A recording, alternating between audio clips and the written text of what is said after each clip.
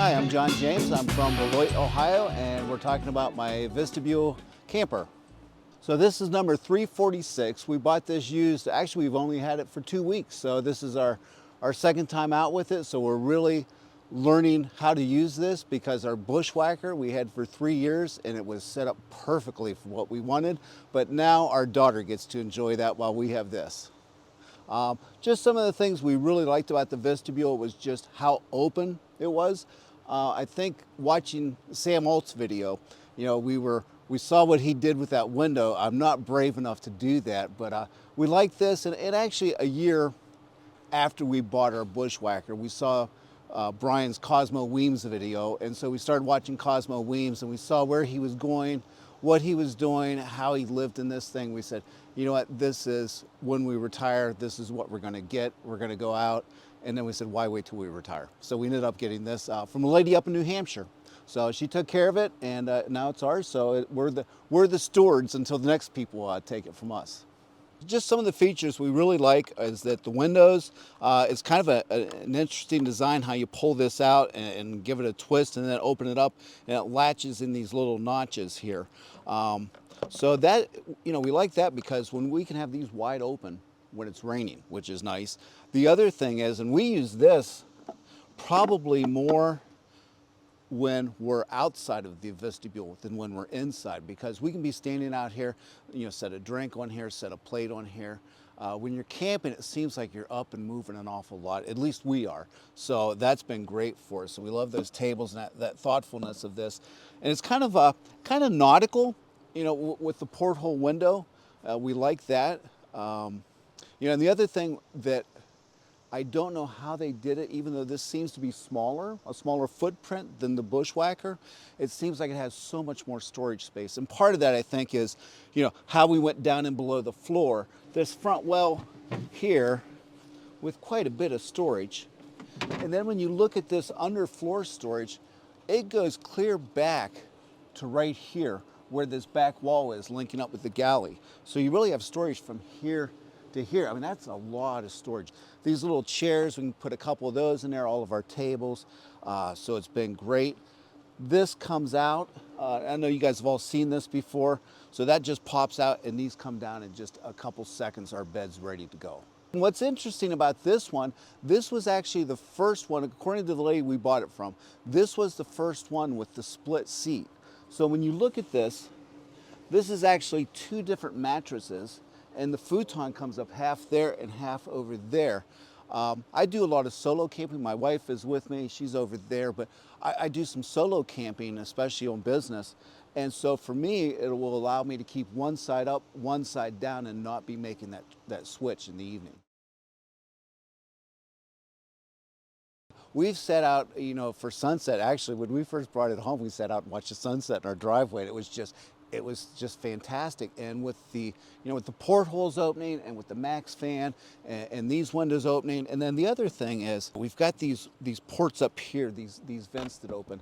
And so there's never really any issues with getting enough airflow in there and avoiding condensation. We've got the shade up here that comes down. And I will say this, it's the white one, the complete white one. We'll get the blackout one. There's a lot of light that comes in through this. So anybody that's looking at these, if you're thinking, well, I don't want to spend the $195 extra for the blackout shade, spend the $195 extra. And so we're going to go ahead and, you know, run up to the mothership next year and get a few little things done, like having that put in and just a few little things. We're going to get some new LED lights for up here, things we could probably do ourselves, but you know what?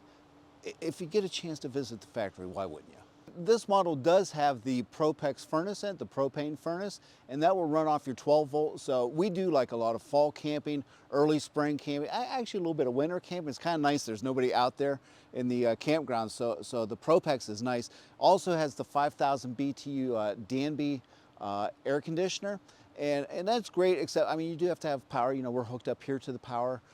We do take our generators sometimes, but with all the ventilation that we have in here, we really don't have a real big need for that. But it is nice to have it for those really hot days. It is meant to be used. I mean, this got filthy from everybody else's. Now, the Bushwhackers, of course, didn't get so dirty on the sides the other day because they're up much higher. But really, the clearance in here matches what I have with my Ford Escape. So they're evenly matched because, you know, if I had the Bushwhacker, and I love my Bushwhacker, but it was so high, but it didn't do me any good to have that high ground clearance because I was limited by my tow vehicle. I will say the Bushwhacker, it let us play around and do mods and completely make it our own. This one is Bert's, it's Bert Taylor's Vistabule, and every one of them is Bert Taylor's Vistabule. Now granted, he probably had some of the best ideas and designs ever for teardrops, but these are not the ones where you want to go to start drilling holes through walls and doing things like that. Yeah, so coming to the back here, probably our favorite feature in here is, you know, right here with these 3 drawers. And I'll tell you, it's just, you know, have all this space in here. We've got so much stuff in here. And we're still trying to figure out where everything's going to go. I will never get rid of my Gerber cook set. These are the, I don't know if you've ever gotten anything from Gerber, but these are, you know, just a higher quality than what we have in our kitchen at home, I think. So yeah, we love this. And little things we've splurged on, like we got these little, they're copper and teak wood handled measuring cups, and they don't break down, but you know what? Sometimes you just want to have nice things, you know? And so it's always that compromise between space and nice things, so. Tell me about this. I used to talk about this with Cosmo. Can you actually see through your trailer when you're driving? Oh, this is the best thing ever. So we got to pick this up in New Hampshire, and we hop on the highway, and there's this guy tailgating me, but I can see him right there, and he whips around me really quickly. So, you know, had it not been for this window, I wouldn't have even known he was back there. I might have started over into the left-hand lane, but I knew he was back there. And so it's been really nice, especially if you're driving in metropolitan areas. Yeah, out here it's not such a big deal, but you get into, you know, driving through New York City where there's 5 lanes, it's really nice to know exactly what's behind you. The other thing I will say with Ford, with these Ford Escapes, the other thing that's nice looking at that visibility, they have the trailer tow package that they have on here. You can enter in your trailer in the length and the height and the width, and it will adjust your blind spot monitors to compensate for the trailer, which I thought was very cool. Now, how do you like the Dometic fridge? Like I said, we've only used it 2 weeks. I just saw a guy down here that bought one. It's a split fridge freezer. So I really like the idea of that, but we like the Dometic. I mean, it's got a ton of room in here. You know, you can Bluetooth on your phone and change the temperature. You know, you can see we're making s'mores later. But yeah, so far so good. You know, it runs on the 12 volt, runs on the 110. Seems to be pretty gentle as far as, you know, how many watts it's using all the time.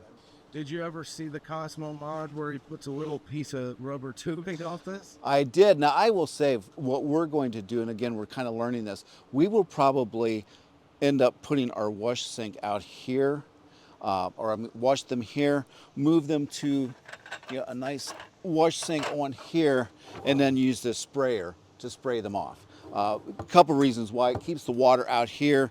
If it gets onto this table, you know, it's got these slats, it'll go down through and it's easy to clean.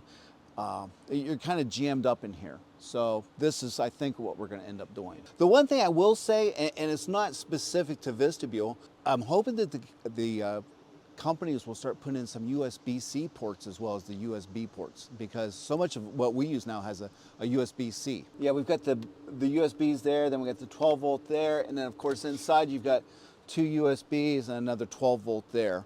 And then the other thing, you were talking about the max fan, I think having the remote on this is really handy. Well, I think the more affordable one is the way to go if you're not sure. You know, we knew when we started that we wanted to teardrop camp. We love tent camping. We've hiked the Appalachian Trail, you know, a lot of parts of it. So we knew we wanted to continue camping, but we didn't want to continue sleeping on the ground.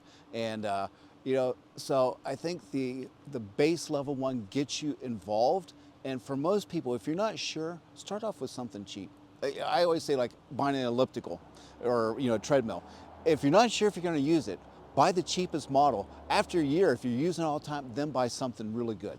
And that's kind of what we did. This made my day. I really appreciate you taking the time to take you through your new trailer. You know, shout out to Vistabule for just making a work of art, and thank you so much.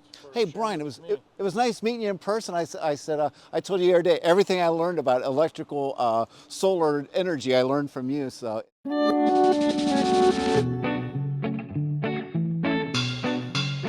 Hi, I'm Laura. This is my 2022 FreeSolo OG, and I've had it now for 2 years, and I was lucky to get it from a gentleman who thought he'd do a lot of camping with his 9-year-old son, and the 9-year-old son wouldn't have it. So I found it on Facebook Marketplace for $9,000. So I wasn't necessarily pleased with the original. I wanted more counter space. And as somebody noticed when I posted a picture here, they're asking me what did I do with my propane. And I basically don't cook. Once my kids got bigger, I stopped cooking. And I was saying that if Stouffer's mac and cheese is on sale, I'll buy 10 and eat them for 10 days. So this beautiful galley remodel's all for show? It is. And yeah. storing leftovers? Yeah, I don't do anything. But I did want a sink. So I did get this off of the RV store and saw somebody else had it. So this handy dandy fits. That's a very, very nice sink, like and that. with the collapsible faucet. Yes. I've seen them on some nicer campers. And because I don't have the propane, I do use the induction if I was going to do anything like that. I do have, we put the pump down here. And I'll get this was meant for sheet metal, so I have to get another type of a button to turn that on. Oh yeah, so it's a panel style switch. Yes, yes. So one other thing that you can do is they sell single panel holders.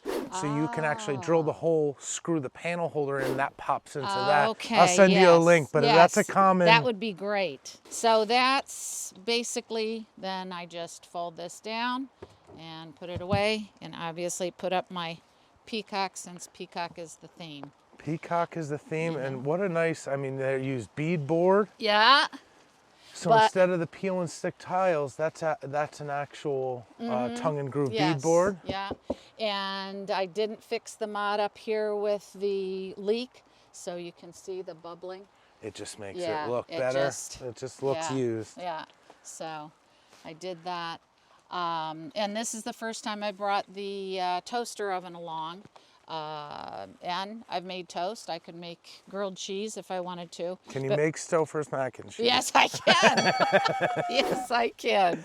Now, do you know if this beadboard is glued, or did they? So he did glue, but he does have nails around. Okay. And the other thing somebody was asking me about yesterday, this is a material the contractor uses for siding in houses. It's called AZEK, A-Z-E-K. Yes. And so it's just that thin. It has a wood-like grain on one side, and then he said he thought this would wear very well. It doesn't buckle, it doesn't stain. It doesn't have any water damage, and I don't know if you noticed this, but this material right here is the same. You're kidding. Yep, no, I didn't know that's that. what on that's older great. trailers it was wood with 04 aluminum, 040 Okay. aluminum. Now it's Phylon with that same material that you're showing there. I don't know if it picks up on the camera, but that's what this part of the Bushwhacker. Oh my goodness, is. okay. So good choice of material. Yeah, so I just figured that was, and I liked the nice white and bright. And that the beadboard, like I said, I just wanted that to be the backsplash. It's a beautiful, cozy galley that you made your own. I'm surprised. You could have lied to us and said you were like a master chef. No. So this is just where mac and cheese is heated up. Exactly. And then Lowe's, I got this. This was part of a closet system, and got the drawer, and I mean just everything's in here. So. Whoa! You know. So you got rid of the propane, so the furnace is gone. Oh, and the heater. Yeah. Yes, So yes. the furnace because is gone. in Florida, I don't need. Oh, that's a the good heat. point. But now, what about this weekend? So this weekend, I'm using an electric blanket, and I've got the little buddy heater in there. Perfect. Yep. And so in the... Can't see it on the camera, but it's absolutely freezing. It's a little damp. Yeah. The one thing I did move the ARB over here because you'll see that I have the other screened room on the other side. So being a FreeSolo, this would be a trailer that came with one awning. Correct. And I'm noticing a lack of mountains.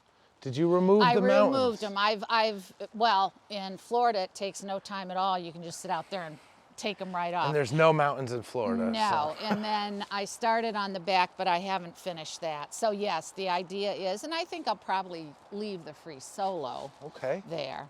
And then in the inside here, I did change out the air conditioner because the one that was in there, I just had to turn off and on. This one is thermostatically controlled. Really nice. So it makes a big difference. And did you do any modifications to this, or is this factory? No, that's what I'm saying. My brother changed out the existing air conditioner that had no thermostat on it. It was going all the time. You get up, turn it off, get hot, turn it back on. So that makes sense. But I mean, out of your new air conditioner, some folks have flashed and done. No. Yours doesn't leak inside. Nope, I haven't had no issues. Do you make sure to tip it the right? Correct. So yes. tell, because we get this question all the time with newcomers, explain how you keep this from leaking inside to the camper. So yes, I actually level it to where it's lower on this side. And then he did put shims. So he shimmed it up so that it's angled toward the back too. So we go from very complicated to very simple, Yeah. but the very first step is if your air conditioner discharges on the driver's side, you just, you don't need to roll out of bed, just a little tilt so that the water can come out here and not inside your bed. Yep. And then the only other mod I did, there's a bracket over there for a TV over there, that's on a little swing arm. It's only like a 17-incher, but on a day like today, I'd play videos or do whatever with that. And then this is a beach chair, good old Walmart $8.99, but that's just a beach chair. I got it specifically because it has the very high back. So now on a rainy day like this, I'll sit in there and read or crochet or do something. So for the most part here, it looks like you're doing the solo camping. Yes, absolutely. It's just me. What is completely genius about this, you've taken a tiny camper that had enough space for like a compact queen bed. Yeah. You made a space plenty enough to sleep, but you found a way for inclement weather. Yeah. Indoor, whether it's TV, you see your nice heater. Yeah. But you can actually sit in there and read a book. Correct. And yep, because I can just stretch right out. That's really nice. Yeah. I think a lot of people will like that. What is this white board with an oak perimeter? That's if I'm eating in here or on the computer. I probably got that at a garage sale somewhere. I've seen them, they still have them out, but I think it's just called a bed. It's like when you serve your wife breakfast in bed. That's what I will use to provide her food in the camper. Now, these little things are just wonderful little tips for someone that, we're here to enjoy these beautiful campsites. Absolutely. But when we do have to spend time in these small campers, little things like that make a huge difference. I love what you've done in there. Yeah. And I've got my Jackery over there because I was up at Mongauk and it was boondocking, no electricity. So I usually try to pack. I have a tote that's a boondocking tote or a full electric tote. Most all of my items that I use, my lights, everything are USB. I've gone strictly to USB or solar because I can charge everything up on the Jackery. I've got the one panel, but that's my next. I got to get one of you guys help me to put a solar panel on there. And so, yes, I did remove the propane tank my brother put on. This was a box from Harbor Freight, yes, yeah. So that has all the, I ran out of gas going across Maine. You take that. This is so smart. Yeah. I'm sorry. So I'm keeping it. It's not just Maine.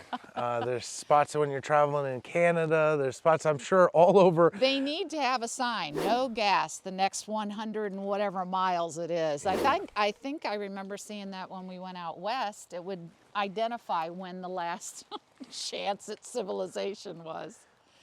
So then, yes, I got the, this is just a 10 by 10 straight arm tent, easy up. This is the first time I've used this one. And it went up very quickly with just me. It has the center, just push a little bit of and it just pops right up like a gazelle thing. And this side, come on in. I had Sam in here to see. You guys have seen Julie Schwack before in a previous video. The Schwack is back right by us. That's cute. So this, number one, is huge. It's 10 by 10, obviously, on the inside. But it has two of the walls that are total screens. And then two of the walls are doors. So I was asking Sam, the wonderful guy that sews everything and does everything. But he felt what I wanted to do is move this around. So have a solid panel against the camper and have either in canvas or something reinforced so it could make it to the door. But you'd be adding a zipper. Correct. Yeah. Yes, something to it. But he said it also needs like a tunnel, more of a vestibule. Yes. There you go. So that is what hooks into the door. It's something that I think we're going to see a lot more of. I mean, I have been a huge proponent of going this way over our retractable awnings. Yes. And now with some of the work that Sam and the Wizard of Mods has done to beef up those awnings, but this can handle real weather. Correct. And those unmodified awnings cannot. Yeah. They're sunshades. Yes. And this was another Walmart. I know that when I got it, it was $89. Last time I looked, it's doubled. But this is advertised as just a 10 by 10. Yep. It's got a bathtub bottom on it. So I've been in plenty of rain, and obviously it's not coming in. I mean, I did have this up when it was really pouring, but this is my view. I mean, this is just so from wonderful. insects to sunshades and different things, you can actually see it. When the weather gets really bad, you can bring it up. I'm a huge fan, after testing a lot of them, of the Euromax 10 by 10s. Oh. They're really solid, but what Easy Up is doing, and these Easy Up rooms will fit on any 10 by 10 awning. Correct. But the high ceiling Yes. and the ability to seal it up with this tub bottom, Yes. You can get heat in here. Yes. You can actually warm this up Yeah. considerably Yeah. with a heater, and we'll see. We're having the same conversation. I'm twisting the Wizard's arm to make a little hallway from mine to the camper as well. So we'll see what he comes up with. This is great. I mean, and I would bring both items. Maybe I don't put up the room, but I definitely use the Easy Up, the canopy. Exactly. And this one is very nice. The other one, it did not seem to be as rain resistant. You can't tell, but it's got that silver foil type heat. Sure. Yeah. Yep. Yeah. Yep. So. Yeah, well, they handle wind and they handle intense weather, and you don't have to babysit them. Yeah. You know, earlier today, you did what I was thinking about. We took off from the campsite and went off, check out town. It started to rain pretty hard. It did. You weren't concerned that this was going to be on the ground when Not you got at all. back. No. So. And now I did, I think I ratcheted this side up to 3 holes, and we left this one down at 2 holes. There's a leveling capability with a spring-loaded pin. So we've been using these tent camping and car camping for years. I just love the versatility. For someone who doesn't have a retractable awning, you know, you can move this to either side. Absolutely. You could move this over the galley of the camper. Yeah. But there's something for everyone. That's right. You know. And before I had this, I had a square drop called My Mini Trailer, and it was bright purple aluminum. You don't like purple. I don't like purple at all. And but the wonderful thing about that is my beloved older brother ended up dying of pancreatic cancer in 31 days from diagnosis to death, and that color is purple. So it gets to my heart. So there you go. I'm also with Sisters on the Fly. I was just going to ask you if you wanted to take a minute to plug this amazing project. So this is North America, because it's the United States and Canada, the largest women's adventure group, camping, fly fishing. They also do European travel, Galapagos Islands, Alaska tours. Group just got back from one of the river cruises down the Rhine in Germany. So for me, as a single woman, I can travel around the country here with groups, go over to Europe. I mean, it's just, it's a lot of fun. It's not that I feel like I'm on my own. So it's weird to be camping where there's guys. But they let some foxes in the hen house for this trip. So this is my Connecticut number, my number when I joined. It's dues of $70,000. Wow. I'm so rich. $70 annually. Okay. And all the events, they can be crazy. Like right now, there's 620 Sisters on the Fly at Dollywood in Tennessee for their 25th So on my cross-country road trip, I ran into Girl Campers. Yes, Girl Camper's another one, And I've seen these groups. I couldn't encourage people. That's what we're doing right now. I wasn't invited to Sisters on the Fly. Yes, you weren't. But we're at a tiny camper gathering, and the camaraderie and just, you know, being able to find like-minded people. Yeah.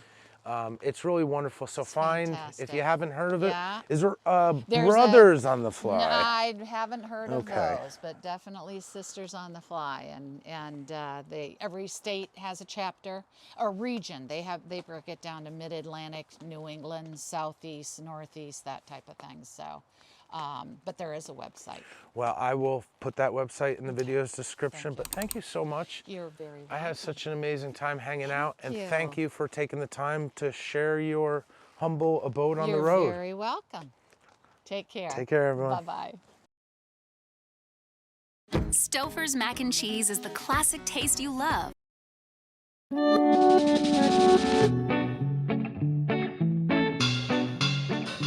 Hey, Bryan here with DIY Outdoor Life. I'm with two new friends, Jen and Paul, who didn't prefer to be on camera, but were excited to let me do my best taking a tour of this Intech Luna Rover. Rover's the package, Luna's the model. This is the lightweight, very high-end raindrop or teardrop that's known for that big front glass. Now this thing weighs 1,800 pounds. It has an aluminum frame.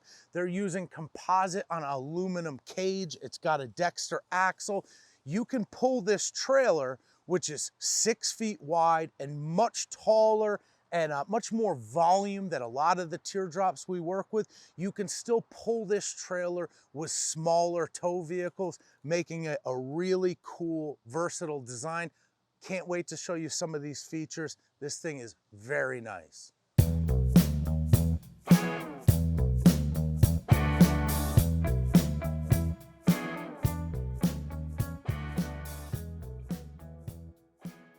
So I am so excited to take a close look at this. The fit and finish is incredible. Of course, this trailer is known for its giant window on the front. So I'm excited to look at that as well. But Paul's gonna take us around. He's gonna help show me some of the modifications that he made, as well as the things that came stock on this trailer. I do not know these trailers as well as some of the other ones. I've never actually taken a tour. So come with us and let's check this out. All right, so I really didn't need to do too much to this trailer.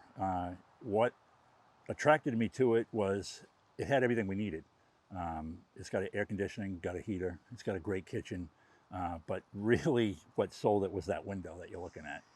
You know, we like to camp out of our trailers. That's one of the big differences for tiny camper folks. We're not camping in, we're camping out. So we use our tiny trailers to go places and spend time outdoors. But when the weather does drive us in, this is a bigger camper and we're gonna check this out. The feel inside is the ability to basically see what we came out to take a look at. So why don't you peek inside and get a look from this giant window? Sure. When we wake up in the morning, it's really nice to look out, and this is what we see.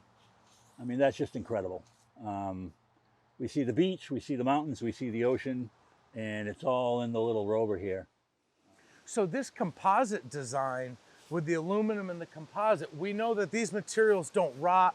They do well in the sun. Have you had any issues with off-gassing? Just, the only issue that we had was when we first got it, it smelled a little strong.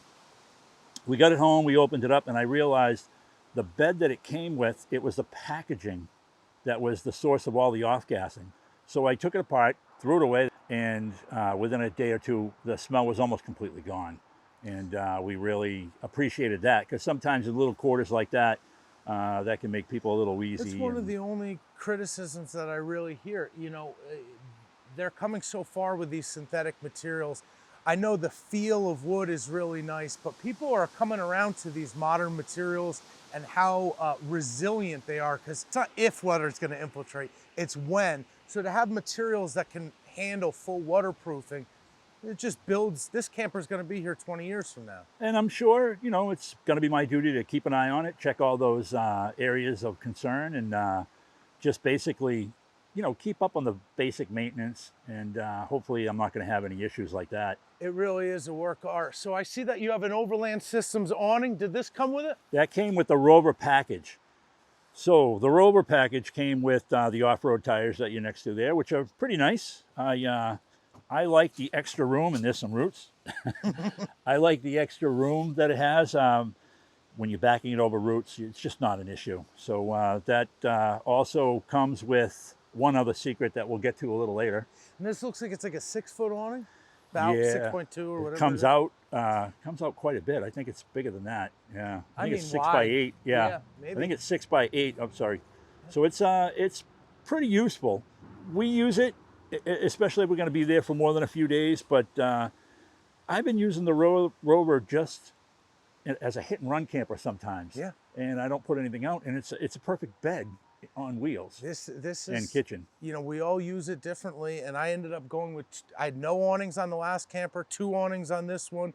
You know, I don't use them that much. It's for specific campsites. They're nice when they're there, but I'm like you. I just want a comfortable tent on wheels, a place to explore out of. Last year, we bought it in 2023. At one point, we had 13 for 13 camp trips in the rain, and then we were up to, I think, 23 out of 25 in the rain.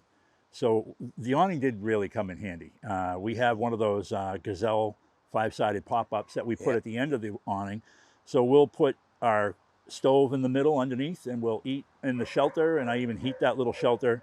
And between those two, it really works, but I didn't want to be setting up all kinds of extra tents, so the pop-up shelter really works. They are nice, and they do well in wind like we're dealing with now. Especially when you put those sides on, they really, really shine. The other thing we wanted to get away from was boxes like I have here. With our first camper, we had a little guy 5-wide.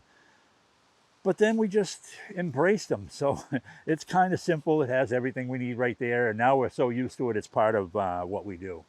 Now, I noticed you have some Velcro here. This isn't from the factory. You doing wing walls? I'm experimenting with my own. I made my first prototype, and they work really well. It looks great. So I start, when it's closed, I put them on here. I lift it up, and I just attach the sides with these. It really works well. It stops the rain from coming in, and the wind, it's not really an issue once you have those up. Now, I'm excited to look in here, but as a Teardrop enthusiast, I'm pretty familiar with these hurricane hinges. Now, did you add this protective coating, or is that from Intech? So that was one of the issues that you do see if you look them up. They were failing the last couple of years, but Intech was absolutely right on the ball to get it fixed immediately. Where I got it, the dealership was phenomenal. They were not your typical used car dealer. Yeah. They were really good. They stood behind that product.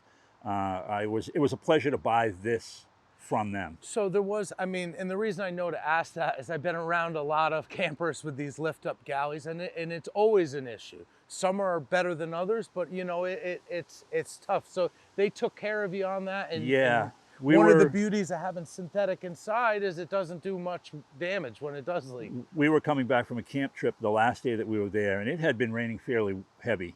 And I opened up the galley, and we had water in there. So I called them up, and we had a major trip planned a week later, or 2 weeks later, I think.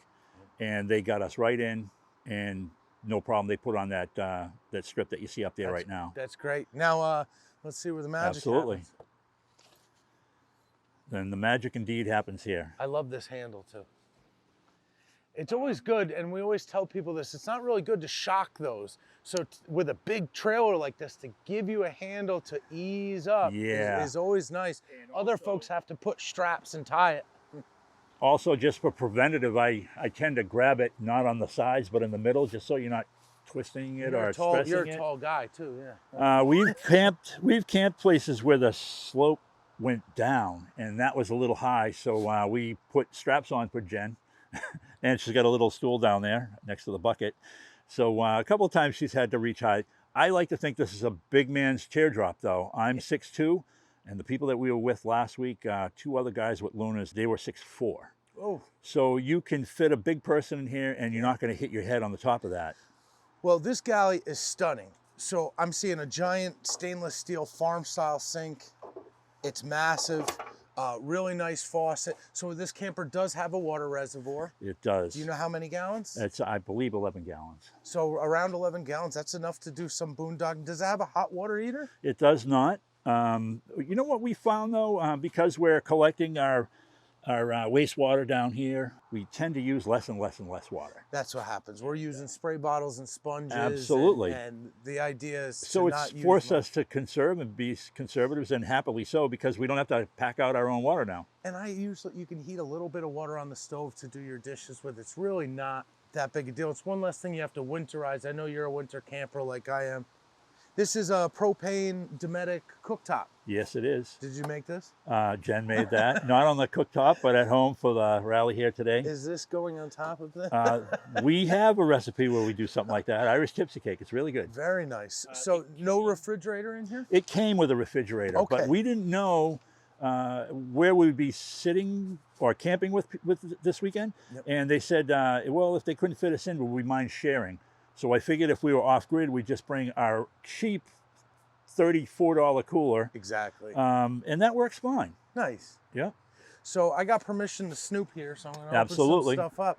I don't know what that is. Well, it's almost Halloween. These are very nice, huh? That's really nice. That's a 11-piece magma set. It's a nesting cookware set, all coated and very, very high quality. Amazon? Probably, yeah. We'll look I guess. for links to help people out, but that's a very high-end set. I see you have Yep, it comes with 2 handles. We also have really a bag nice for it to travel, so it doesn't bang things around. But I thought it was a little overkill, and didn't really think it was worth the weight bringing it around. And we were with some campers that had lobsters, and they needed something to steam it in. So First it has a world colander. problems. I know. So that magma set helped them steam lobsters and clams.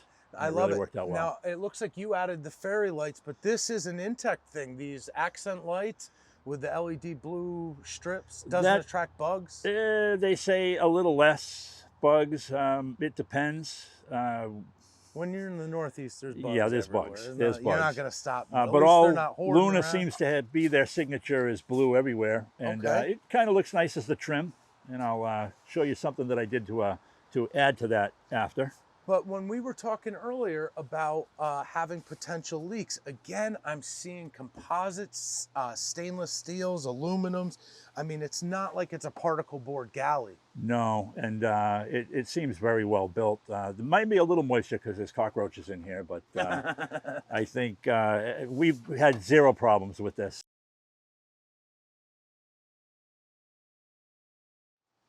So the first thing that catches my attention is the space. I mean, it's got an electric, I've seen this a couple times, the electric fake wood stove. It's nice and warm in here.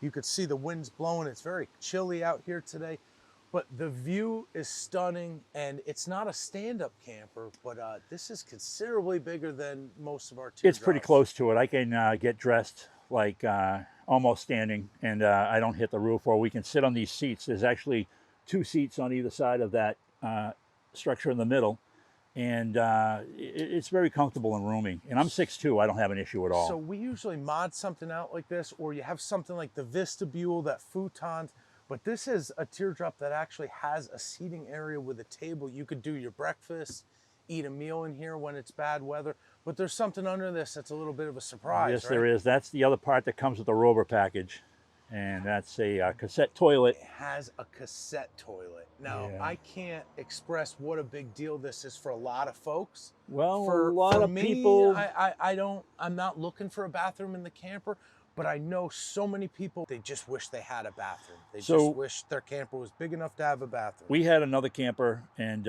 we were stuck in a gale for 3 days, and you got completely wet just when you opened the door. We didn't have an awning. It was a little guy 5 wide. This honestly has never been fully used. We have a rule: the bear has to be fighting the wolf over the carcass of the cougar during a thunderstorm for us to actually have to use it. But up until now, it's never really been fully used, but it's there. So you got a nice HD LED TV here, and I love what you're playing. I'm seeing some So these are all our Vistabules. camping trips. That's looking out the vestibule. Sorry, not the vestibule. The last one was the vestibule. Yep. That last picture was looking out the window of the Luna, and it's really, there's another one. Look at that. That's just great times that we've had. We're going to make a calendar. They were coming out of the trees. Don't touch those. What a great idea. So, folks, I know I try to do my best to do justice to these. I'm sure I missed a bunch of things, but thank you so much for allowing us to take the tour. This is the Rover package of the Intech Luna. Absolutely. So Intech is the brand. I've seen, we did an Intech Flyer on the channel. I know the Luna is this raindrop shape, so the Rover is the package. Which And gives you that's- the off-road, a little higher ground clearance. I believe it's 14 inches of ground clearance. So you're backing it over roots, even with a car or a low clearance truck. Yeah. You just back it wherever you want. You don't have to worry about anything. So I have to ask some of the tough questions because everyone's going to ask me, you want to give me a decent range on price without being specific? Low 20s. So when somebody's looking for this high end of the package, low 20s is not bad.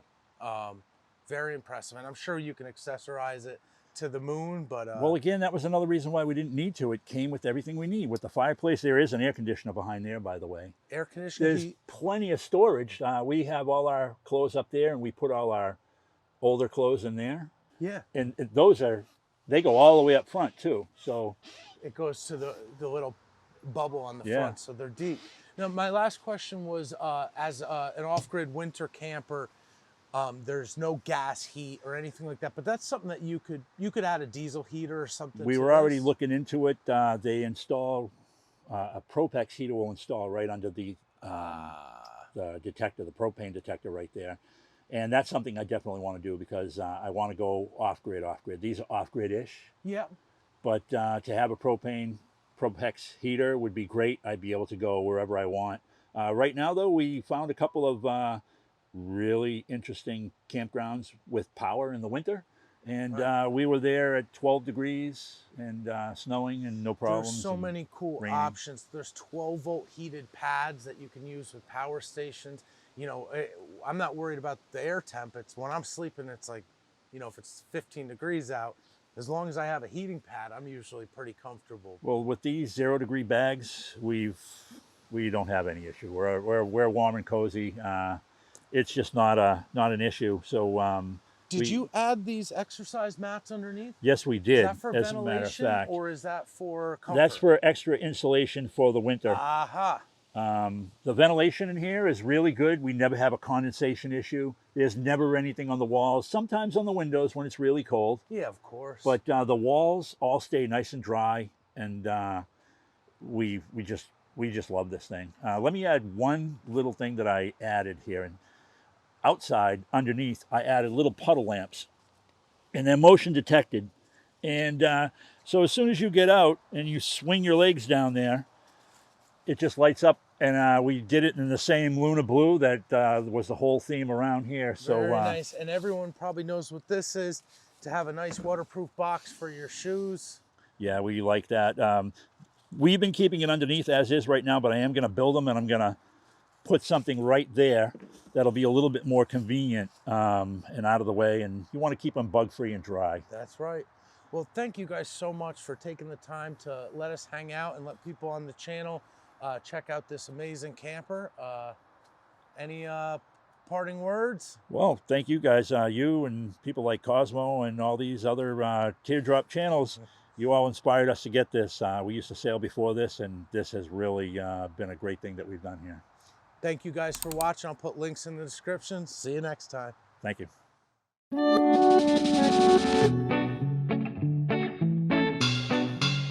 Hi, I'm Juan Martinez. We're from Dallas, and I have a FreeSolo OG. Yeah, so this propane tank holder, we got it off Etsy, and it's custom made and it has this really cool little flame logo on it. This is just a 5-pound propane tank because, you know, the 20-pound is just really too much for what we needed. My wife found this giant toolbox, and I love it so much because it just stores everything we need. And then, like, in the toolbox, I have a tool bag with actual tools in it, and we keep like extra little tents and extra towing equipment in case we need any backup. This is just a battery that came with the FreeSolo. We haven't needed to upgrade, and because we have a hybrid Jeep, and we'll talk more about that later. I added this cutoff switch. I actually followed DIY Outdoor Life's cutoff switch video to install it. I used a really big gauge wire only because I already had the wire, and wire is really expensive. So, and then we like to have our picnic and cooking under an exterior setup. So we don't like to do it in the galley or anything like that. So we set up this separate big Agnes. We actually got it. It was used on REI with the REI membership. So it was only like $40 for this little tent here. So this is a little mushroom cap that I 3D printed, and it's to hold up the awning. And I'll show you how I use it inside the ARB room in a second. Yeah, so this is the ARB room as you purchase it, and the ARB awning. If you take a look at the wall against the Bushwhacker, it's just a closed wall. You can unzip it to get access to the Bushwhacker, but it's not as convenient as it could be. And it's sealed off, but it's oversized and doesn't really fit the room, but still makes a nice, even from the factory, it's a really nice addition to a Teardrop. Yeah. And this is the modded ARB room, and you can see against the Bushwhacker, the door is free to open, the fender is fitted, and it's not airtight, but it's pretty close. So when we run the AC inside the Bushwhacker, we keep this door open actually, and it cools the ARB room a little bit too. We have a fan inside here because right now we have shore power at this site, and we keep our little fridge, our Iceco fridge, inside here too. And if you look up here, there's the 3D printed mushroom cap. Okay, so what we're doing, instead of using a tennis ball, you have a nicer solution that actually looks like it's threading onto the rod. Do you have one of those STL files? Yeah, I do. It's on thingiverse.com. You'll have to post, send it to me and I'll post it in the description. Cool. Yeah, so with the ARB room mod that Sam does, we have to take off the step, but we bought this little step stool so that we can still get inside pretty easily. We like to use a sleeping bag instead of a bed sheet. It kind of keeps us warm, and we can sleep on top of it if it's not too cold, or sleep inside of it if it is cold. And it's a double person sleeping bag that we just got on Amazon. One thing I really like, in addition to just a couple of regular pillows, we have a headboard pillow here, and you can lay down on it when it's at this angle, and then you can put it up like this, and you can sit back inside the Bushwhacker when it's up like this, and it makes it really comfortable. And then one mod we did, so this is the, is it Milliard? Yeah. Yeah, the 6-inch Milliard mattress. Super comfortable, we love sleeping on this. And if I fold this up, we sliced right through the door, the storage door, so that we can just access the headroom area of it. I love it. Yeah, without having to unfold the whole bed. We still use the other ones for emergency items, the rest of the storage, but mostly it's just stuff we're not going to need on a regular camping trip. My wife, because there's an air gap here, we use the Reflectex to kind of, to keep the cold away from while we're sleeping. One last thing is we bought, it's the same carpet that's on the floor here. My wife put a little trim around it, and she just cut out a shape here, and we just use a couple of suction cups to keep it on. Whoa, very innovative. And I see she carpeted the headspace too. Oh yeah, we carpeted that. The plan is to carpet the entire top, and then that'll add some like noise canceling. Sure, helps with condensation. It's all overall, it's nice. Right here on the ARB room pole, we got this little hook from Daiso, which is it's a little Japanese dollar store. But they have a camping section year round, and so they have a lot of cool little items, and that's where we got this clamp. And then this light is just from REI, and we like to hang our trash bag and put an emergency light right here. It's a Goal Zero crush light. Yeah, we really like this light actually. So the galley is not impressive, but it's very useful. We took out the whole kitchen and everything, and we actually call it the trunk now. That toolbox in the front is pretty heavy, especially with all the stuff we put in there.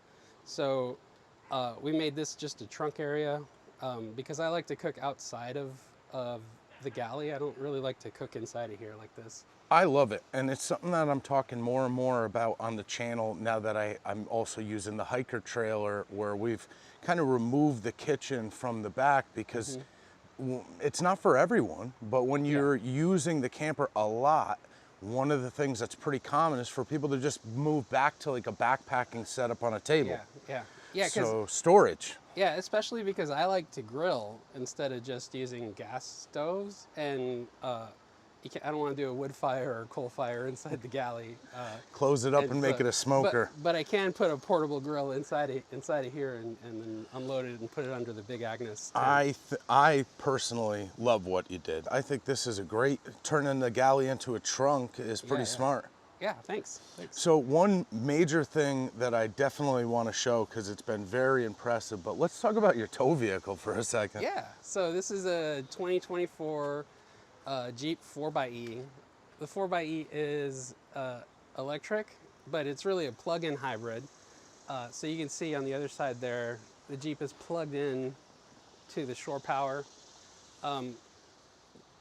The Jeep has a 17.3 kilowatt hour battery, and if you do some napkin math, that's like 1,400 amp hours. There's some conversion where it converts it from the DC to the AC power, so you do lose some power, but at the Texas rally, we boondocked for 4.5 days, and it went from 99% power to 75% power. So it can last a really long time to recharge your... So we're seeing this transition in the camper world. It's like enormous portable power stations with rechargeable generators when you get these plug-in hybrids. So you're getting a nice free charge at the campsite. You already paid for your electric. It's a beautiful Jeep. I see that you're all ducked out. But what we're talking about here is you actually put an inverter on the battery of this hybrid, so you can use it like a power station to get AC power at the campsite. If the campsite does have electric, you could charge up for the next off-grid adventure there. But when the battery gets low, the engine is actually designed to charge this very quickly. Yeah, you can actually set it to, instead of using the hybrid power or the electric power, you can tell it to use gas. And then if you go wheeling or on a trail on your Jeep, you can tell it to charge the battery while you're pushing the brakes and going downhill. Like regenerative braking. Yeah, and I went from 50% power to 95% power in a 20-minute drive. So you can really get a lot of electricity out of the Jeep, especially since it's a generator basically as well. Very impressive. What a nice companion for a tiny camper. Now with the 4xe model, how's pulling? How's your gas mileage? Is it bogged down like my Jeep? Or? Yeah, so when I'm not pulling just at home, I work from home, so I don't have a long commute or anything. I get like 36 to 39 miles a gallon just because I charge it every day at home, and I just don't have to use that much gas. In fact, I only fill up the tank when we go on camping trips. When I'm towing the Bushwhacker, I get about 17 miles a gallon, so it does go down significantly. The electricity doesn't really recharge when you're driving on a highway. It only really recharges when you're stop and go in city traffic. So the gas savings really materialize in your daily driving, but for camping, does it feel like it has power? You pull in the hills? Yeah, honestly, I forget that I'm towing when I'm pulling the Bushwhacker, and sometimes I have to just remind myself that I'm towing something because it just tows so easy. One thing that helps is I bought a 12-inch extension for the hitch. Swing your tailgate out. Yeah, well, I still can't open the tailgate with the extension, but at least I can turn, like make 90-degree turns with the extension. Yeah, I'll need to do something different if I want to be able to open the tailgate. All right, well, I had a blast. What a unique setup. Definitely a gem of a tow vehicle. Haven't seen this yet. I love the retractable soft top, and love what you're doing here. Thank you so much for spending time with us. Yeah, thanks. And we got a fun day planned here at the North Carolina Bushwhacker Rally, but we appreciate you guys watching, and I'll see you next time. Yeah, thank you.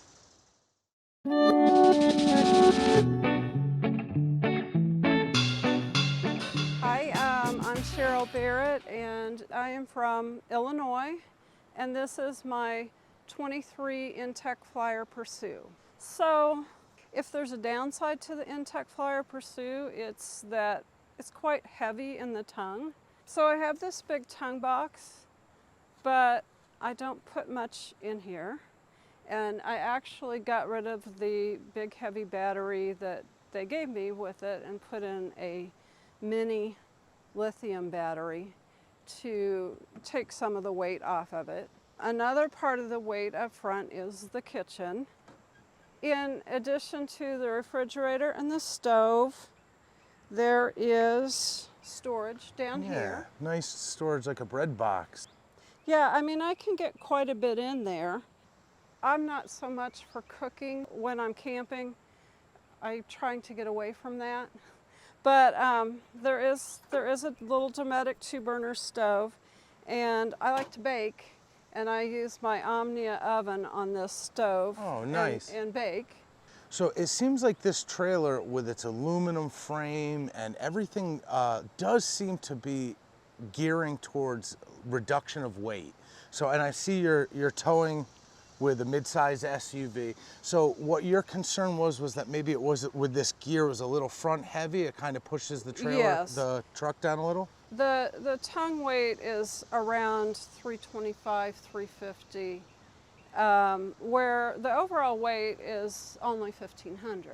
Wow, okay, I see what you're saying. So I do get concerned about the tongue weight because I do have a small vehicle. The small vehicle pulls it just fine, but it's really near the limits for this vehicle in terms of tongue weight. The other things that are on the front that could create some weight is there's a water tank. It's 8.5 gallons underneath. There's a water pump. You can use city water too. I'm not today, but you can. There's quick connects here for water and here for propane. And the other thing that's probably creating some of the weight up front is that there is a propane furnace. So this trailer has AC, actually a Dometic rooftop unit, and it has a propane furnace as well? I do travel in the winter. I travel with my dog, so we take the camper, and we can stop and overnight at a rest stop and run that furnace, and we're toasty. It's a really nice luxury. And you have a Max Air fan up here as Yes. well. This trailer really is beautiful. One of the things that seems to kind of differentiate from other teardrops, square drops, is the way this rear door opens. Tell me about your experience with that. So there are these big rear doors. I suppose if you had bicycles or even a small motorbike of some sort, you could carry them in here. Kind of like a toy hauler. Yes. This company does make larger campers that are toy haulers, and instead of having the doors that swing out, they have a ramp. But this one it's not the smallest. There is also a trailer called the Chase that doesn't have the kitchen, but is pretty much otherwise just like this one. And this is real nice for me and my dog, because my dog can't get in and out of the camper by herself. She has to be lifted in and out, and she has a lot of paraphernalia. You see a stroller, you see a crate. Lots of dog accoutrement. Yes. So, you know, it's easier to get things in and out this way. The other nice thing about this is it's just this big open box that you can do whatever you want with. And I choose to have my bed on a cot because I'm not very big. I can sit on this like a couch too. I put the pillows behind me. It's quite comfortable. I still have several inches of room above my head. My sister, who's also this exact same size, sometimes comes along, and when she does that, we just take one of these mattresses and slip them on the floor, and we give her the cot, and I'll sleep on the floor, and we still have room for the dog. I think it's just a great configuration. I mean, it looks really nice and comfortable and spacious, and you have it set up to work perfect for you, and you have room for a friend or a relative if you want to go. Now, you have the carpeted interiors. How have you liked that with this? That people love it for the sound. It's a little bit of insulation. I do love it. It is, well, first of all, I can stick all my stuff up with Velcro. And then the second good thing about it is that you never get any condensation in the morning, you know, even on a 20-degree night when I've been running the furnace all night, everything's dry. And I really like that about that. And I wouldn't have it any other way now. When I started looking for a camper, I saw those beautiful wood sides in some of the campers, and I wanted that, I thought. But this just worked for me better, and I actually love the carpet now. It, you know, I understand what you're saying, and it might be a higher performing material. The other one is like an aesthetic thing, right? But, you know, I never thought of the hook and loop, like the Velcro ability. That's a really nice feature. But I know it dampens the sound, and like you said, it fights condensation. How do you like this power station? So far, so good? It's been really good. I've had it since November, I think. And I've never had any trouble with it. So you supplement your trailer power with this and have enough to plug in your small USB items? And yes, I would like to add solar at some point and haven't yet. So I only have a 100-watt battery, and I try to go easy on it by using this part of the time. So talking to you earlier, not on this side, but the other, you actually had a 270 awning. I did have a 270 awning. So tell me about why you took that down. I took it off just to spare the weight. Yeah. They're like 70 pounds. But I have been thinking about getting a smaller, like 6x6 awning and putting it on the rear, which only weighs about 30 pounds. and would be in the right place to counter the tongue weight. Absolutely. Yeah, starting to just rebalance your chart. Have you ever thought, if this becomes a bigger part of your life, that you would step up the tow vehicle to like a light truck? Or I have thought about that. it's such a beautiful car, but it's a shame that, because I mean the trailer is light, but you just need something that with a little more, you know, like an airbag or something to help counter the tongue weight. Yes, and you know, it's something I probably need to look into more because I do enjoy this a lot. My son's leaving home this year, and what's Mom gonna do? Probably go camping. I love it. I love it. I love it. This is just the water fill and the water City hookup for city Connect. water. Okay. I don't use it, but I do have a little like sprayer nozzle that fits in the quick connect. I guess you could shower with it if you like cold water. The only water heater I have is the stove. That's not bad. I got away with that for 3 years. There's nothing wrong with it. So as a solo camper, just hitting the road by yourself for a lot of these trips, do you have any advice for anyone else who is maybe excited about doing the same but could use some words of wisdom? Well, I guess you don't have to know everything. You don't have to know how to do everything. You'll learn as you go. I have, you know, done the axle. I've You greased the bearings? Yes, I did grease the Very bearings nice. by myself. It was scary, but you know, you learn to do things. And when you go to campgrounds at first. There's always people who will help you. That's great advice. Thank you so much for taking the time. And I hope everyone enjoyed the video, and we will see you next time.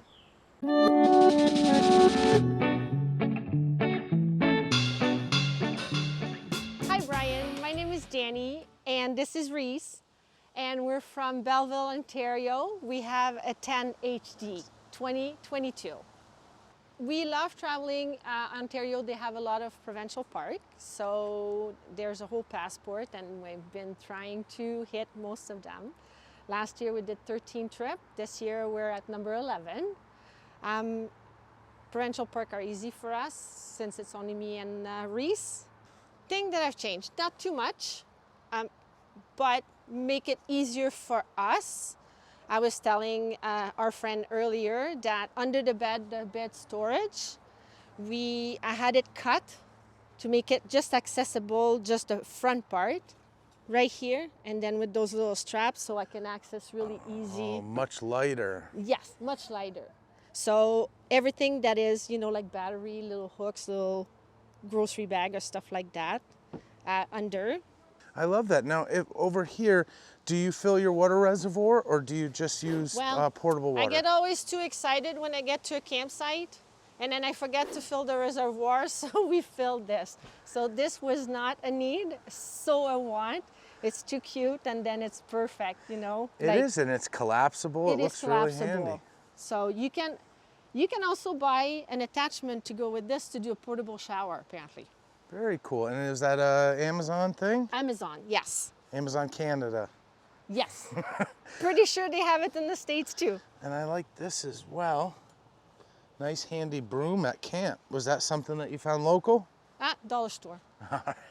Okay, so I love your double chair. Thank you. Costco. Yeah. And if you want to come around, your galley is really nice. Let's see. Thank you. Galley, I decided to keep the cooler, the K2 cooler, because the most that I've camped so far is like 4 nights, 5 days, so I can manage everything in one cooler. It's just me, so one person food. We prep everything from home, so make it minimal in the cooler. You know, again, thrift store, dollar store to make it easier. Inspiration from you guys. I went and cut this during the winter and then slide it. Not too much storage because I didn't want to get anything on the water pump or the heater. The furnace, yeah, but that's such a nice job with the slider. I didn't want to break anything, so the basket is even attached that it's not moving at all. Oh, so that's quite a bit of storage as far as tiny campers are concerned. You found a lot of room in there. Yes, so it's just the pots and pans, so. Is that all cooking stuff? Cooking, a little bit of food, tea, coffee, pancake mix, spices, and then pantry, mostly like little. Really nice utilization of the shelf though. This stuff rides real nice. Yes, it doesn't move at all. Like everything stays when I travel. Nice. And what is this guy that you did down here? It's just like almost like a file folder, and I was able to mount it right there. How smart. Very cool. Now, is that table behind you yours? Yes. So you bring... Should I tell you and you don't put it on the... Go I ahead. found it in basically the garbage. That's how I like to find most of my stuff. Yeah, a lot of elbow grease, but it turned out pretty good and it travels really well in the trailer, right? I love that you repurposed it. It's wonderful. It looks like it's in good shape. So what did you like sand it off? And... Sand it off, like really cleaned it, like scrub it, and yes. So in your parks that you normally stay in, do you normally have electricity? I usually book without. Okay. I come from a tent, so this is a huge upgrade, right? If I have hydro, well, it's a huge bonus, but no, we've had, like everybody else, problem with the battery. We figured it out because of you guys. I told the guy that where I bought it, I said, it's the radio that's pulling too much power. I'm not kidding, on the full battery, if the radio is just on the standby mode, less than 24 hours and it was dead. So... I do have the shut off, but it's a different shut off that they put for me. There you go. It's a twist. And I had them, they installed it this week, the shut off valve, the shut off switch for the radio. Nice. It does draw a lot. Not everyone understands. It draws a lot more than it says in the owner's manual. Well, the way I figured it out, because you guys, I just pulled the fuse from the panel on the weekend. And everything got better. Yeah. Yes. What I did inside. Not too much, mostly decoration really, you know, girly. I did have the little table, breakfast table. If in case it's too much rain outside to have to eat. And then I used the pillow sham to do the curtain. That's why we have the little clothespin there. And one thing maybe that would be nice to share, you know, like a door draft stopper right here makes a huge difference if you sleep close to the door. Very smart. So it's quite cold where we're camping now. Have you been using your furnace? Nope. No. Nope. You're coming from tent camping. Exactly. And then extra blanket, right? Yes. So. And your doorstop. Yes. Now, in the summer months, have you used your air conditioning while camping? I haven't used it yet. I'm thinking of removing it. Yeah, well, it can make some nice storage. Yes. So I'm gonna have to ask you and Sam what I'm gonna need to do to close the door, to close the hole. Very cool. Well, hopefully we can get you some good inspiration on that. I see some people have done some really cool mods there to turn it into a cabinet. I know, I saw that. So one of the things that I noticed was this little cart here. You want to tell me about that cart and how you use it? The cart is another Costco find, right? And where I live, I'm in a townhouse. I'm very far from my vehicle, the parking spot. So instead of having to log everything, everything fits in there. Really nice Costco find to be able to move all of your camping gear in and out of the site. Yes. I use it also if we go buy wood, like I don't have to put it in the back of the Jeep and make like all kinds of wood chip and everything. So in there, next thing that I want to buy, there's a table attachment that goes on top from Amazon that I'm thinking of getting. So it could make it multi-purpose, use it as a table and... Yes. Pretty sweet. It seems like it folds up pretty nice. Now, do you normally go out with other people? Or are you a solo camper? Solo. The last campsite, I did find somebody that had a bushwhacker, so we were able to exchange address and email, so it's kind of nice. This is my first rally. Love it. Not the last one, definitely. What's some advice you'd give to other people that are looking to get out and do some solo camping and do some adventures, or maybe they're in the market for a tiny camper? Buy the camper, look at all the campground and book away, like right away, you know, as you get excited, and then go out. You've had no trouble towing? No. No, easy to couple, easy to hook up? Well, you know, still lots of practice to be done on that thing, and the backing, not so good, but. How do you practice your backing up? Where I store it, I have to back it in, and it's not always pretty, but it's done, right? Practice makes perfect. Yeah. I would love for you to explain the handles you did back there. I know why you did that, but for other people on your galley? Oh, the strap. So it's like right now I'm too short, so I got those straps to kind of open or close. And it's just, when you buy a blanket at the store, they always have a nice strap around. You keep that, you put a knot, and that's it. Very simple, and it's really good, not just for reaching, but it's much better on your door to let it up slowly. Yes. So I absolutely love that, and that's free. We don't need a link for that. You just took a piece of fabric. Yes. Well, it's all because you guys, you know, like don't put too much stress on the strut and things like that, so. Well, I think it's wonderful that you're out here traveling and seeing cool things. It was really nice to meet you. Thank you so much. Nice to meet you, Brian. Make sure to like and subscribe and all that good stuff. Thank you.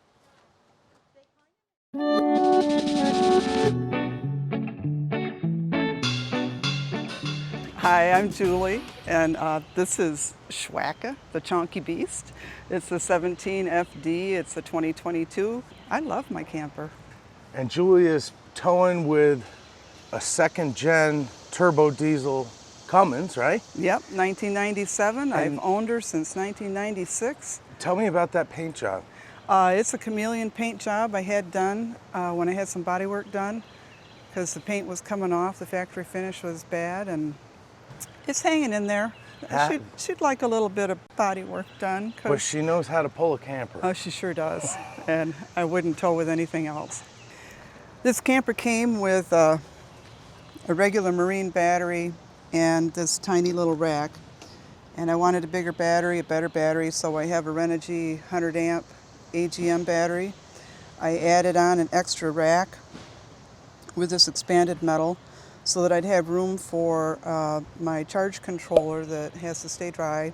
I followed Bryan's videos to figure out how to do an install of solar on my camper. And you found a great waterproof box for your MPPT with some really nice waterproof junctions with strain relief. So I'd love I'd love to see a link for those, because that's pretty nice. Yeah, I wanted to make sure it stayed dry, and it was real hard to find a box that I could orient in there to take up less space. And since I ended up with this size box, I didn't have room for my propane tank anymore. I'm experimenting with whether to raise it up here, but I just put it in the back of the truck. It's not that big a deal at all. I love that it's see-through, so you could read. Yeah, the wiring on the camper is a pretty heavy gauge, so I ended up having to use the bigger Anderson plugs in order to make my connection.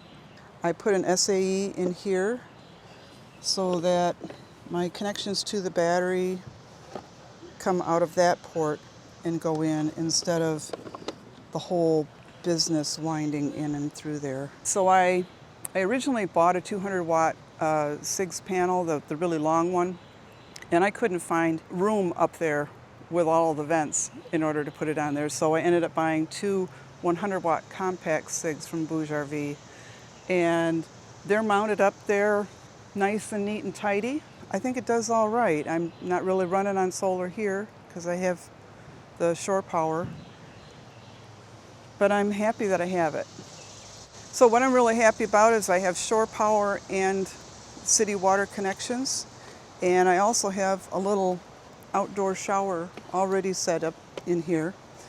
I use a water filter and a surge protector because it's got to be safe. It has a little small storage on this side, and that's where I can keep all my wiring. So this is a little bit bigger storage area, so there's room for all my chairs and the little table, and have an outlet on the outside, and it's a GFI. This little awning that I have, it's just an SUV, what do you call it, a tailgate awning. But it's really lightweight and it's really easy to set up. It just has 2 poles. I picked up these accessory stakes. I think I probably bought them at Tractor Supply. They're Field and Stream brand. Who knows, so that's a right? corkscrew better in sand. Well, it's a straight shaft. It is. It is not a corkscrew one. I do have a corkscrew one that would be for tethering the dog if I really needed to. Hi, Bodie. But it's lightweight. I have it attached with the heavy-duty suction cups up there. And I'm still trying to figure out the best way to make it real easy to hook it up, because I'm not very tall. In here, I have this nice rocking chair, a Timber Ridge rocking chair, because hanging out and rocking with the dog is a good thing. A good chair goes a long way. It really does. I always have a couple of the cheapo ones for impromptu company. Yeah. But getting a good quality chair just makes the whole camping Yeah, trip. it really does. I also picked up this nice foldable table that has adjustable height legs on it. I don't remember what the brand is, but it folds up, the whole top rolls up into a little bundle about this big, and the whole package is only about this big around. It fits really nicely into the storage cubby, and I'm happy with that. A friend of mine gave me this step, and she painted it with glow-in-the-dark paint so that you can see it at night. I love it. And so then I took that idea and added glow-in-the-dark nail polish to my, because I can't find it at night. It's genius. It really helps. You want to go inside?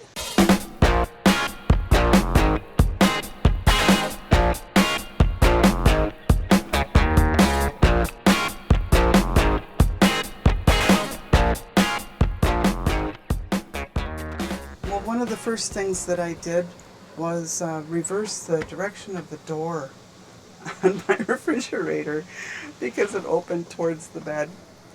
And in order to do that, it opens this way. Now, I know why they did it. So you can get food in bed. Well, there's that, but you can't adjust the shelves in there unless you can open the door past 90 degrees. Oh, wow. But when I did that, I found that there was a lot of extra space behind the fridge, so I made a storage cubby back there. It can hold quite a bit of stuff. The cutting board fits in there. And I took out the stereo that was in here and put in a nice drawer. I really like. And then I was fishing around with baskets too often, so I put a full extension drawer in here for my pots and pans, and I still need to, find some other additional things that fit in there. That's all really smart mods. Do you cook much in the camper? I cook all the time in here. You do? I do. I think about getting a little grill outside, and I say, well, I cook in here. But one of the important things about cooking inside is right over your left shoulder is the shower cap over the smoke detector. This was another important thing for me, was to have another drawer for the food and the dishes. And I also put the lid on piano hinges because it would just slide all over. You end up holding it up with your head. So there's, accessory storage back in here too, the back storage. This is also smart. The just making the most use out of this. Now this 17-footer is so much bigger than most of the Bushwhackers I've been taking tours of. Oh yeah. But in any camper, every nook and cranny can be used. Yeah. So I did the same thing with the seat over here. Split the seat, put it on piano hinges, and then, hey Bo, could you scooch? Yeah, scooch, honey. I put another drawer here so I can access it from outside. Wow. That's where I keep tools and a brush and my gloves and stuff like that. So it looks like you're using just plywood Yep. to form up a box, and you're just getting good heavy-duty sliders. Yep. The big box store, full extension, soft close sliders. This one that I did in here, I made it in a way so that with a couple of screws, I can take the whole frame of the drawer and it slides out so I can still access my refrigerator. But it does come with a microwave, and honestly, I just don't use it. So I'm thinking that this will be another good spot to take something that's not used very much and turn it into a cupboard where maybe I can put my dishes in there. Now, the 17-foot Bushwhacker does have a bathroom and a shower. It does. You want to see it? Let's see if we can squeeze It out. is. It is tight and it is Spartan. And there's not a lot of room to turn around in it, so you got to get oriented before you shower. Yeah, it's one of those RV specials where, where you're on the, there's a toilet and the shower in the same spot. But it works. I haven't had any issues with leaks with this unit. I've seen online some folks have had Have issues with the problems on walls this peeling wall. and stuff, but And I think, there's a vent pipe that goes through here. There's a lot of things that you don't really know until somebody decides to tear one apart and then put their pictures up. I'm so glad it's working for you, because Yeah. what a nice convenience to have an indoor bathroom. Yeah, last night I was pretty sticky after the shrimp boil, and I was like, I'll just do a quick rinse, and it worked all right. I jumped in the river, and it didn't it didn't last for long. I need to go do it again. Yeah. So one last thing I would love for you to share with us is this artwork over here is breathtaking. And Isn't what a that cool happy? way to make it your own, right? Yeah, it's Amazon. They have hundreds, thousands, I don't know. It comes in 4 panels, about slide. Yeah. And it took me a couple hours to do it. It was really easy to do it. Is it a glue? It's sticky. So it's like Sticky a peel back and vinyl. stick.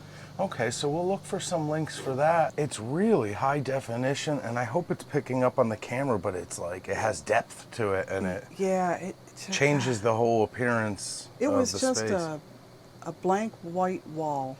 Doing that and then adding this, this is aluminum press-on tile that has a little bit of a foam backing, and it's stuck on there really good. If you try and peel it up, the backing all comes apart. Wow. It's not that it's going to fall off of the wallpaper, it's that it's just going to come apart. And easy to put up, haven't finished it. You can cut it with scissors to fit the tiles around odd-shaped things. So that, just getting a color scheme helped for me, because this is a real cozy place for me.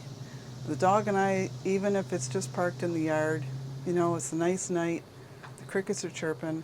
I say, hey, Bodie, you want to go do camping? And he runs over to the door and looks at it and says, yeah, let's do camping. I know, all too well. Yeah. And the dog companion that loves camping too is great. So if you can make your camper a space that you think about when you're not in it, it's just another tool to help pull us outdoors more. Right, exactly. And, and even if outdoors for me, because of responsibilities at home, means that I just do camping in my yard with the crickets and, the deer snorting and things like that. I'm really happy that I bought it.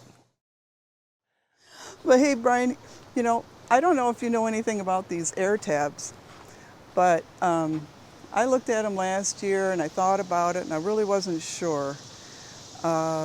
Last year I was towing with a 4Runner, and it was really hard for that vehicle to do it. Really, really hard. We couldn't go over 65 miles an hour in our best moments, and it didn't feel great. Not about the swinging back and forth thing, but it was just about the force of the size and the width of the camper. So I called the people at AirTab and asked them if I was going to do this, where should I put them on my camper?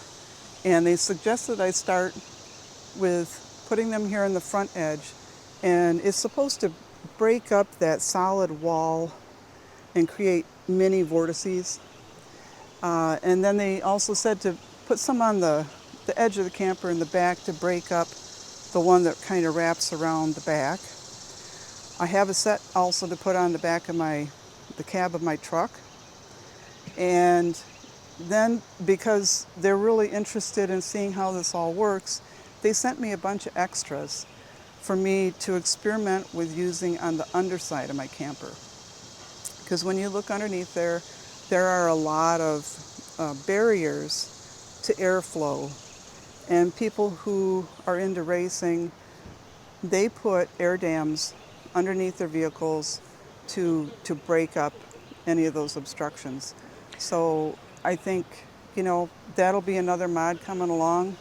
Put some aluminum plate under there or something like that to smooth out the underside and see if towing gets a little bit better. But with Priscilla, the queen of the desert, I saw an increase of about 1 mile per gallon just on this trip, and that's even with the mountains that I was coming through. Well, I'm thrilled to check back in with you too, because I know you'll be collecting your data. Yeah. But you know, most folks don't understand that the weight really impacts us on stop and go and that initial acceleration. Once we've gotten up to speed, it's all about drag. Right. And the faster we go, the more force drag has fighting our efforts to move down the road efficiently. So anything that breaks up the airwaves and stops that suction of the air vacuum is going to have an impact. I will check those out, and I'm thrilled to hear it. And I've towed really large rigs with Priscilla, big horse trailers, and they just are behind me with like there's nothing there. And when I tow this, she says, "Oh, what do we got back there?" Right? So adding this, I think, has helped somewhat. It's all subjective, of course. Yeah. It's all in how you drive and whether you know your vehicle and stuff. So I'm going to go home a different route and see what my mileage does on that route. Thank you so much for taking the time. Thank you, Brian. We had such a good time. It's always so nice to see you, and I get to see you face to face this time. Yeah, well, I hope more people come out to these gatherings because, I mean, it's just great people, and we had a great time. So thank you for showing us our camper. Thanks a bunch for coming by. All right, take care, everyone. Hey, you too.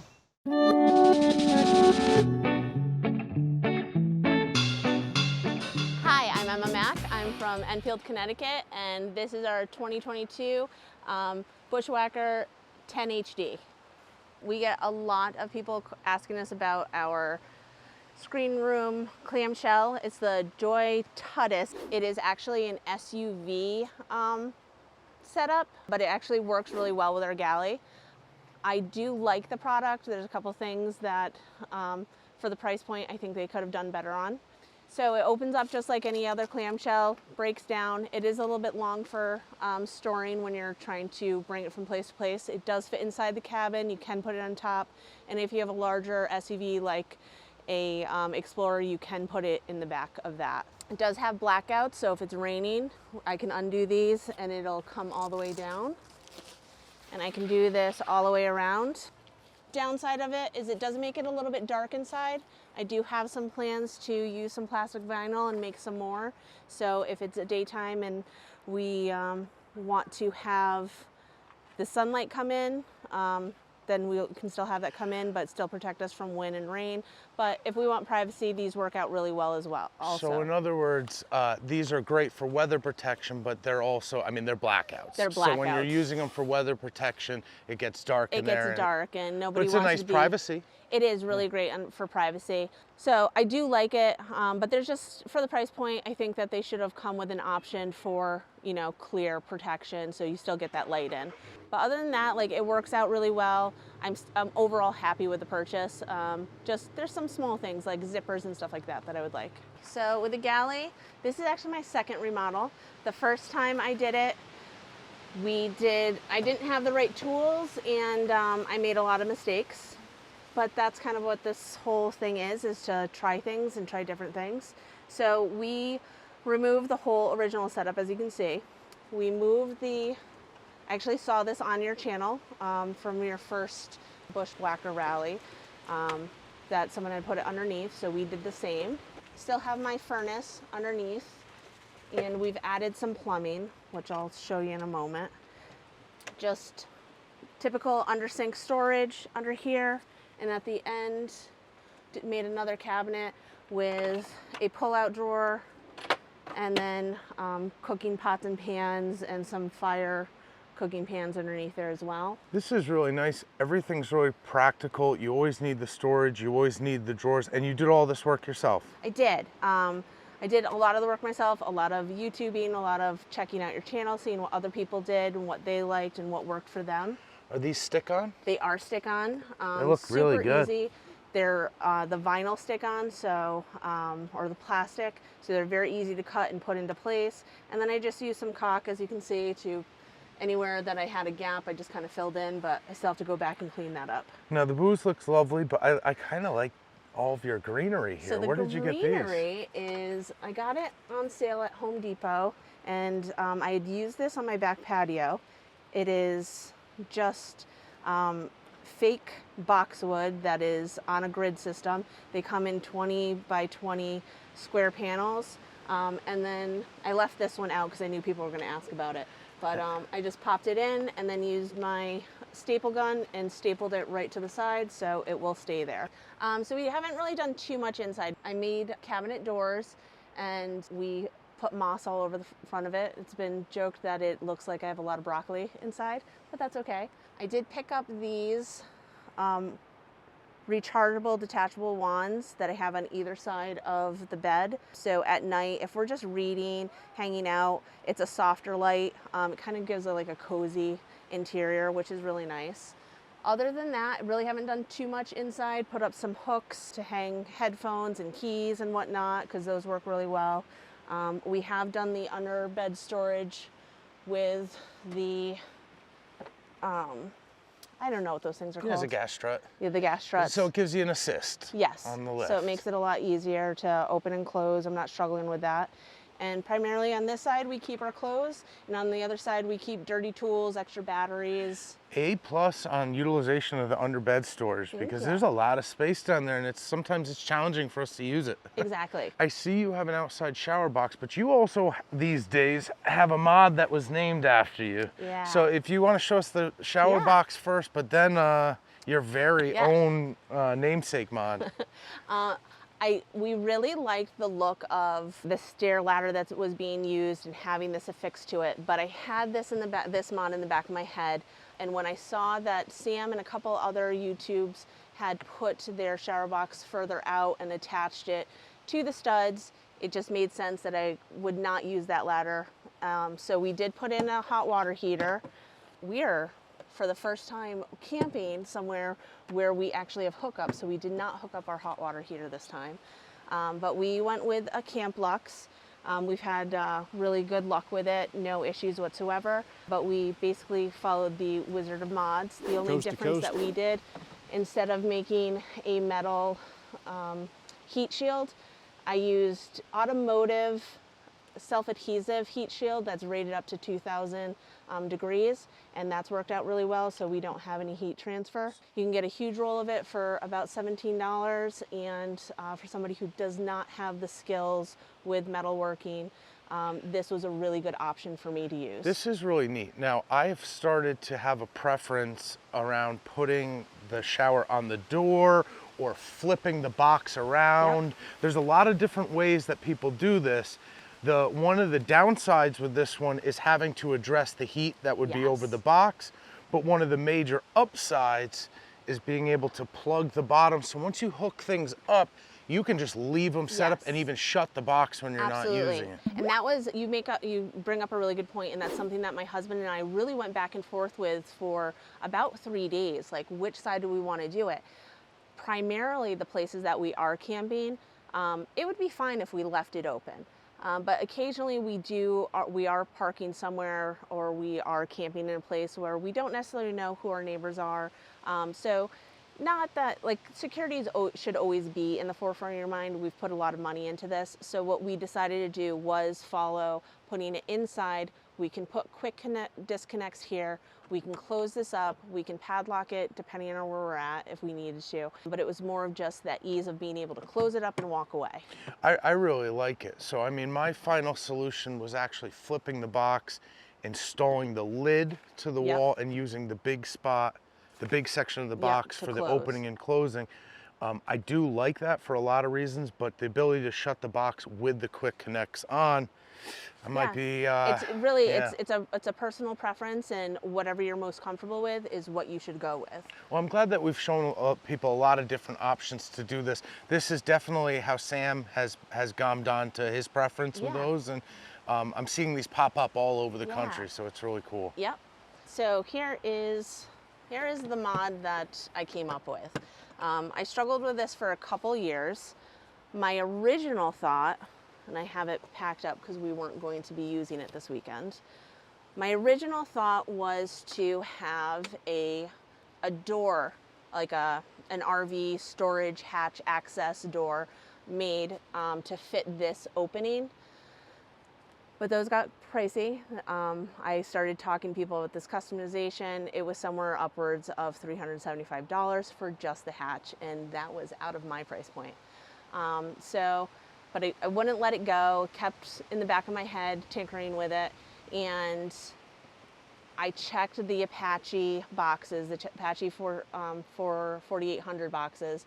Harbor Freight Special. Harbor Freight Special. But you can get them on Amazon too now, I think. I'm not sure. Maybe cool. I might have made that up. Yeah, we'll find out in the video description. But I picked it up while it was on sale. I think I picked it up for $39 on sale. So it worked out. And essentially the first thing I tried doing was making a flange out of the back of the box and using a heat gun to pull that forward. Nope, that was not, that was a nightmare. And then we started working with different ways to slide it out. I had tried undermount, side mount, a few different ways, and I just couldn't get the clearance and the right angle to make sure that it would drain properly once it was out. So we're sitting there talking to my husband. He's really good when I start getting frustrated of just talking things out with me. And out of nowhere, I just looked at him, I'm like, why don't we use furniture pads? He's like, what? And I'm like, yeah, I got a piece of plexiglass in the back. What if we just put plexiglass down and use furniture pads? It should slide out no problem. So he was a champ. He helped me for like the last hour of this project, getting everything installed. And essentially that's what we did. So I attached two handles to the screws, and I've got it set up not to be used right now, so. Yeah, so we're not using air conditioning this weekend. I'm sure people can see the wind that's going by and the color of the leaves. We're definitely not using air conditioning, but it just slides right what up. We've accomplished here is that one of the best ways to get an air conditioner to function on these tiny campers is to get it to replicate what it does in your window at home. Yeah. And camper manufacturers have struggled with this.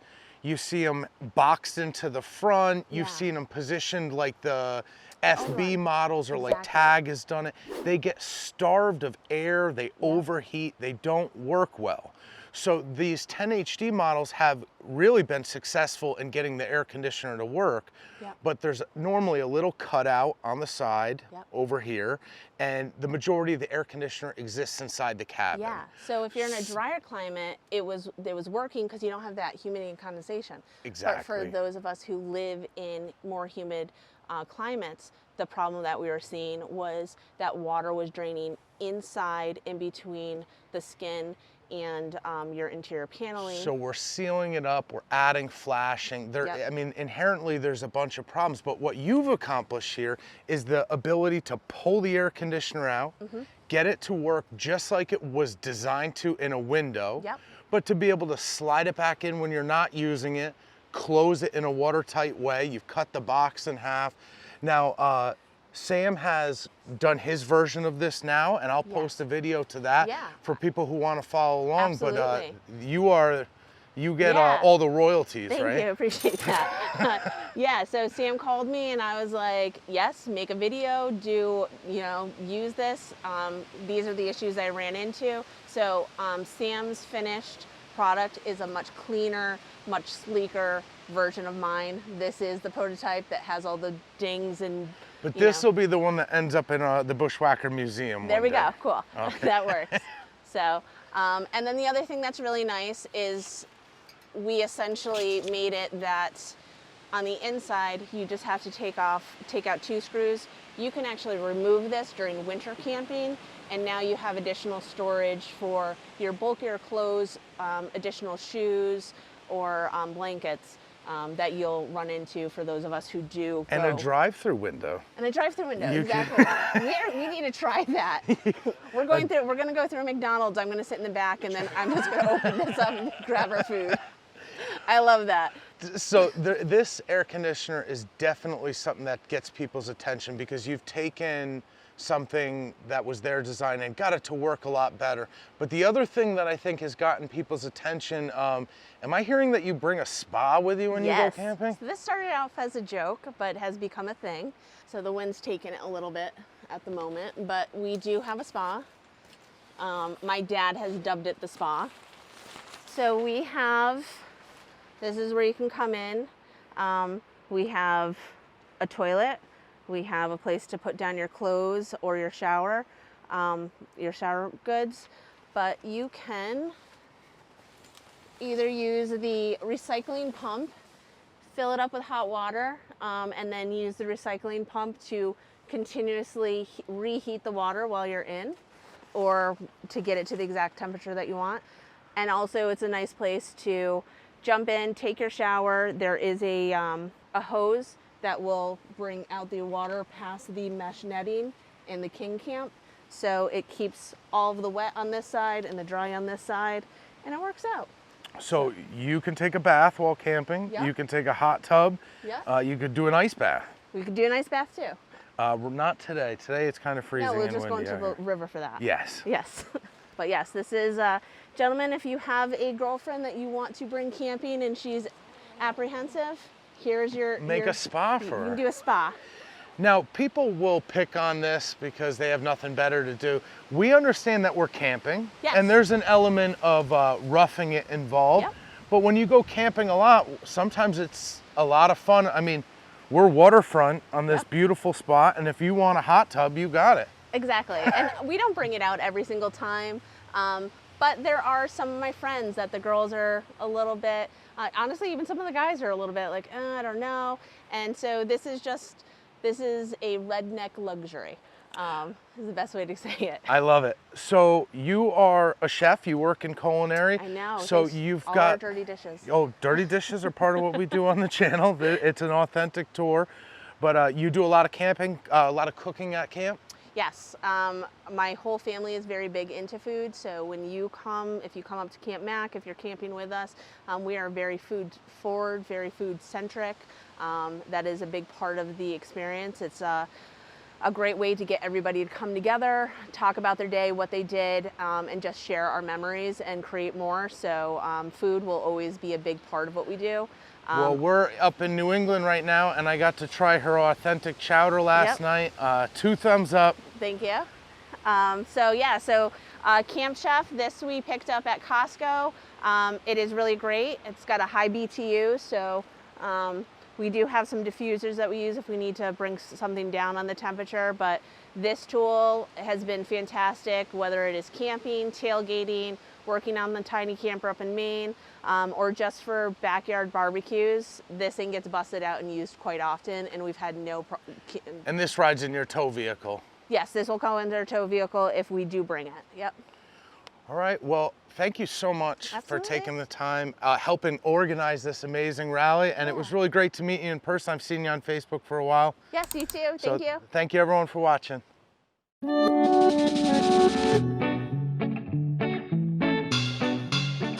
I'm Kevin. I'm from Broken Arrow, Oklahoma, and this is my Oklahoma Schooner, or OK Schooners. We've had it for about 18 months and got about 9,000 miles on it now. We got the lock and roll hitch. The one thing I did find out is that because it's such a short trailer, it's a 5x9 body, that I added to the hitch an 8-inch extension that I got from Amazon. And even though that extension hooks onto the truck instead of the trailer, it really makes it a lot easier to back up. It doesn't cut quite as sharp. Yeah, anything you can do to extend the tongue, and you have a good sized truck. It's not like you're towing it with a Subaru, so tongue weight's not an issue. No, because that battery is heavy and it drops the back end. Yeah. Yeah. We added the ARB room, and of course we had to do the SAM mod. You did it yourself though. You Yes. didn't go see the wizard. I didn't go see the wizard, no. You were inspired. I really was. My wife and I saw that, and it was like, that's what we need. We didn't even have the room. We saw the mod first. So then we knew, okay, now we got to get the room and do the mod, and we were in. Well, this is my first time seeing it on an OK Schooner, and we're going to get there. I'm going to tease people a little bit because that is the nicest one that I've seen done that wasn't done by Sam himself. Oh, well, thank you. Now, this come with it? Yes, we ordered this because it was so heavy on the front. Originally, the spare tire mounted here. And that's a lot of weight, and both of us together could not lift that up. So we took all that weight off the front, added the 120-pound battery. No, we need the power lift, so I'm not going to pull my back. So, you know, you have a nicely organized tongue box here, and you're working with a 200 amp hour AGM, so you got some, like you said, 120 pounds of weight there. Yes. But did you mount the tire somewhere else? No, it just lays in the bed of the truck. That's the beauty of having a pickup truck. Yeah, it is. We ordered these, and actually I went brain dead. I forgot the manufacturer. Rhino Rack. So we got those, and then I added the kayak mounts because we have kayaks that we take occasionally. It's got a small max fan, not the big one, but it's the small one. And then I drilled a hole in the side for the diesel heater. It sits down here. We power it off the battery, and just got one vent in there, but it keeps it at 60-ish. Did you get that Valterra port off Amazon? Yes. Did you have to get the cap separately? And no. Or you found a place to get it all in one? This one came with a cap. I ordered another set for the inside so that I can cap it if I need to, because I've got a vent on there right now. But I was talking with one person, and he said, I got a vent or a cap on this side, and if some kid comes up and pops the cap and throws a firecracker in there because I don't have a cap on the inside. Yeah, I think it was Camp and Camera that mentioned that. So Mike didn't want a firecracker in his camper. So. All right, very cool. Power import. Is this AC ventilation? It is, AC ventilation, and then the exhaust vent is up on the top. Okay, so we have a center mount. You're boxed in on the AC fan. So, because we got to order from the family business, they let us pick and choose how we did this. Their base model comes with doors and such. Didn't want doors.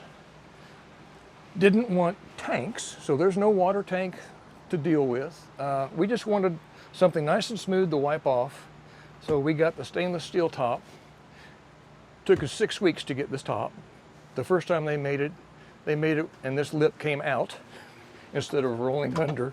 The second time they made it, there was a huge crease, so they sent that back, and then the second manufacturer did it on the third time. Well, third time's the charm. It looks incredible. It's such a nice fit and finish on this galley. I like what you did here. I wish the door came up just a little more. Yeah. It's right at head level, but I see that you've addressed that in the best way possible. Andy was in charge of was responsible for saying, you need to get a pool noodle and you need to do this. And so, yeah, I've hit myself on that corner. Yeah. How do you like the IceCo? We love it. It's the single zone. It's not the dual zone. But that's okay. If we have something that's frozen, we'll stick it in there, and when we're ready to cook it, it's thawed. So I love the built-in nooks, the spice rack. I mean, I hope this shows up on camera how really classy and just, it's a very, very nice looking galley. And these drawers, what do you store in the catch-alls? Oh, so in the bottom, this is the oven, Coleman oven. Okay, and that goes on your Everest? That goes on there. And we've got the welding blanket cover to keep it warm.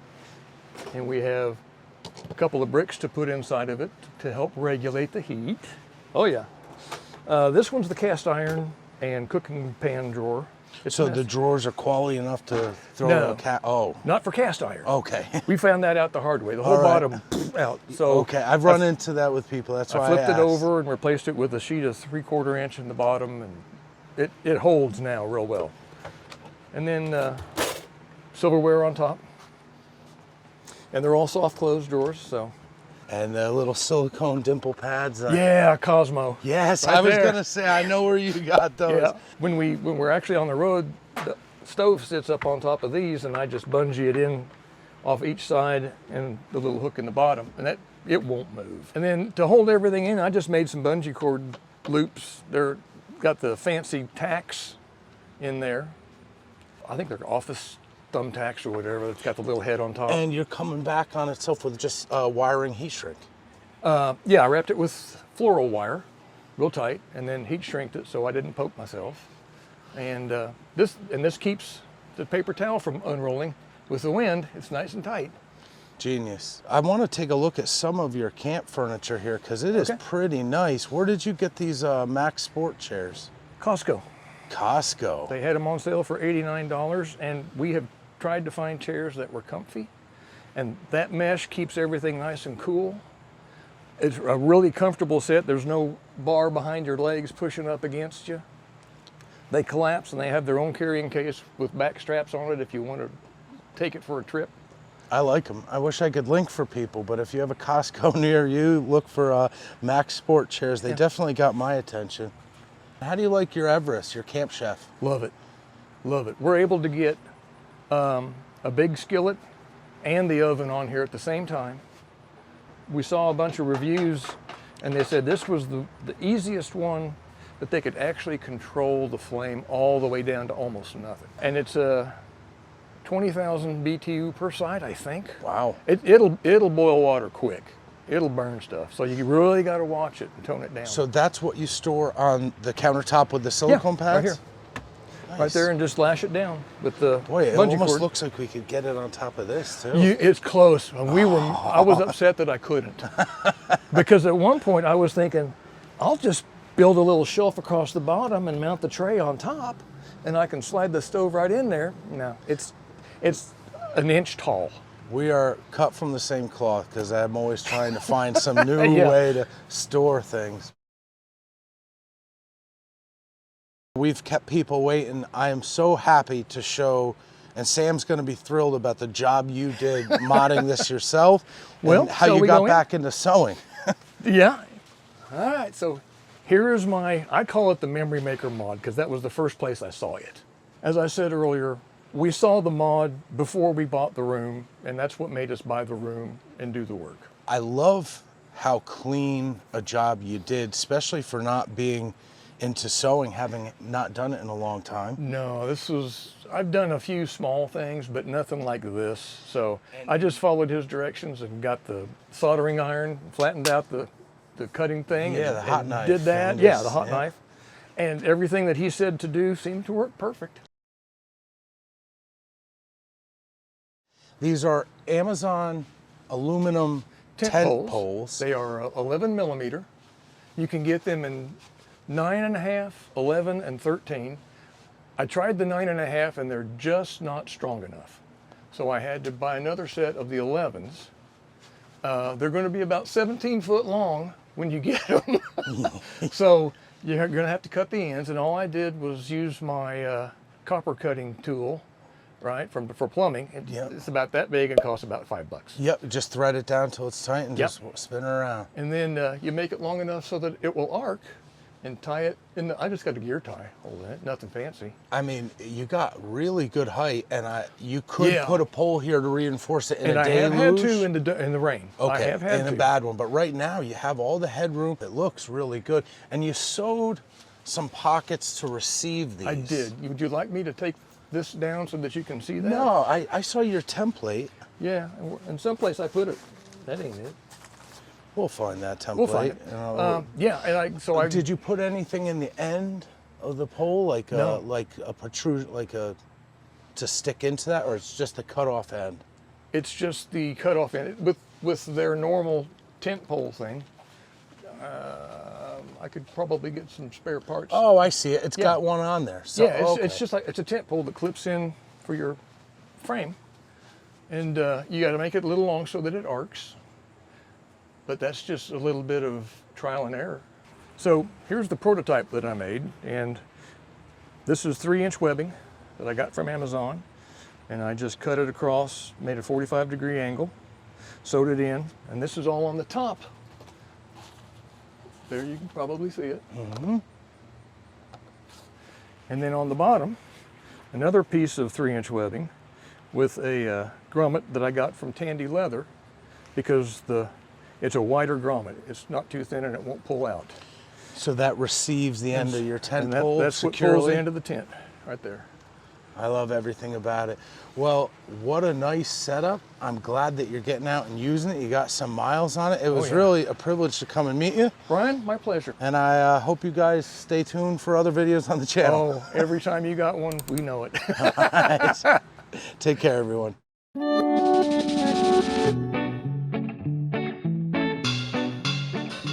Hey, I'm Bryan McCoy from Jacksonville, Florida. I have a 10FB Bushwhacker, and I love it. So the Bushwhackers leak a little bit, and when you lift the top, they drip down through here. And so I ran into not having a kitchen. So I had to rebuild my kitchen kind of on the fly. So I did some plywood, put some butcher block on top. I made sure that my wife stained it with some wine. And it's a great new kitchen. It fits the refrigerator tightly as opposed to the big gap that used to be here. And I got a lot of extra space that's cool. Did you keep your furnace? I did keep my furnace. I kept my furnace and I moved the water to the front here so that I could drag it around into my little shower room that I have over here. I used to have a hot water shower and I didn't like it.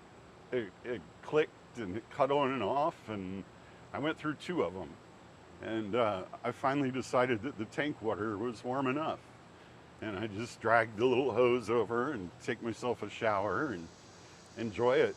There's a really solid philosophy here: when something is good enough. Yeah, it's good enough. And sometimes putting water in a bowl and the washcloth is part of the fun. It is, it is. We were joking about it earlier that, you know, I'm in the entertainment business and I do cables for concerts and stuff all the time. And this is my cable management. It's not very good. Does it work? Yeah, it works great. All right. Charges my battery, keeps it going. It's not on center, so people can complain about symmetry if they'd like to. I love it. I love it. Yeah. This is everywhere this camper has been. I rented campers for 4 years, all through COVID and up until recently. Actually, last week was our last rental we had.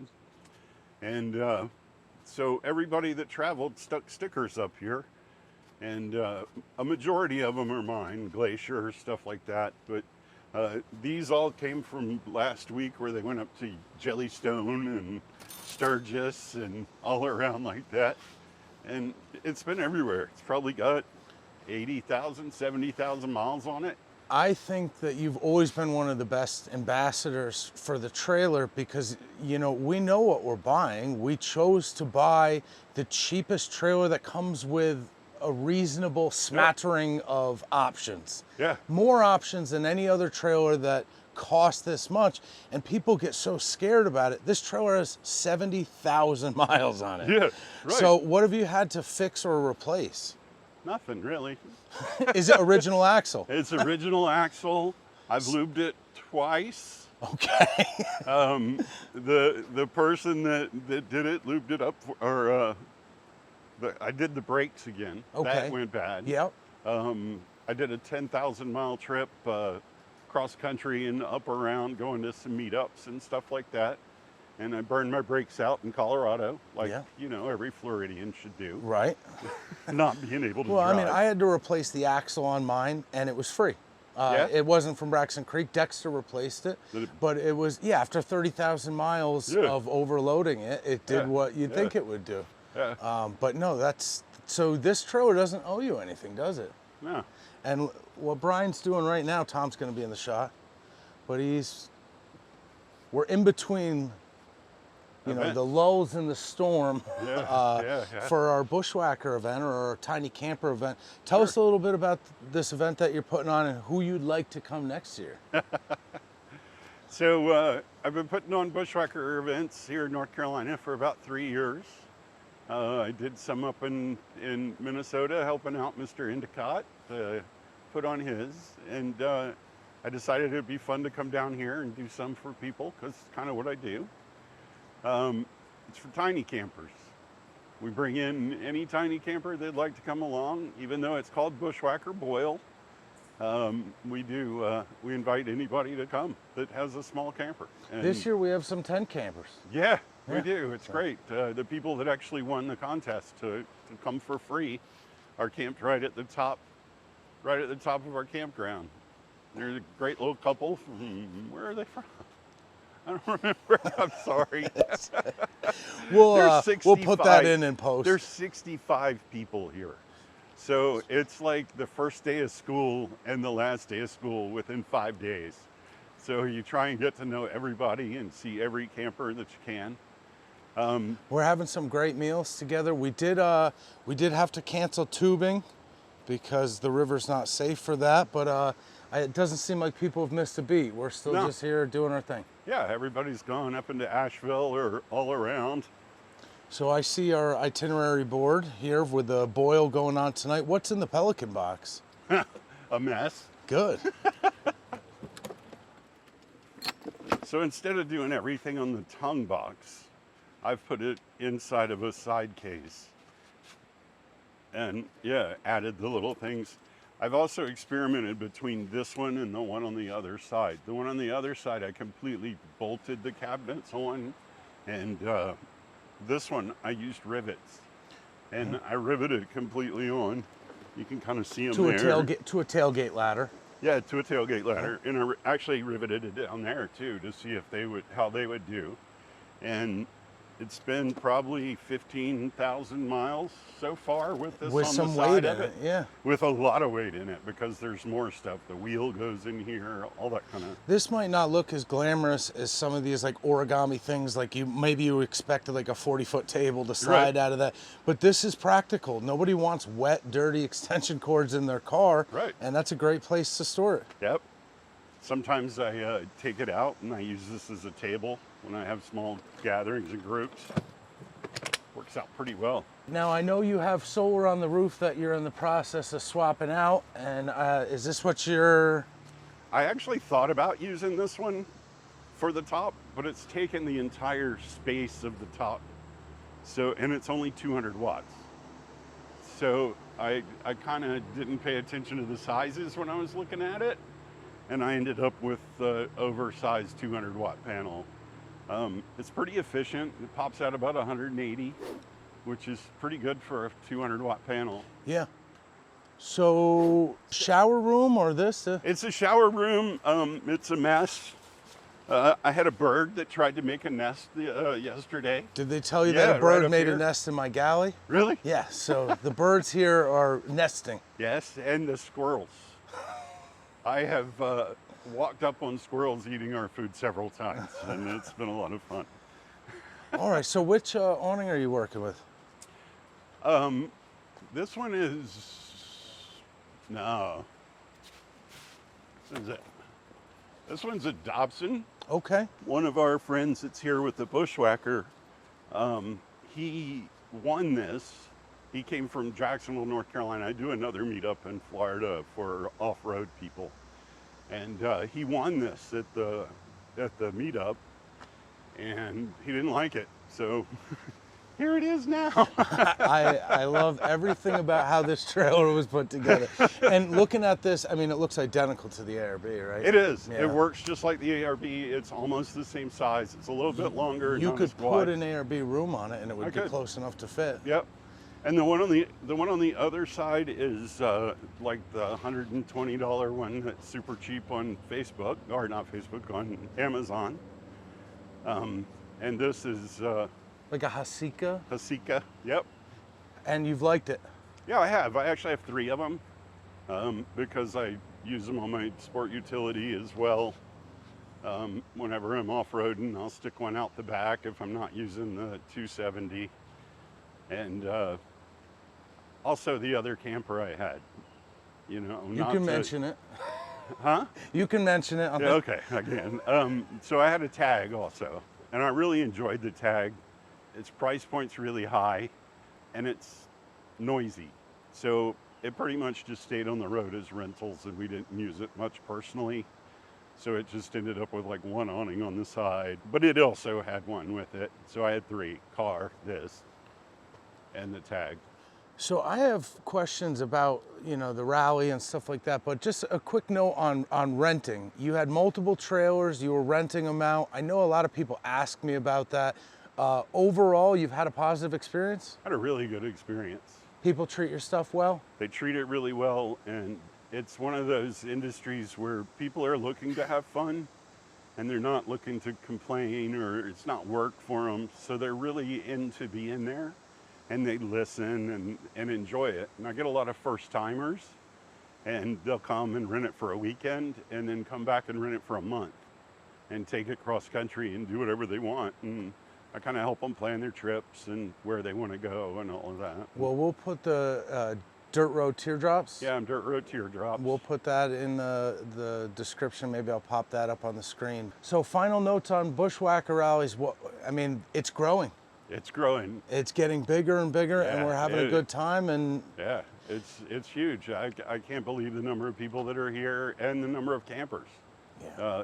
We probably have, what, 45 or so that are here this year? About 45 campers. Yeah, and 65, 70 people.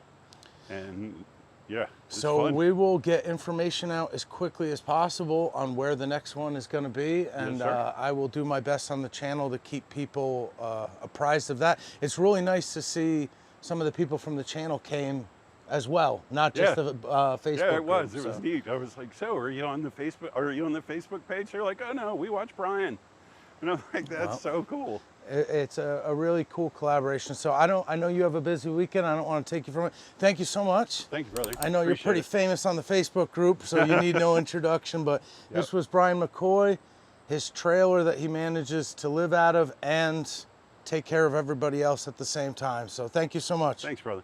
Have fun.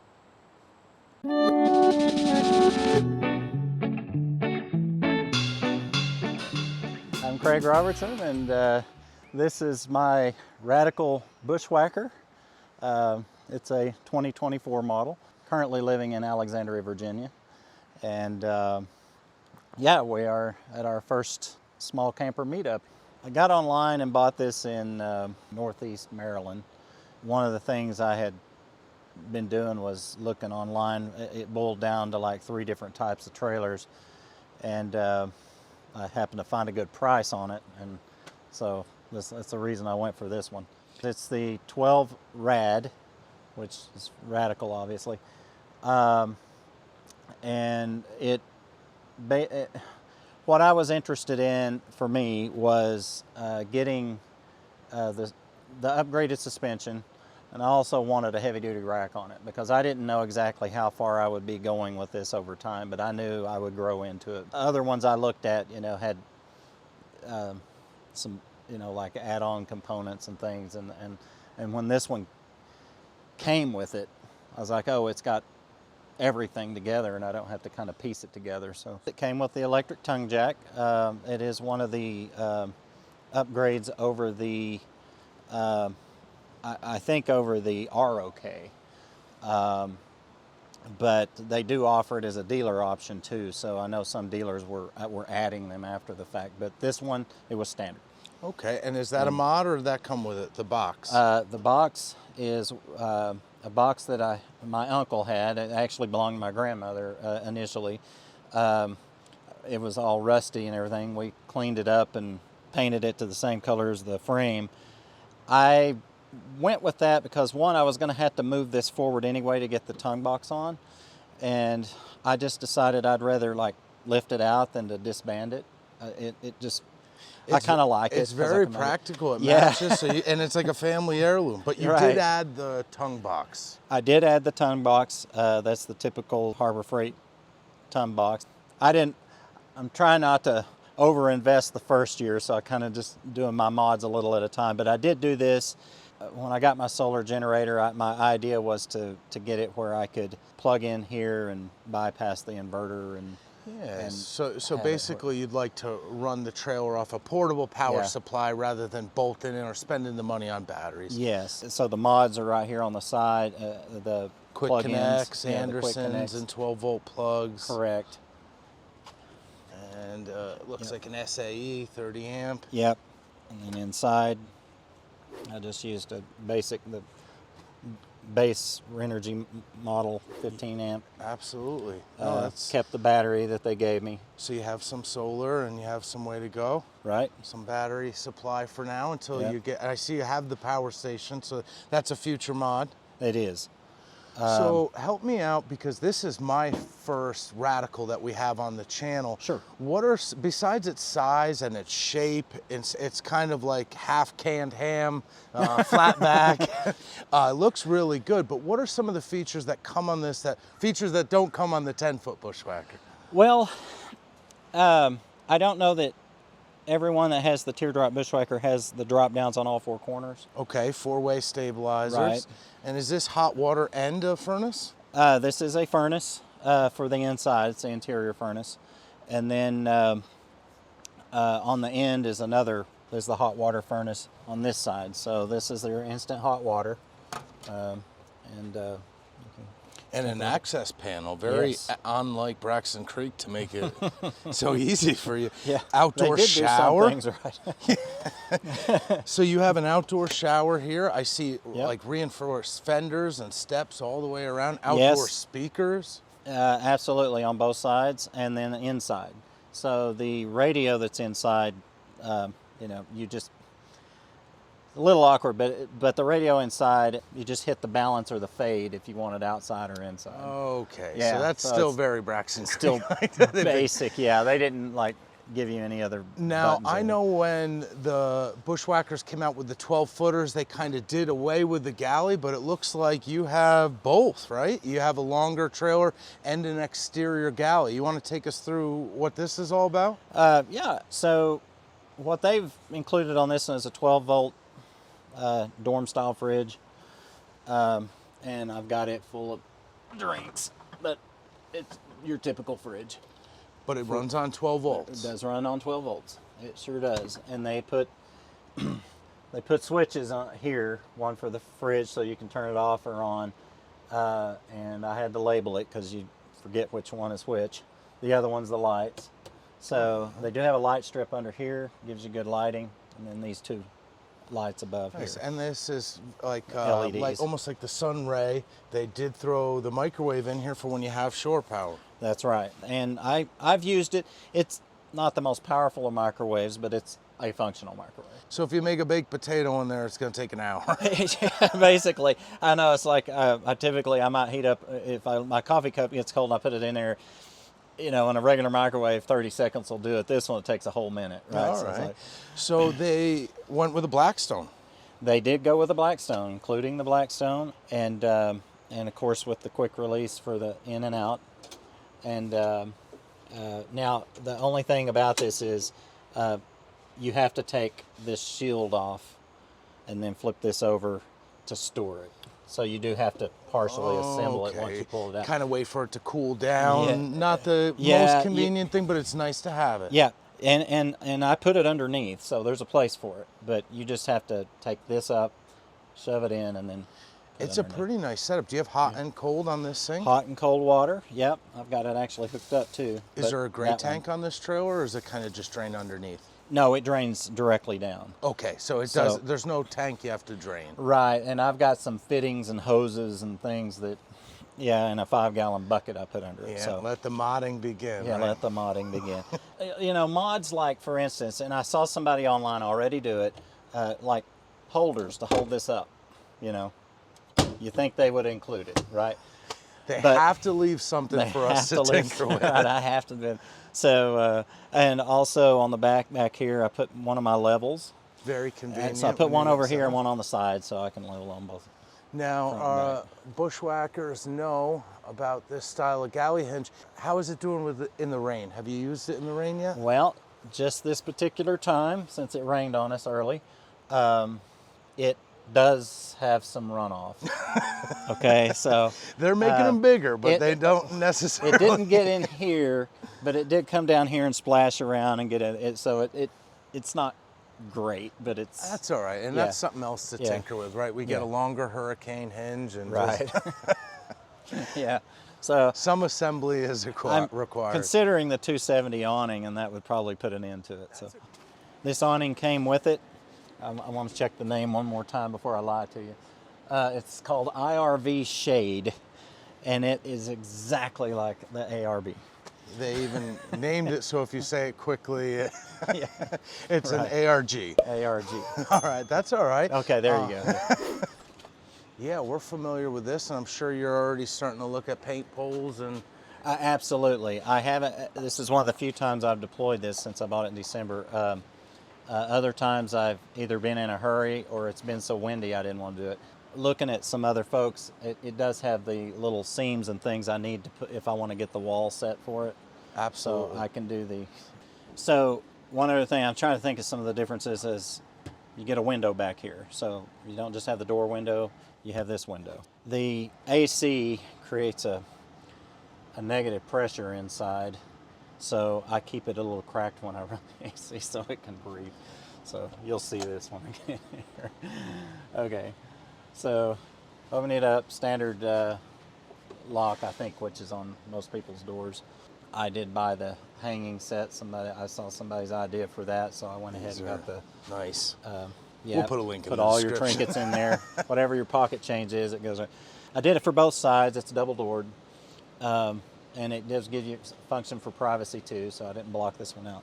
Oh, but that's a great idea. So it's like part curtain, light diffuser, part thing to put all of your trinkets in. Not the best in a Walmart parking lot at night because their lights still manage to get it. But the other ones I completely blacked out. I put a panel over them. And all these things, I've got reference to where I got them on a sheet of paper so I can give them to. I've really enjoyed it. It's been an experience so far. My first time out was like 23-degree weather in the winter, and so it still has a propane furnace. It still has a propane furnace. It looks like they're going about the air conditioning slightly different. It's actually like a portable unit that they're venting to the outside, and the air's really coming out of it, so it's getting cold in there. Yep, it is. It gets real cold in here. And one of the things I had to figure out was the mode settings, if I wanted it, like how to get it to kick off, because it does the same as the heat. It'll either freeze you out or not be cold enough, so you have to tinker with it a little bit. You find it does work the way it's supposed to. But that's good. And I see you've already started the mods for the dog. You put a bunk bed in. I put a bunk bed in. Mr. Davy Crockett over here. Shiba Inu. Yeah. Hey, we kick each other around too much, and so he put the bunk bed in. Yeah, he needed a bunk bed. Yeah, so that worked out pretty good. One of the things this has that others don't is a fireplace. Oh, it has the electric fireplace, so it does produce heat and some ambience, but it does. Shore power required. It sure does. As a matter of fact, turn it on. You can see it, and it can brighten or change color. So in addition to the propane furnace, it actually has 2 heat sources. Yes. I got this just a month ago, and I set it up here for the first time. I arrived at 8:30 the other night, and it was raining, and we had to set it up in the dark for the first time. But believe it or not, it is not difficult to set up, but when it's dark and you can't see, there was a little difficulty, but it's nice. It's the 12-foot version. But it does haul when you roll it up. It hauls at a 7.5 foot length. So a lot of folks, you might want to consider a 10-footer. That's a good point. You gotta. It's hard to store. It is. And you gotta end up doing. If you don't have an 8-foot bed, you gotta put it diagonal in your truck bed, or. absolutely. It did fit inside my Bushwhacker, so it's fine. Hey, 12-foot Bushwhacker, 12-foot clamp set. It fit in there. So I see you have some power solutions. You have that nice BioLite. I like that. But these clamp set rooms, you can't say enough about them. This transforms the camper lifestyle, you know, Yes. to be able to eat your lunch someplace, whether it's raining or there's bugs. Right.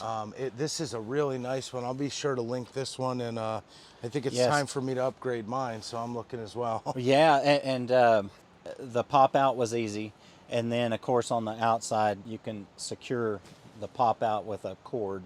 Yeah, there's so it won't invert on you. Yes, with these screen rooms, people are surprised how well they perform in bad weather. Yeah. I've had mine out in some really windy conditions, and Yep. they hold up. So with a bigger trailer, maybe let's just take a look at your truck for a second. Okay. Yeah. This tows great. The Ford Rangers have a 10-speed transmission, and it also has a tow mode. That tow mode makes a difference because it's not constantly battling to struggle for the right gear. It's not hunting. It's when not you get up hunting. there. It just makes it completely smooth. So you've enjoyed towing, and it's been pretty effortless. Effortless. So one of the things we love about our tiny campers is that we can tow them anywhere. People are towing them with Subarus. Yep. This is a little bit bigger, so you do want to have like an SUV or a light-sized truck, but you didn't struggle with the Ford Ranger. No, not at all. That's a 2.3 liter twin turbo. Been to Oklahoma and back about 3 times, and this thing towed all the way there and back both times. Now, I don't know if I give it to the Ford Ranger or just in general having a lightweight, having a Bushwhacker, but the fuel economy was between 14 and 15, somewhere in there. It's better than I'm getting. So. Well, listen, I really had a blast with you. Thank you so much. No problem. No problem. And we like and subscribe. We'll see you guys next time. Happy camping.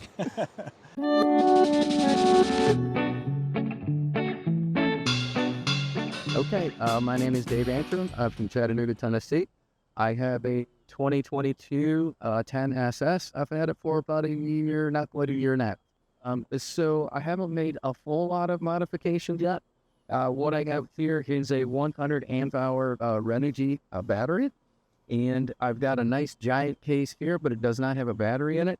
I wanted something simple to put the jack stands in, things for setting up, and this works pretty darn good for setup. Didn't spend a lot of money on it, and it fits beautifully, so I love it. Nice. What are you doing for power? What I'm doing right now is I've got the Delta EcoFlow, and it's a 2400 watts with 2 solar panels.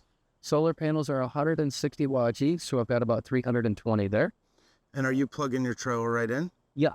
I set the 30 amp plug, ran it into the power in, and I found out something interesting. It's taking about 300 watts to charge the battery, and I'm only bringing in about 200 on this not so sunny day. But it's all good. Then from there, I've got the Iron Man. It's a 6.5 foot awning, and then I put these painter poles. I got them at the local like Home Depot store. Not that expensive. I didn't really like the setup. So for me, I had 2 requirements. My requirement is I do my camping alone, so I need to set it up alone. And the second thing is I'm a guy. I'm never going to read the instructions until I break something. So it has to be really super simple to set up. This is super simple to set up, as is my Gazelle tent, as is my Kelty on the back. If I am in energy conservation mode, meaning as slow as I could possibly get, 5 minutes to set this up.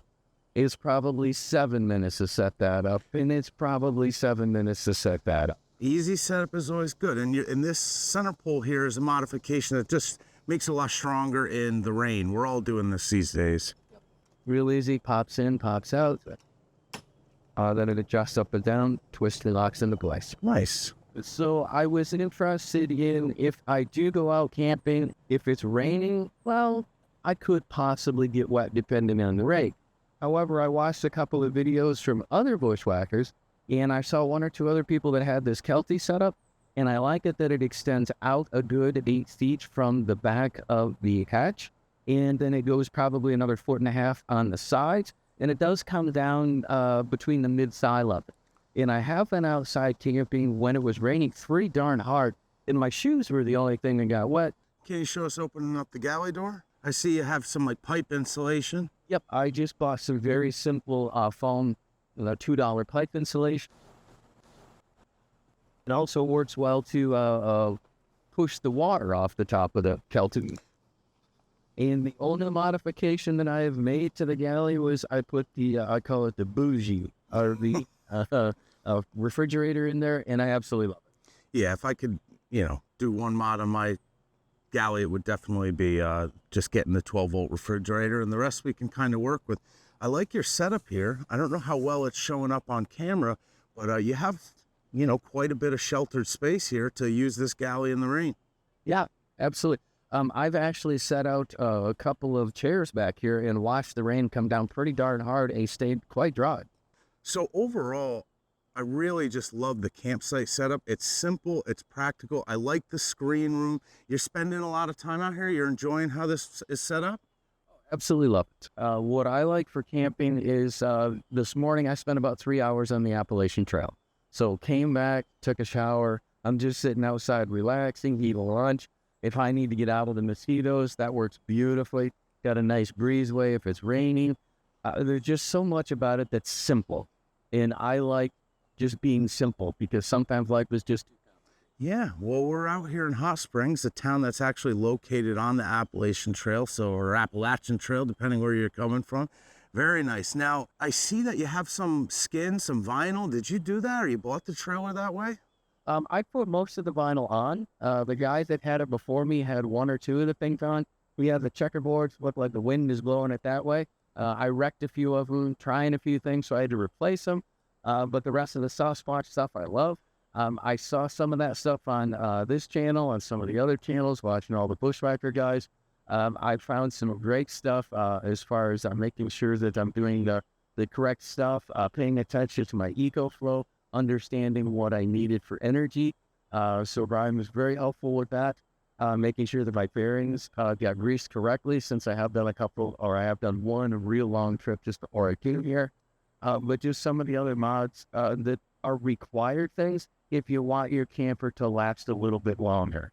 It's nice now, 3 years into this, that I'm meeting a lot more owners that have actually had their trailers, since Bushwhacker's a new trailer, they were basically brand new when we started this. So now we're seeing people that have had their trailers for a while, or they're buying used trailers and are keeping up on the maintenance. The 10SS is discontinued. It's me and you. I've seen a few out there. What do you feel about having one door? Honestly, I do everything solo. It's just me. So I don't have to ask for permission on what I buy, what I do. And the 10SS with one door, I'm good with it. His single, we'll put his information in the description below. Do I need to do the... Yes, I'll add that. But do you still have your couch cushions? A lot of people don't realize that us SS folks actually got a backrest. I do have them at home, and I have 2 different setups. If I'm going somewhere where I can plug in, I put the Millard mattress inside, and it is beautiful. But if I'm going primitive like I am today, I take the original 10SS mattress that came with it. I stack one on top of the other, and I leave the other side of the floor open.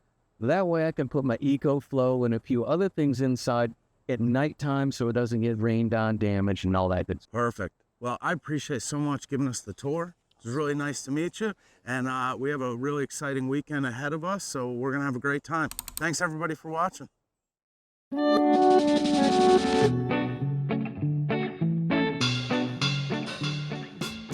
Hi, I'm Karen Eagle. This is my Bushwhacker 10 HD. Started out with this tongue box, and I had a handyman install a bracket that holds a moving device that hooks into my battery. So in my driveway, all I have to do is hook that thing up, and I just walk it around my driveway. And you have a dolly, like a trailer, motorized trailer dolly. Ooh, I found it. I have, well, actually, I can show it to you because it's sitting in the front seat of my car. Oh.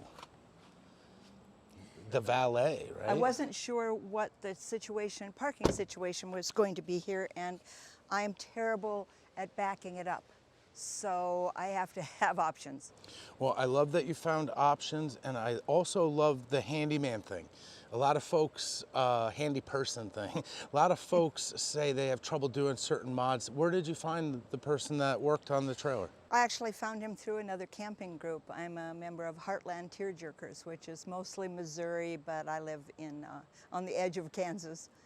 And he was a member of that group that had done some work for the lady that kind of runs that group. So I met him, and he helped me out. He installed the Napa awning for me, installed that, did some other things as well. There's always someone in each group. I love that we have a couple in ours, as you know. Absolutely, yeah. And I love your decal. I understand from some of there's actually a group called that. I met a group called Girl Camper, but that seems like they have style. I'm part of Girl Camper as well. Nice. I actually ran into them on their New Mexico trip. They were in Ojo Caliente. How fun. Yeah. So they did the awning for you. Is this the ARB? This is the Napa version, and it's damaged from some wind in Minnesota, so right now it's bungeed together at both corners. But looks like you did a good bush fix. You bet. That's what I'm all about. I mean, I'm not the queen of mods. I'm the queen of making do. Well, I'm going to go out on a limb and say you're the queen of style, because everything seems to be matching, including these flowers. So tell me where you source these flowers. I got those on Amazon, where I buy everything, but the fun thing is the vase, because it's it's flat, and you just put water in it, and it spreads out and becomes a vase. So these are not real. They are not real. But they do match your color scheme. They do match my decor. So did you do most of your shopping on Amazon? Yes. Yeah, that's what we do. You even got the hat that matches. Of course. This is pretty nice. So I see you have a lot going on. Is that a Hasika? It's not, but it's very similar. It's some unpronounceable name that's not available any longer on Amazon. But it's the same thing as a Hasika. Yeah, it's the same thing. And then I made these as one of my make-do mods. Look at your mitered corner. Nice job. Just so it doesn't rip holes in the awning. And now tell me about this Golly remodel. It's not much of a remodel. All I did was rip off the old fake tile and put this on. Amazon? Of course. Yep. Peel and stick? Yes, absolutely. It looks great. You did a really good job. It was a fun job. It was fun. Is that a 12-volt refrigerator? It's just it's a regular. It's a 110. So this is something you use when you have shore power. Exactly. Okay. Otherwise, I used the K2 that came with it, which is not my favorite cooler, but when I researched it and saw how expensive it was, I decided I liked it better. I'm with you. Now, I just admire your organization. There's so much, personality in what you have. But I see you have some functional stuff over here as well. Well, normally, and I won't open up the back of I can. Normally, the other half of my kitchen lives in the back of my Jeep. I have some other drawers there. And then I back my Jeep up here. So this is all my kitchen. Oh, that makes sense. That's really handy. And this is for That's your for drinking water? Right. Yep, I've tried several different grocery store and cheaper versions of this, and they all leak. And this one's the outdoor brand? So far, this one has not leaked, but you can tell I still don't trust it. This is my liquor cabinet. Oh, I thought that's where the jewels and gold bars were. Okay. And I've been making ice and just tossing in my little cooler here today to keep these things cool. And what is this color that you love so much? Is this aquamarine? I call it teal, but we had some discussion about the name of the color earlier today. I didn't know the situation here, but when I've been to other group camping events like this, often I am really far away from the central meeting place. So last year I bought this little foldable cart, and it's been a godsend. There is a story behind this. It came here with its legs sticking out on top of everything else in the back of my Jeep because I can't get the darn thing folded back up again. So I just pulled it out of the Jeep and threw it on the ground when I got here, and it rained for 24 hours, hence the dirt. Well, there's a hose spigot over there. We'll spray it off, but it's not the light speed. I haven't seen this one before, but I'm sure it goes together. They'll say it's easy, but... Right, exactly. And the reason I bought this is because I used to have one of those that twists and somehow you got to get back into a circular... I could never get that one, so I thought exterior poles is my solution. No, apparently it was not. Somebody's been here. So I've got, you know, plates and pots and pans, cookware, and utensils, and food. I had this sitting out, but I had a little visit from a squirrel. So that's been living in here since then. Now, looking at this gear, it looks like you're a trained professional. How long have you been going out? I've had the Bushwhacker for 2 years, but I camped for my entire 50-year marriage. So I gathered a little bit of expertise from that. I can tell. So you've been some places. Where have you been with your Bushwhacker? The Bushwhacker's been to Minnesota, Texas, Colorado, now North Carolina, and all over Missouri. I belong with the Heartland Tearjerker group that I belong to, camps a lot in Missouri. So because it's just me, I stacked my mattresses and put a memory foam topper on them, and that gives me a lot of extra space in there. I've got a little table with drawers over here that I keep stuff in, and my clothes live in a tote at the bottom. So I have lots of extra space I can actually sit in here and not be on the bed. I've seen this set up a few times, and I've actually tried to copy it when I do solo trips myself. Did you use the same mattress, or did you get a different mattress? No, it's the regular mattresses that came with the... Did you stack them, or yeah. just take... Oh, okay. They're stacked, and then I put a twin memory foam topper on top. I learned this from my tent camping days. I strapped them together, because the first time I did it that way, the whole bed was sliding all over the place. So you have a really nice outside setup. Do you spend much time inside the Teardrop? Surprisingly, yes, I do. You do. I like it in there. Is it because of the air conditioning, or are you just a comfort? Normally, I don't. This is the most I've ever used the air conditioner, but my fan is broken. There's a little a lever that goes into and the thing that raises it, and the lever is popped out of its thing. So. Sam suggested I just order a new one of these, and when he's at my house, he'll replace it for me. So. Yeah, maybe get the Max Air one. You won't regret it. Okay. It's just quieter and moves more air. Quiet would be good. Yeah, this one, and I love it. I'm not knocking. There's kind of a no-name one that they use, but after a couple of years, it sounds like a helicopter. So. It's plenty loud, but at least I've finally got it fine-tuned to where I know. Because I'm keeping the temperature about 73 in there. It doesn't need to be freezing cold, just kind of suck the humidity out of the air. I set mine at 68, so. That's at my home, that's okay. What I have mine. No, it's just so nice. It's, you know, the big step up from the tent is being able to do things like that, Absolutely. You know, and it keeps you out longer and gets you going more, so. Right, exactly. Where did you get that amazing shirt? Amazon. Where I get everything. Yeah, poor Jeff Bezos. Really. You know, so. So with all of your experience and time on the road and the things that you've done, what's one thing that you would offer to like a new Teardrop owner or someone thinking about getting one? Join a group. Join a group. Yeah, if you want a Bushwhacker, join this group. Yeah. If you want a teardrop of any other kind, every state has a tearjerker. What am I trying to say? A chapter. A chapter.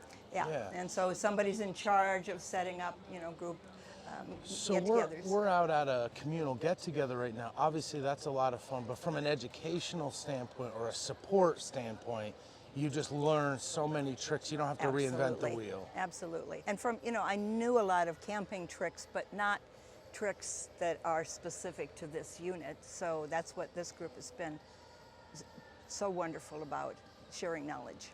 Well, it definitely, there's a lot we can learn from each other. So I'm changing gears a little bit, but is that an ice maker? It is. I had the ice maker, I've had it for a long time. I think I had it when I had my pop-up. And I like my drinks cold. No matter if it's alcoholic or non, I like my stuff cold.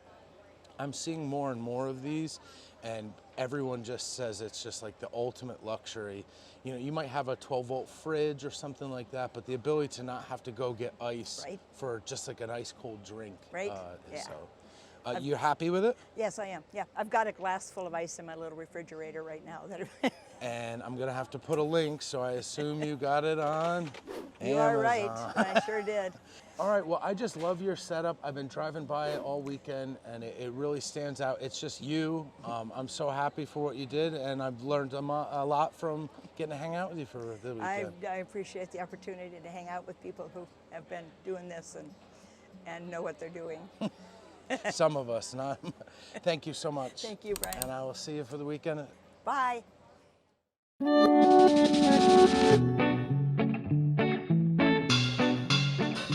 Hi, I'm Marilyn from Colonial Beach, Virginia, and this is my periwinkle, my Mity Lite purple pod. I knew what I wanted at something lightweight that I could tow with just my medium-sized SUV, and this is definitely under 1,000 pounds, something I could stand up in bad weather. I have to be inside. It's doable. I can be. And something I can manage myself. I found a lot of mechanical issues that I'd have to seek out help with. Well, it is beautiful. How much does it weigh? I was told it was 920 pounds, but I'm trying to lighten that by doing away with some of the, I took off the wooden cabinet doors, and that was 10 pounds.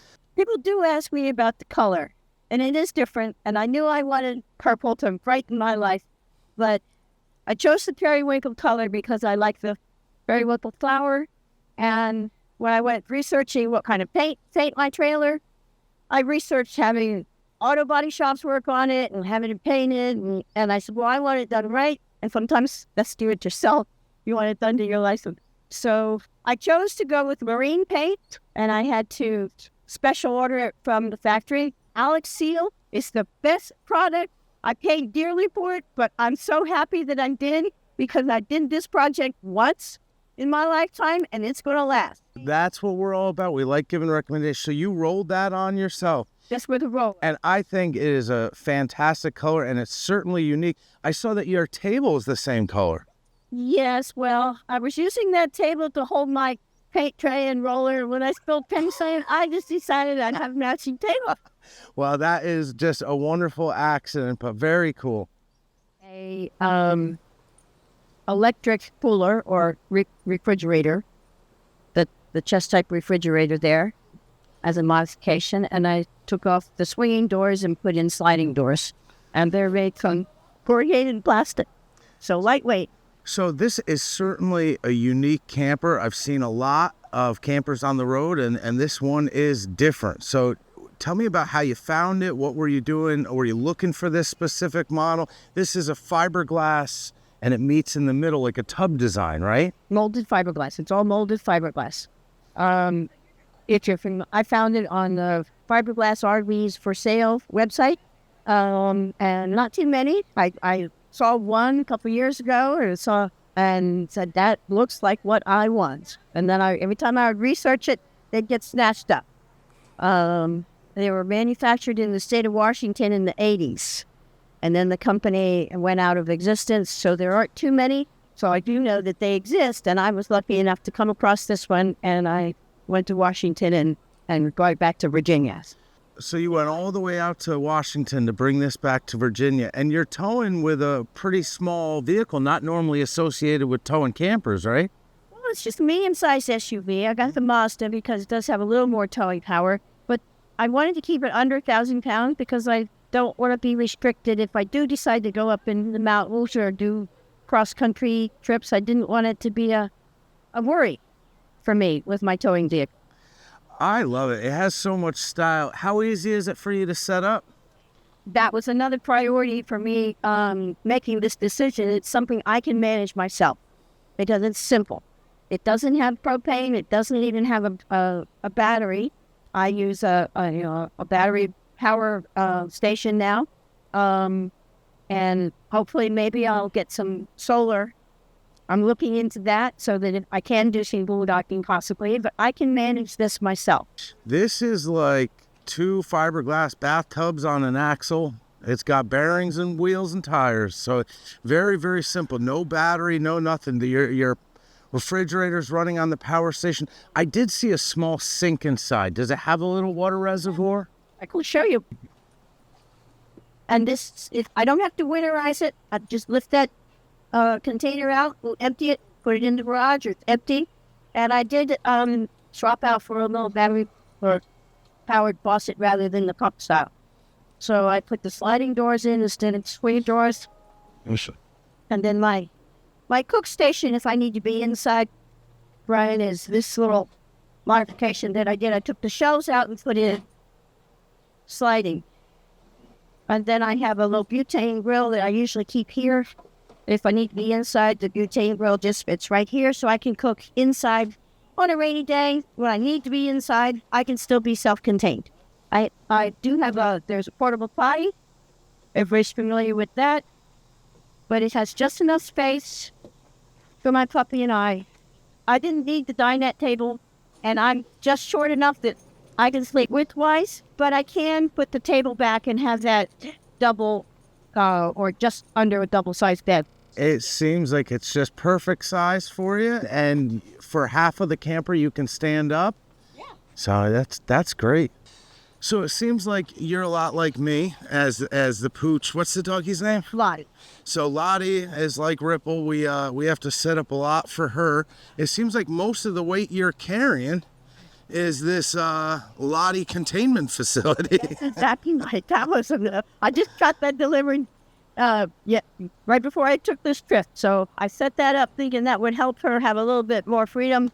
And it's working, but she likes to stay close to me. Yeah, she seems like she's having a good time. So you have, it looks like that's a Greenworks battery inverter, and then you have your EcoFlow. I have a Blue Eddy here, and I do have Blue Eddy, jeez. And I did get the EcoFlow. Oh.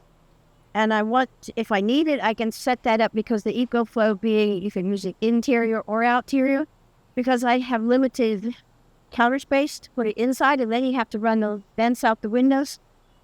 The EcoFlow I can put on the table outside my kitchen window, and I retrofitted a little piece of wood, I guess, to fit the window, and I can put the vent.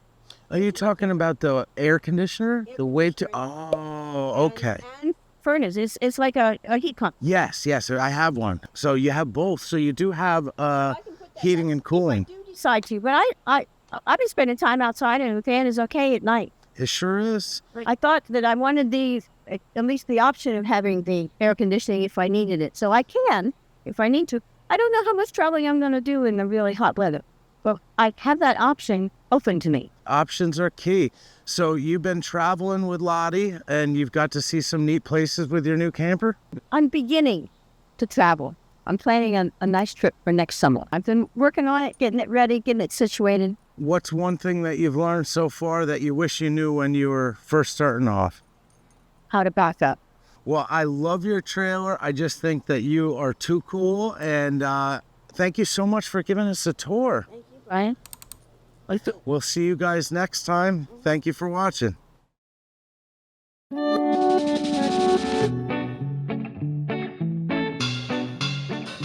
Hi, my name's Dave Pitcock. I'm from Pittsburgh, Pennsylvania. 10 HD? Yeah, it's a 10 HD. 22. Nice. Okay, so Dave, I'm loving this trailer, and I'm seeing some mods that I'm pretty familiar with. So you watch DIY Outdoor Life? Yeah, you and Sam both. Nice. I see some Sam mods as well. So take us on a tour. So I have the slide out from your specs, all the parts, all that right off your site. I put this on it to give me some more extra space. This is the 30, so I had to cut into that back panel.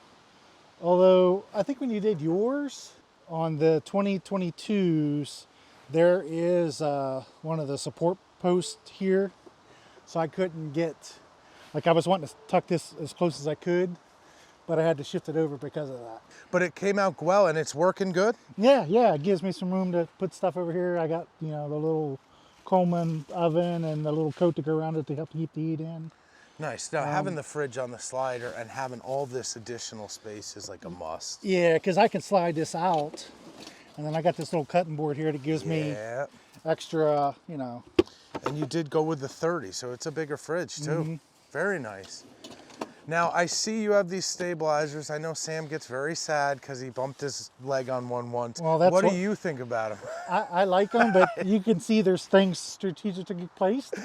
That's part of the mod, is while, you know, it doesn't protrude out that much, but you put stuff by it and you won't hit your legs on it. But how about for the stability, and it lifts the entire camper? Oh yeah, up? you could, like, because I did the Sam mod where you had to put the washers through the axle bolts. Yes. So I was just able to jack that up. I took the tire off instead of trying to lay under it to get, you know. They are not stabilizers. Yeah, they lift the entire trailer off the ground. You know, there's other better ways to do it, but it involves welding and a whole bunch of other things. That was a 10-minute job. Yeah. You just screw them in. Mm-hmm. So I don't mind them. And it comes with the drill bolt. It comes with the drill bit, the bolts, the impact thing. They the whole actually 9 even yards. give you the drill bit with the kit. Yep. So I'll link to that video, but you can't make everyone happy. I love them. Yeah.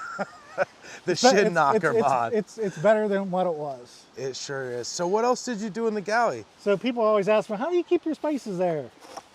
Velcro. Velcro spice rack.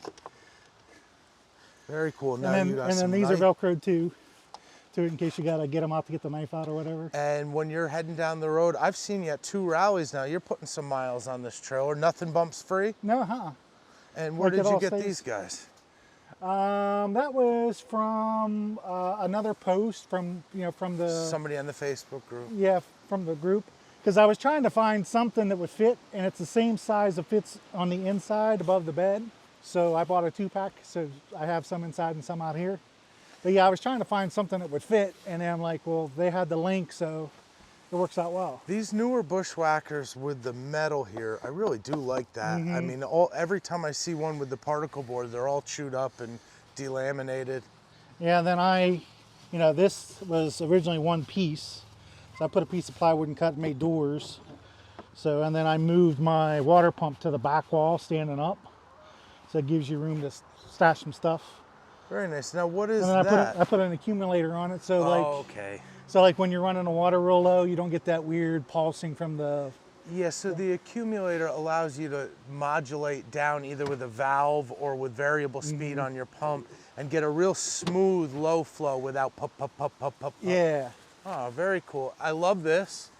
Couple yeah, that was piece of paracord and some can chants. That was a today fabrication mod. I got tired of chasing this around somewhere. I had it with sticky tape up there. There was a paper tire holder and it fell off, and I didn't want to drill into this. So nice. So what are these Blackstone devices? These go on. It's an egg ring, and then this is for like an omelet. So that actually goes on your Blackstone and allows you to cook eggs in a particular shape. Yeah, this is the new they have one that's all griddle, but I like this one for like breakfast. I only use this for breakfast really. It's when you get out of the sunlight. It's a very nice, very high quality setup in it with the burner. Is this feeding off of your low flow? Yeah. Mm-hmm. So yeah, it's got the quick connect right here. It's got a quick connect, and then you can feed it regulated gas, so there's no need. It comes with a little regulator and takes the 1 pound cylinders, or you can get this adapter on Amazon, and I just put my quick connect on it. Fancy. So like I said, for breakfast, it's perfect. What I want to do is, I want to redo my galley over the winter and put it on a slide on that side. Okay. Where it'll slide out.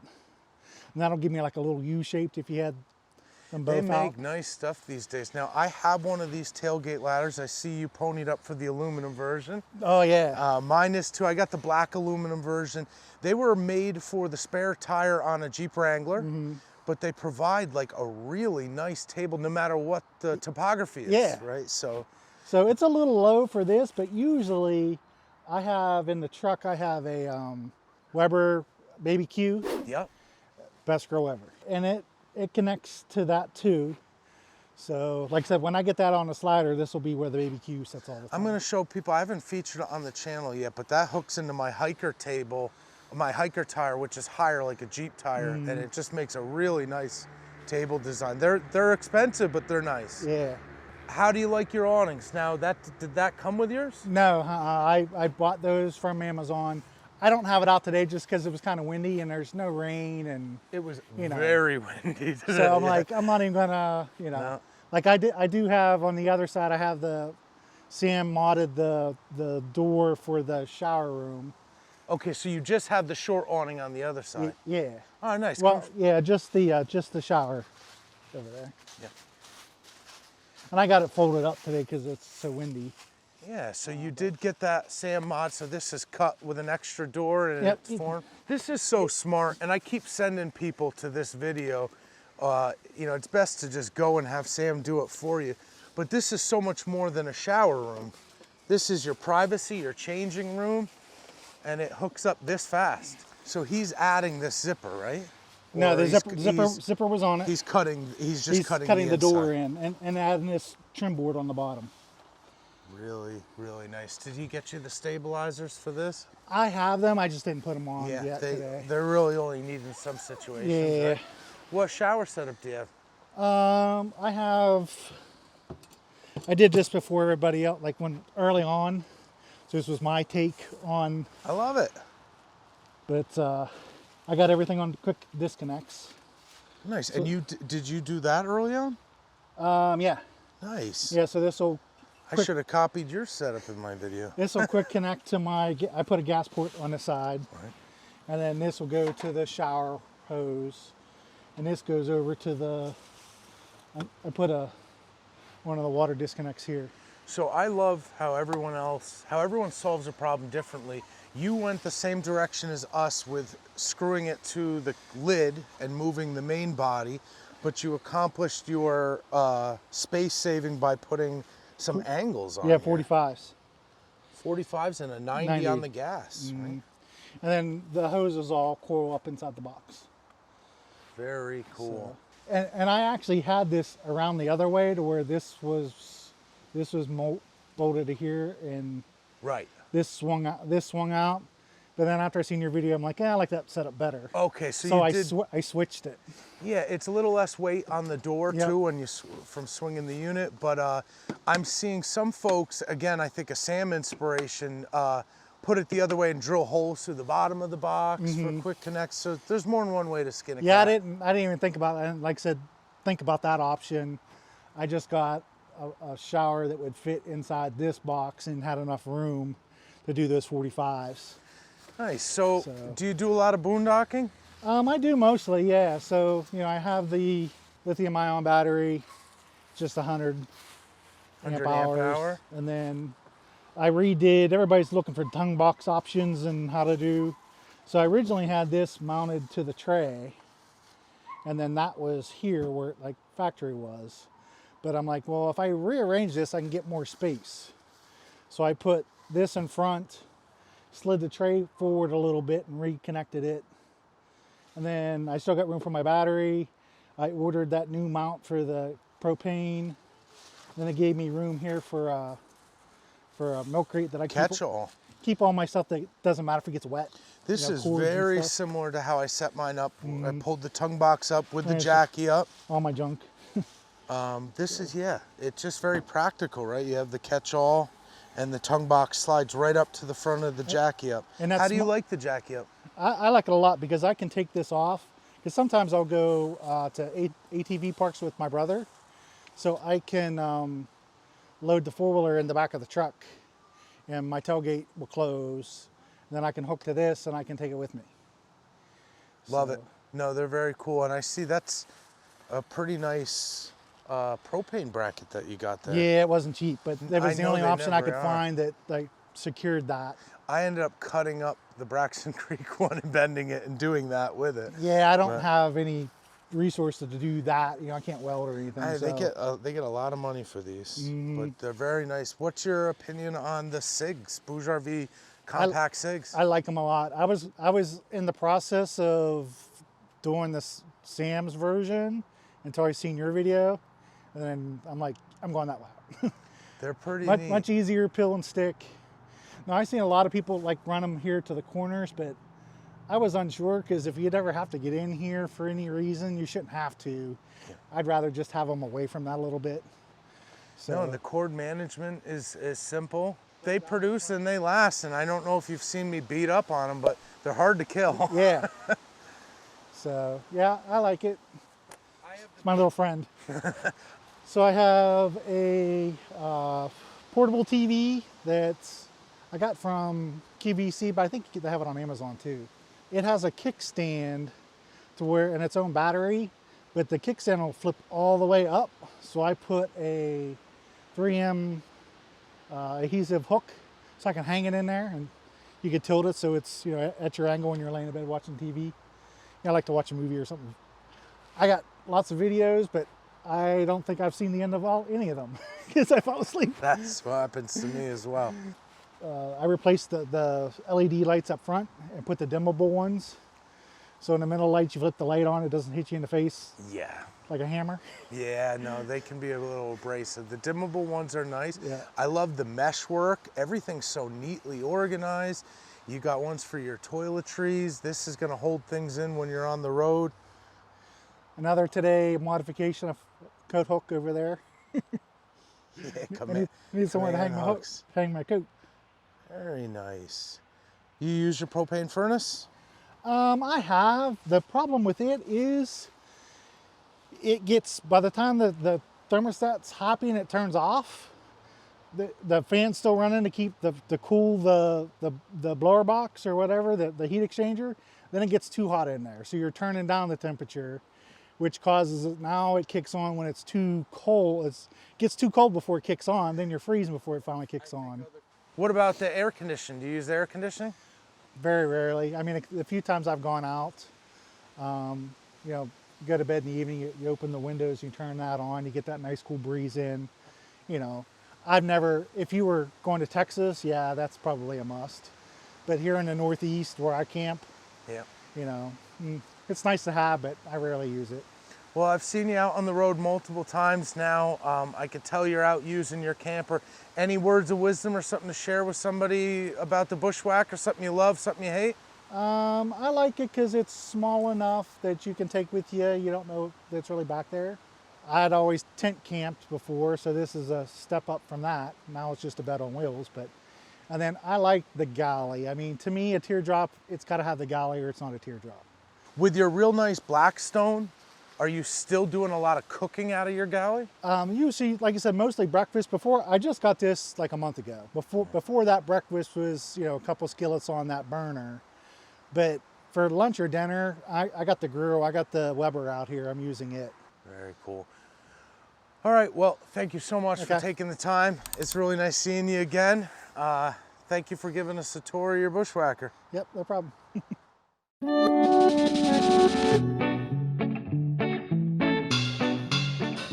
Hey everybody, I'm Jim.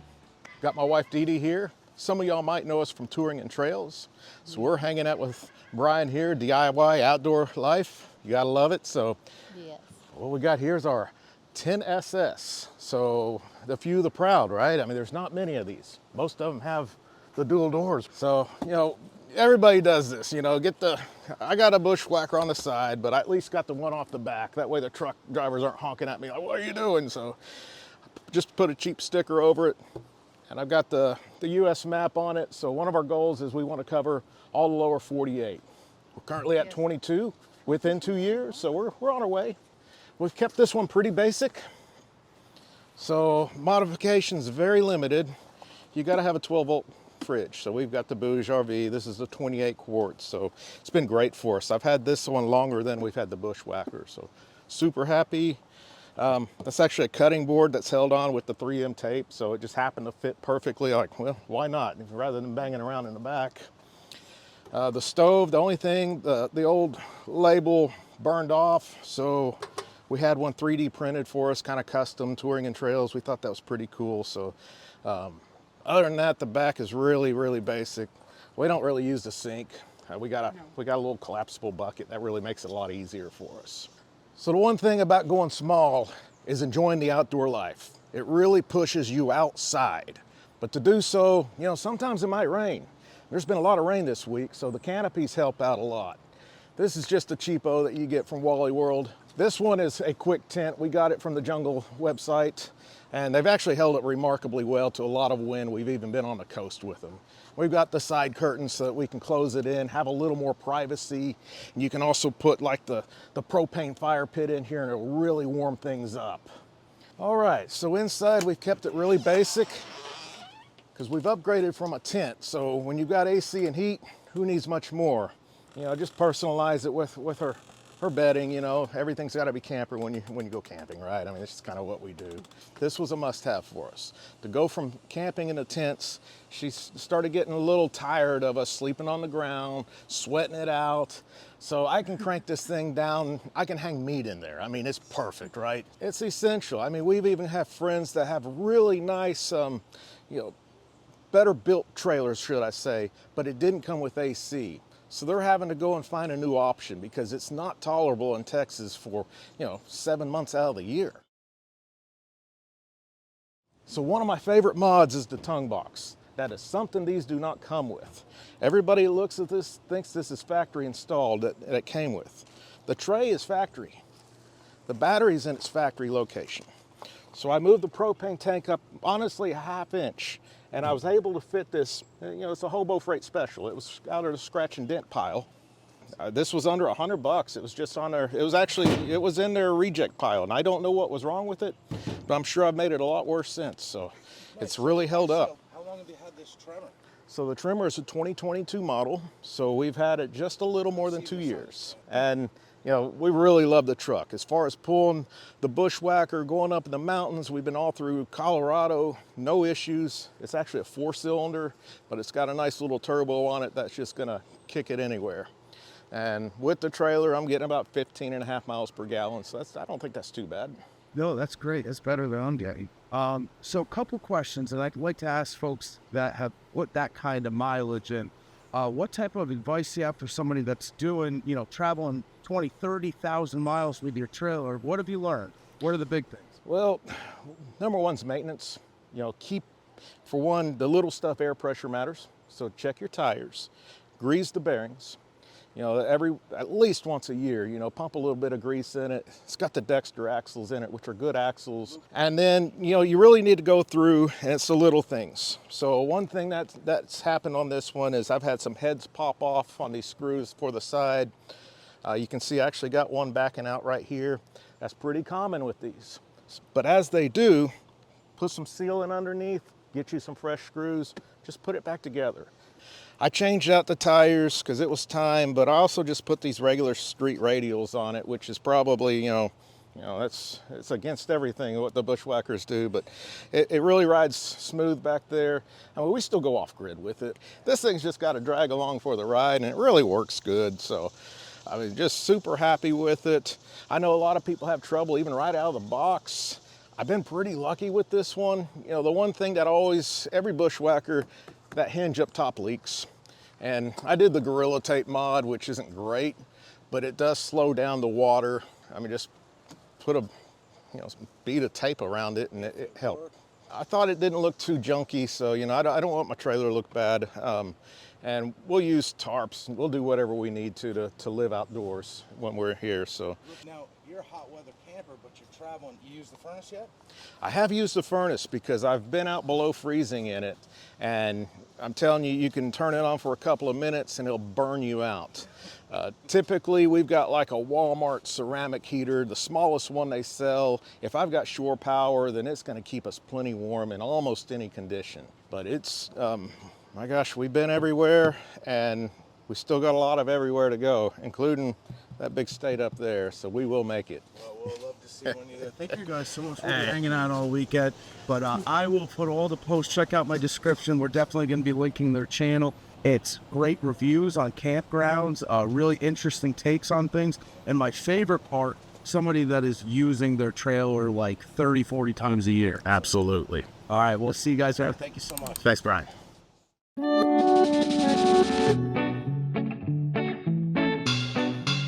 Hi, we're Jim and Michelle, Delaware, Milford in particular. 2023 Runaway Range Runner. Bought it in April of this year. Drove to Florida to get it. We bought it so we could actually tow with that RAV4. tows really well, actually. As far as weight goes, dry, 800 pounds, just bone stock. The way we got it set up now, it's about 1,100 with everything that's in it. 2023, they come completely empty inside. Everything in here we've done. I've got a queen size bed, 4 inches short on the length. I built the shelving, I built the bed frame. Bed frame will come completely out. They do, as far as we know, it's a stock box. We put the propane tanks on the side. They're 2 10-pound cylinders. Probably overkill for this size and for the amount of camping that we do. The propane is for the shower, which we have here, and an awning to come out over the shower. It's a Camplux, I forget what size it is, but I set a bracket up here to hang it off of, and then everything sits here, and we just get the water out of 5-gallon buckets. Perfect. So what I know about Runaway is they make a really good entry-level, low-cost trailer. It's very lightweight, but you chose to get one pretty bare bones. I think that's what they specialize in. Correct. And then everything we're seeing, you've done. Yes. So well, you just hang that Camplux? Yes, I just hang it here. Propane, we pull the propane tank off, bring it back. There's 2 5-gallon buckets. And obviously when this is out, the shower sits right here. The awning comes out. The awning's a benefit for 2 purposes, because when we're boondocking, it also covers the generator. Perfect. So that helps out also. So you're drawing, you have some sort of pump on your shower? Absolutely. Yeah. It's the Camplux. I forget the They make a bunch of different models, but one of them has a 12-volt pump, that is and correct. That's what will draw the water out and of the the 12-volt pump, we just run off the solar battery inside here. Very cool. Now, this is a modern Runaway, so this is non-wood. This is a composite material. Complete composite, 1-piece roof. We hope it doesn't leak. And if it does, nothing's gonna rot. No, there's no wood or anything, and it is a steel frame. It's not an aluminum frame. I would say that would be a benefit for a Runaway to consider, but I didn't build it, so. The tongue weight went up since obviously I put all this stuff on the back, or on the front, sorry. And this thing can handle it. It just does not like hills. But it gets good gas mileage. It does, actually. Believe it or not, about 14 to 15 towing this. Excellent. So, now, one thing that's unique for me with tiny campers, and I hope it shows up on camera, this is a 6-foot wide trailer. By 8 foot, yeah. So it's a 6x8. You're actually sleeping in the east to west orientation. Correct. So when you were talking about trimming your queen size mattress, and we'll show the inside in a bit, you're sleeping sideways. Correct. Yes. Very perpendicular to the way the trailer would travel. Yes. It's east to west. Like I said, I had to cut 4 inches off the queen size mattress. Yeah, would I like it to be just a smidge longer? Yes, but hey, it works. We bought an 8-inch foam, and I can't complain about the mattress itself. The length, yes. Well, very different for me to see a trailer of that width. I mean, it looks large, but it's still nice and low to the ground. You could fit this in a garage door probably without the top awning. We do. Oh, you do with the awning? No, I got 10-foot doors. Okay. So yeah, that helps obviously.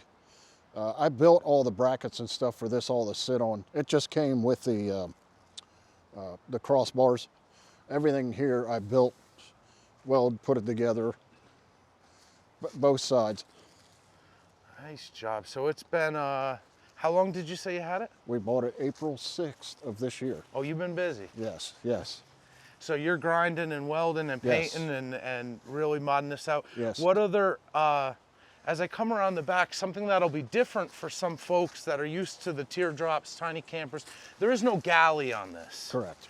So your storage is going to be internal and your cooking is outdoors. Yes, yes. Generally, you hope and pray when you get to a picnic site, or it's got a picnic table, which this one does. Otherwise, we don't have a table set up for this. Actually, we do, but we don't have one outside that we can actually cook on. We need to address that. So one thing I love to see with these tiny campers is extending your outdoor space, whether you want privacy or cooking or spending time outdoors. Tell me about this ARB. So we went with the, 825 by 825 or whatever that is. Yep, 2,500 mil. Yeah, and we went with a lot of SAM mods, and people know what I'm talking about, I hope. Adventures of the Memory Makers, I think that YouTube site is. We've featured a bunch on the channel, and I've actually walked through these, so So you've added strength. Yes. You've added stability. Yes. Did you do any of the cuts inside? Correct. All yes, right. we So did we'll actually. take us in and we'll take a peek. We did once again, I'll call it the sand mod. We did the mod here to actually make it so it goes over the fender. She sewed everything. I didn't do it, she did actually. She did a great job. And then it's all done, complete. Sits flat against the wall, which makes a heck of a difference. Yeah, and I think folks who watch the channel get the idea now, but it's, you know, besides looking a little neater than just draping the inside wall in, it's sealing this space in. It's sealing it for bugs, wind, temperature. From outside, I just heard someone say squirrels, well, and that's absolutely true. Oh yeah, because when we first got this, we had not made any of these mods. Our first camping trip, well, other than actually buying it because we camped on the way back up. But we left and came back and a squirrel had snuck in there and was eating her Oreos. Oh boy, yeah. You can't have that. Yep. So what a nice cozy space that this makes. Obviously it's got lights, you can open the walls up to a screen room, but these set up real easy and it just kind of extends the space of these tiny campers. What is this, 10 by 10 I think they are? It's just over 8 by 8. Yeah. It's a really nice, and ARB does such a nice job. I'm looking at the wire management and things that you have coming in, and this clear section with the LED light bar makes all the difference. So basically I built all the, like I said, these come empty, completely empty. Now when we purchased it, he had some temporary stuff in here and then he had an L-shaped bed. We pulled all of that out and I built the shelving to put in here and the bed frame. Like I said, we bought a 8-inch foam mattress. We left the flooring in, it's got the foam underneath of it. It's actually kind of comfortable. It's a little cool in the winter months, but yeah, everything you see in here is something that we've done. Do you have a rooftop fan? No, it's a solid roof. And I thought about penetrating it with a fan. I decided not to. These, with being a solid roof, they're not going to leak. Well, they're not supposed to leak. Yeah. So with composite, and I know that they're carpeting the ceiling there, which is going to help. They're known for the condensation in there, but all tiny campers are. Right. So are you using cross ventilation or do you run fans? Believe it or not, right now we've not had to do anything, but we've only run this twice, the little 1500 watt quartz. Got it. And it keeps it rather toasty in there. In fact, what was it, 48 here this morning? Yep. Roughly. That kept this and this probably about 10 degrees warmer than outside. It's warm in your awning room, and you have electric hookups here, and that does a lot for drying as well. Correct. Did you crack a window for ventilation or everything? No. Oh, wow. So, No. I mean, I'm usually battling some condensation, especially if there's 2 people in there, 2 people and a giant dog. Right. So the windows aren't fogging up bad, the walls aren't sweating. No, That's not great. at all. We did put the solar battery in, and she got on Amazon and purchased all these compartments to put in the shelving that I built. Really nice 2-door setup, and I love the storage in there. The air conditioner, by the way, comes with the camper. I believe every Runaway is built with an air conditioner installed already. Well, the trailers, I think, are made in Florida, right? Correct. So it's less of a luxury down there. I like how they do it. Adding an air conditioner to a tiny camper is a challenge. So now, do you have a detachable cover for that? No, it's actually covered. When you look at it, I think it was a steel or aluminum cover, and it's got the grate across the front. I don't really see where I would need a cover for it.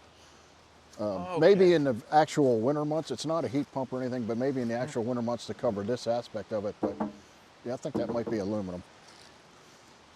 Very nice setup. So I've seen a bunch of Runaways on the road. I've always been such a big fan because I'm into good entry-level campers that we can mod out ourselves. Right. This is the most thorough tour I've ever done of one of these Runaways. Right. I'm impressed with the build quality. I'm impressed with its weight. What's your feedback on this, Bill? Actually, I love it. I'm not going to lie. It would be nice to stand up, but I think all of us here today probably wish we could totally stand up in our trailers. From a standpoint of cost, that's where you benefit from this. Because honestly, when her and I we did tent camping. It was all about being able to have a place to sleep. We don't spend a lot of time in the camper. Obviously you're sleeping in there, you might be changing or whatever, but there's not a whole lot of time spent in there. And our whole thing was, I want some place to sleep comfortably and then be able to get out and do whatever it is that we want to do. Well, this is absolutely my favorite type of person that comes to tiny campers. Somebody that did the backpacking, they love the outdoors, they're not looking to you know, get a 40-foot camper with high def large TVs in there. I just want a comfortable night's sleep so I can stay out here for longer. Yes, exactly. Yep. Well, it was really nice meeting you. Thank you for showing me this awesome camper. Everyone's gonna ask, you wanna give me a ballpark of what a 6x8 Runaway costs? If I count in all mods, we've got 12 grand into this. And that's counting all of your modifications. What's the stock price on something like this brand new? Without putting my foot in my mouth, Yeah. I believe these are like 8,100. Okay, and we can look it up online, but I know I'll get 45 comments asking. So, thank you so much. It was really nice meeting you. Brian, appreciate it. Thank you guys for watching the channel and giving us a tour of this really nice Runaway. Yep.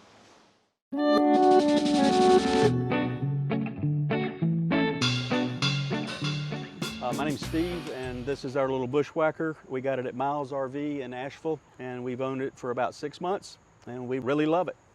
So basically, I'm the orange guy. I love orange. I have an orange pickup truck. I've got orange decals on the car.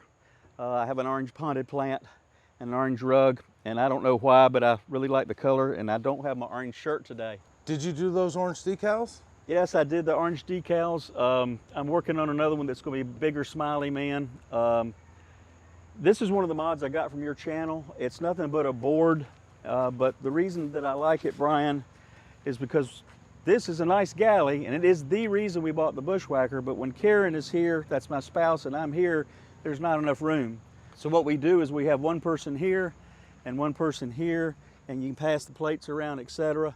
That's nothing but a board, a hinge, and a stick, and some magnets to hold it down. The galley's the best feature. Our story's a little different. We started out with a tent, and then after the tent we went to a 19-foot self-contained, then to a 27-foot self-contained, then back to a tent, and then as I got older I decided I wanted to get into something again that didn't leak when it rained. This is just so handy. When you're ready to go, it's already packed. Everything's already in there, ready to go. So you ditched the K2? No, I have the K2. So we like bushwhacking, boondocking, and we like being in campgrounds. So this is not screwed down. It's just the original strap, so I can yank that little $55 Walmart microwave out. I can yank these little shelves out and go back, put the cooler in. How do you like this, Coleman? Is that a grill or a cooktop? That's a grill. It's an old-fashioned, and I like it just fine. It's small, but it's just two of us. So, you know, we were talking before you started filming. This is my favorite mod. These are $3 at Walmart. These are little bungee things, and we use them for everything. We tie this down, we tie this closed, whatever we need. Everywhere inside the camper, anything that floats. Suction cups, magnets, and bungees. Anything, yeah, yeah. Stock up on all of them. Did you do that hinge mod, or did the new Bushwhackers No, we did that. It comes up in a little drawer thing, and it's so awkward. So I just got a straight line there and here and worked it with a piano hinge so I could get in and out a little easier. This is a mod, and you've seen it 100 times. This is literally $6 off Amazon to work on the sink. Something that works real good. We were in a campground about 2-3 months ago, and when we were checking in with the reservation, the lady asked me if that was self-contained. And I said, what do you mean? The answer is yes. And she said, well, I need to know because, you know, we don't allow gray water on the ground. And she was really nervous about the fact that I was going to put it in a bucket. So we ditched the bucket, and now my drain drains into a hose. And when I pull in a campground, I take that hose and stick it right in the sewer. And we have no more arguments about gray water. So this is kind of silly, but this is all the blue jeans that I ever owned as a teenager. And my grandmother, who's now deceased, sewed them all together. And it's not the most quality item in the world, but it fit what we wanted. Inside, we did some stuff that we saw you did. The lights are just so bright. So we went with things that you could dim. We put the little units that you can just put one on and not all three at one time. And to tell the truth, this is this outside speaker, and it's got a stereo that's Bluetooth. And this is the upgraded, much nicer one. It's not high end. Go get you one of these JBLs. Yep. Hook it up to your phone and play your music. I still don't understand why some of these companies don't watch videos like this. I've done 65 Bushwhacker tours, and everyone says they don't want that stereo. And you said it best. You said, hell, you upgrade your speakers. And you say it every time. You say, do you use it? And they go, no. You know, and I've met people that have used it because it's there, but if they gave you a Bluetooth speaker with it, it would be more useful.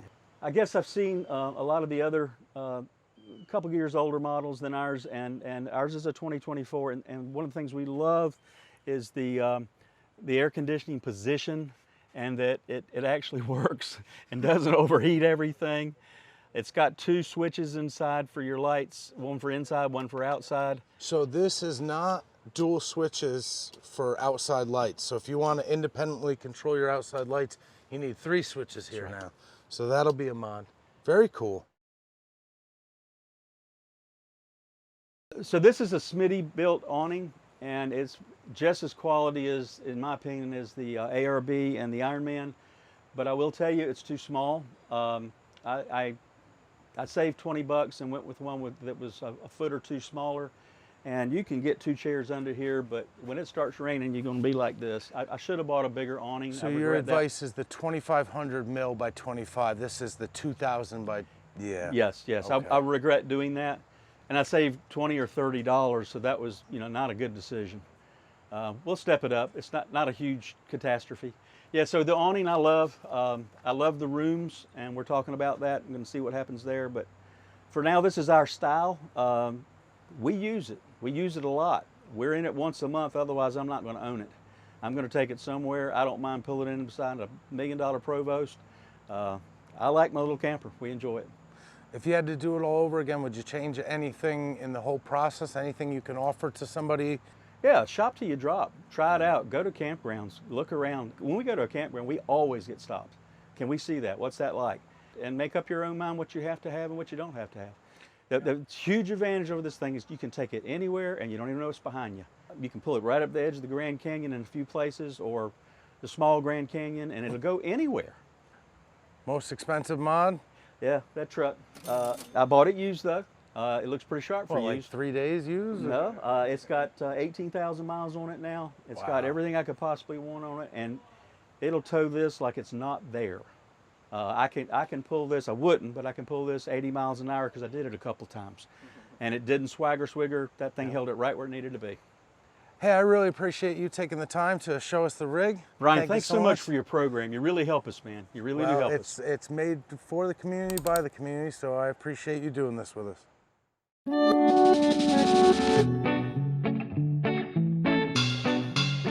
Okay, hi, I'm Debs Jordan, and I am from Jacksonville, Florida, and this is my very cute Aliner Ranger 10. It is my bedroom on wheels. Nice. You want to take us on a tour? I do, and it would be a matter of you just stepping your head inside. So you have set this up. You've been using it a lot?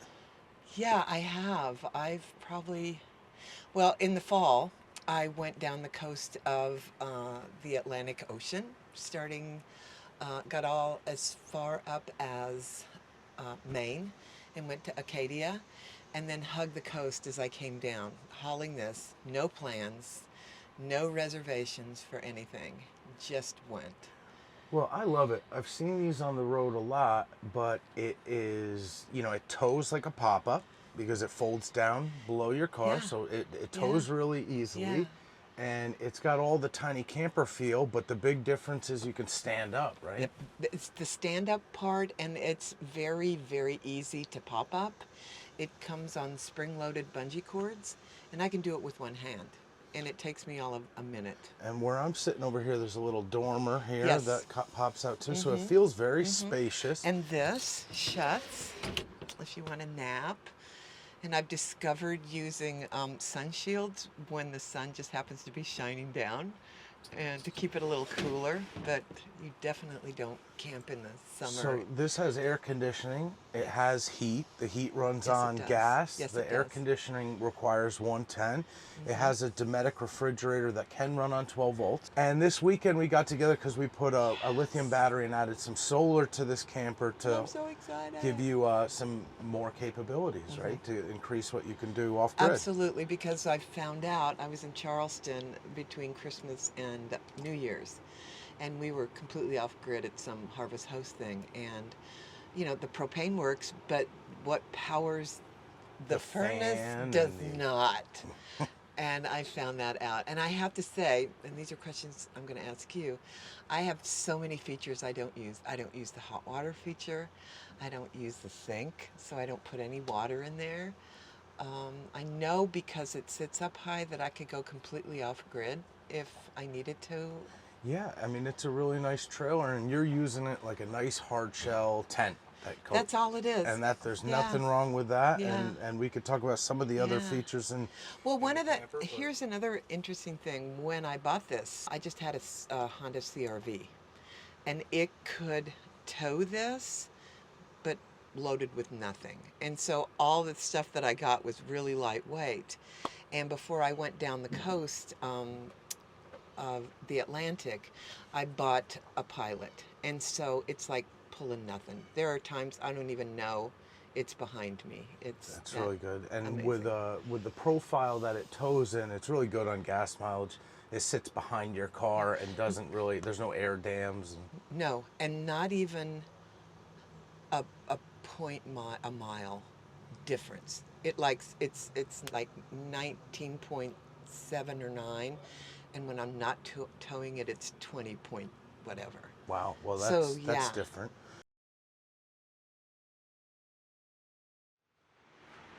Yeah, and the cool thing is the dormer just pops up and down real easy. Boom. Wow. And it's in. Okay? Yeah. It has a fan overhead that goes both ways. I do have an outside shower. I can hook up. There's the water plugs. So you have city water connects. You do have a water reservoir on this. Yes, There's I do. furnace exhaust. There is the outside shower. There's a hot water heater. Yes. I mean, that's a fridge vent. This is a very well equipped trailer, whether you're using those features or not. Exactly. It's meeting your need, which is to be able to travel and bring a shelter along with you. Yeah, definitely. The only thing I would say, the drawback is you have to erect a canopy because you're out in the water. But I've seen a hack where you use the half of umbrella, like the balcony umbrellas, and you could put it right there, and it would, when you step outside, you know, in time to put your umbrella up to go someplace. Yeah, I bet even like a nice lightweight 10 by 10 pop-up would look good. Yeah, you know, just something to get out of the weather when you're outside. Well, just something I can put up, because a lot of these take 2 people. And that was the big thing, is I wanted it to be something I could do. I am solo. I do not go into Walmart parking lots and stuff like that. I usually go in the protection of a state or a national park. But before I bought this, I did 2 cross countries to the Pacific Northwest in a tent. I see that your tow vehicle is like mine. You're camping out, but this is mostly cold snacks. Yeah, in all seriousness, I do not cook when I'm alone. I might heat up water and do my coffee. I need that. You know, I need my French press and I need my electric toothbrush. So are you eating out? You're going on the road and Either stuff that or those? just go get prepared foods and put them in there, or put them in my refrigerator. But until now, I was at the mercy of a cooler. I don't cook inside with the Coleman. Right. Because it's, you know, the I'm with you. I don't either. Yeah. So you set up a little Yeah. kitchen outside. Yeah. I'm looking behind you. Is that a storage pass-through? Yes, it is, and it's very, very small. This is actually, this was the last thing when I took my Atlantic trip that I put, because I didn't know what to do with it at home. Okay, and it has served me as a privacy thing. It goes here when the air conditioner's on because there's hot air coming back there. This is very small. I wish I had more outdoor storage. But you see it doesn't go back very far, but it has, you know, like the tire, the jack thing and all my other, like the chucks and so forth. But I mean, this is quite an engineering feat. You see that? that? It's, I mean, it's hard shell, but it doesn't leak and it opens up easily. You said you do it with one hand. And you can see these things here are stabilizers. That was an add-on, right? No. Oh, that comes with now, the original ones didn't, but this is like an upgrade from whatever unit I had. But I don't always put them up, you know, if I'm staying in extended or, you know, it's windy outside. So how do you rate your camper? You've had it for a year. You think it's the best thing ever, or is there things you'd like to see different? Well, I wanted solar panels and I got them.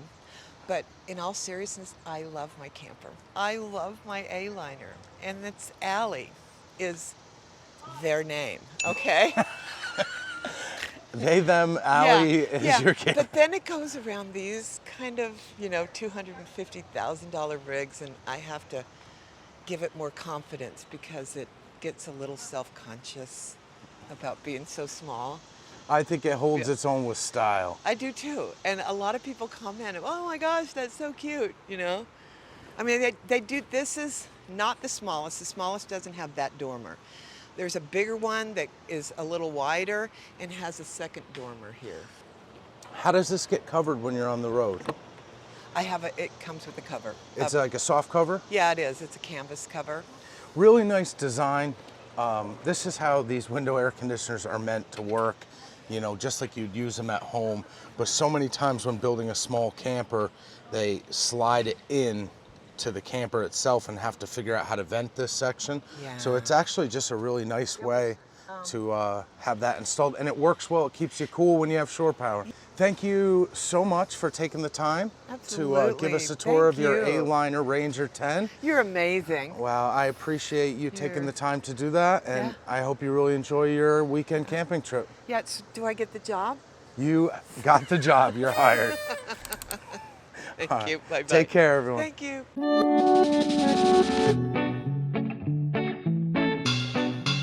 How you doing? My name's Andrew. I'm from Columbia, Missouri, and this is my 2023 Bushwhacker 10 HD. It's actually a 2022. Either way, they're the same. they're all the same. We got it in March of 2022. Haven't done a tremendous amount of stuff, you know, your standard. We went to the 11-pound propane tank with the most expensive bracket you can find, the cheapest toolbox that would fit, your handy dandy milk crates on some wood. Jack you up so when you're driving you can lower your tailgate. But I love the catch-alls, but I see you have the Lippert one that you can... Yeah, I got the Lippert swing jack. So this way you can go manual, or you can flip it over and you can use your driller impact with a 3/4 socket. This thing just actually, using it by hand, has a little smoother action, and let's just say I might not have raised the other one all the way up when I was pulling in my driveway. I might have ruined it, so I needed a new jack anyway. Sometimes ruining our stuff is the best way to upgrade. I could probably bend it back. So before we even jump over to the Bushwhacker, I see you got some overlanding gear too, so... Yeah, very overlaid. I didn't want to use the space in the back of the camper for the fridge, and this is kind of like base camp mobile. So if you do go out and about, you can then still make lunch and have cold drinks and all that good stuff. And the all-top 4-wheel drive slide, and an Iceco ALP 55. It's a very nice fridge. What are you powered off? It is powered off of a Blue Eddy 70. Okay. That lives in the back of the vehicle, and then the wire just kind of goes through. The soft topper, I very rarely lift this up, but I got some chairs out.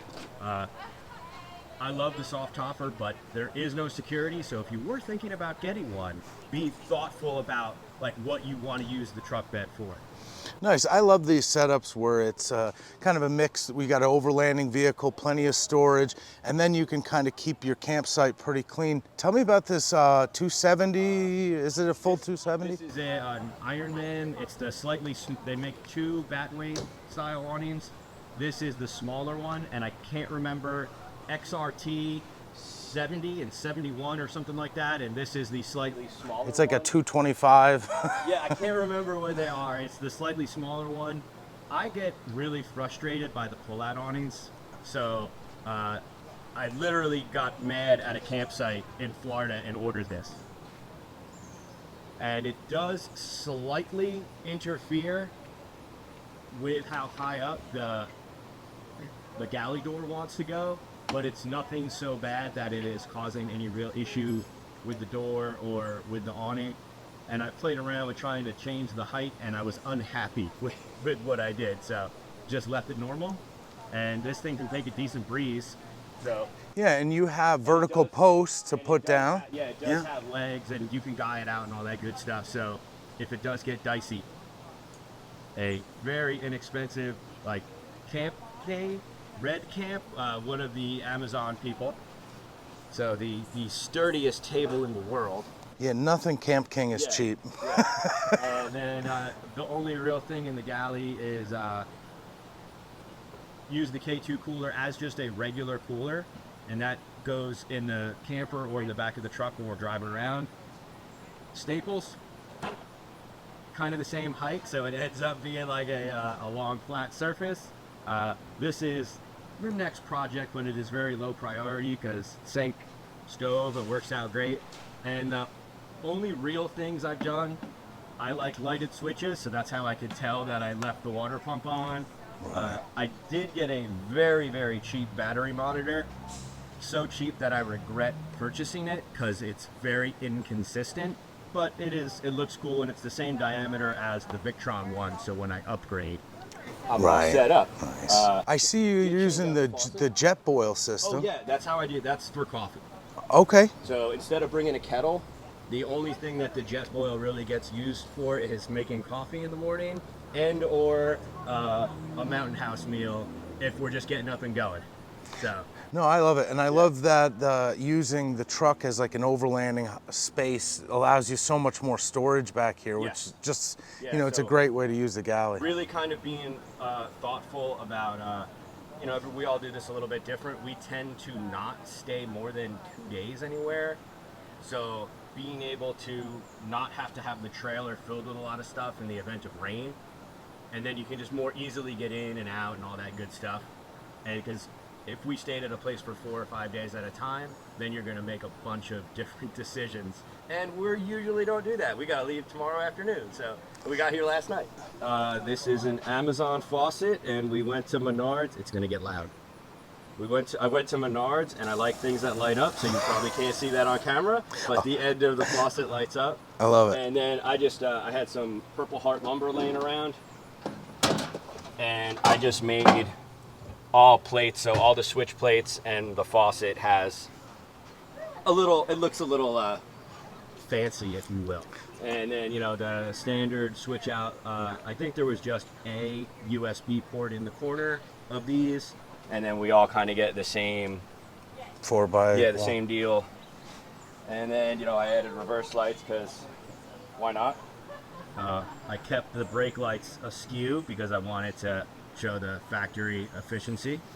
So I was going to straighten them up, but then I'm like, why would I want to do that? So you wired into the yellow wire on your 7-pin, which is normally open on trailers, but it activates with the reverse light? That is correct. So I ran wires back so that way when they're not on a switch, they are on the reverse. So when the truck goes into reverse, we do have reverse lights. So tell me about your camping trinkets. I see you got some levelers for the tires, you got rugs, you got an awning, barbecue grill. This is the second time we've ever used it. I've carried around a bunch and it was like, well, we might as well break it out. The grill, we are actively forgetting that we have cookies. Okay, they're being checked. So we did change out the factory lights for the touch ones that will go blue. Ah, no bugs on the blue. And then we did, well, I should say I might have left the original fan open and it broke. So I You did like to replace it. break things to replace them. Yeah, you know what? Until you said that, I didn't realize that. But maybe that's my thing. I'm gonna learn from you if I want to guess. So I went with the max fan with the rain cover, so I can leave it open. And standard Miller trifold? Yeah, Miller trifold. The only thing that I did a little bit differently is I cut it up and I cut the underbed storage. I didn't get rid of the underbed storage. So with the subtlest of maneuvers, so we can lift up the mattress, and we're not trying to interact with the back mattress. So because I was like the underbed storage, I found it frustrating trying to access. Nice. I love that you got the max fan. Was that an easy project? Yeah. Very, very easy. Didn't want to lose the outside port, so just moved it out here. Have I or will I ever actually use it? I have no idea. But I have used it to winterize and de-winterize, so I know it works. I did do the take this all apart and put some galvanized metal in there, and mine did have a pretty good slope on it from the factory, so didn't really have to worry about that too much.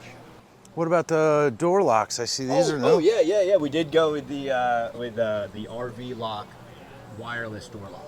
I'll put a link in the description for that. I see a lot of people are doing that, and you can set the code and key them on both sides. Yeah, extremely expensive. It was like $300 for both of them. Oh wow. Like, or whatever it was definitely a buy once, cry once. If you got a new Teardrop tomorrow, would you do it again? Without even thinking about it. Okay. In fact, I still have the old lock, so I'd probably switch them out. But if the person who wanted to buy this and I was selling it was like, hey, we really want the lock. Yeah. If you left your trailer out and it broke and you had to buy a new trailer. Without a doubt. Yeah, probably the 270 awning and the RV locks are probably without a doubt the two. This is just awesome. And the batteries have been in there for like almost 2 years. So I should probably check them because the keys are inside. Now, when I take a look at this map, you've put some time behind the windshield. Yes. Any advice to somebody traveling with a Teardrop camper, anything you've learned on the road? It's a lot easier than you would expect. Because of the size of the vehicle, you are not worried about if you pull into a gas station, is it going to be big enough for you?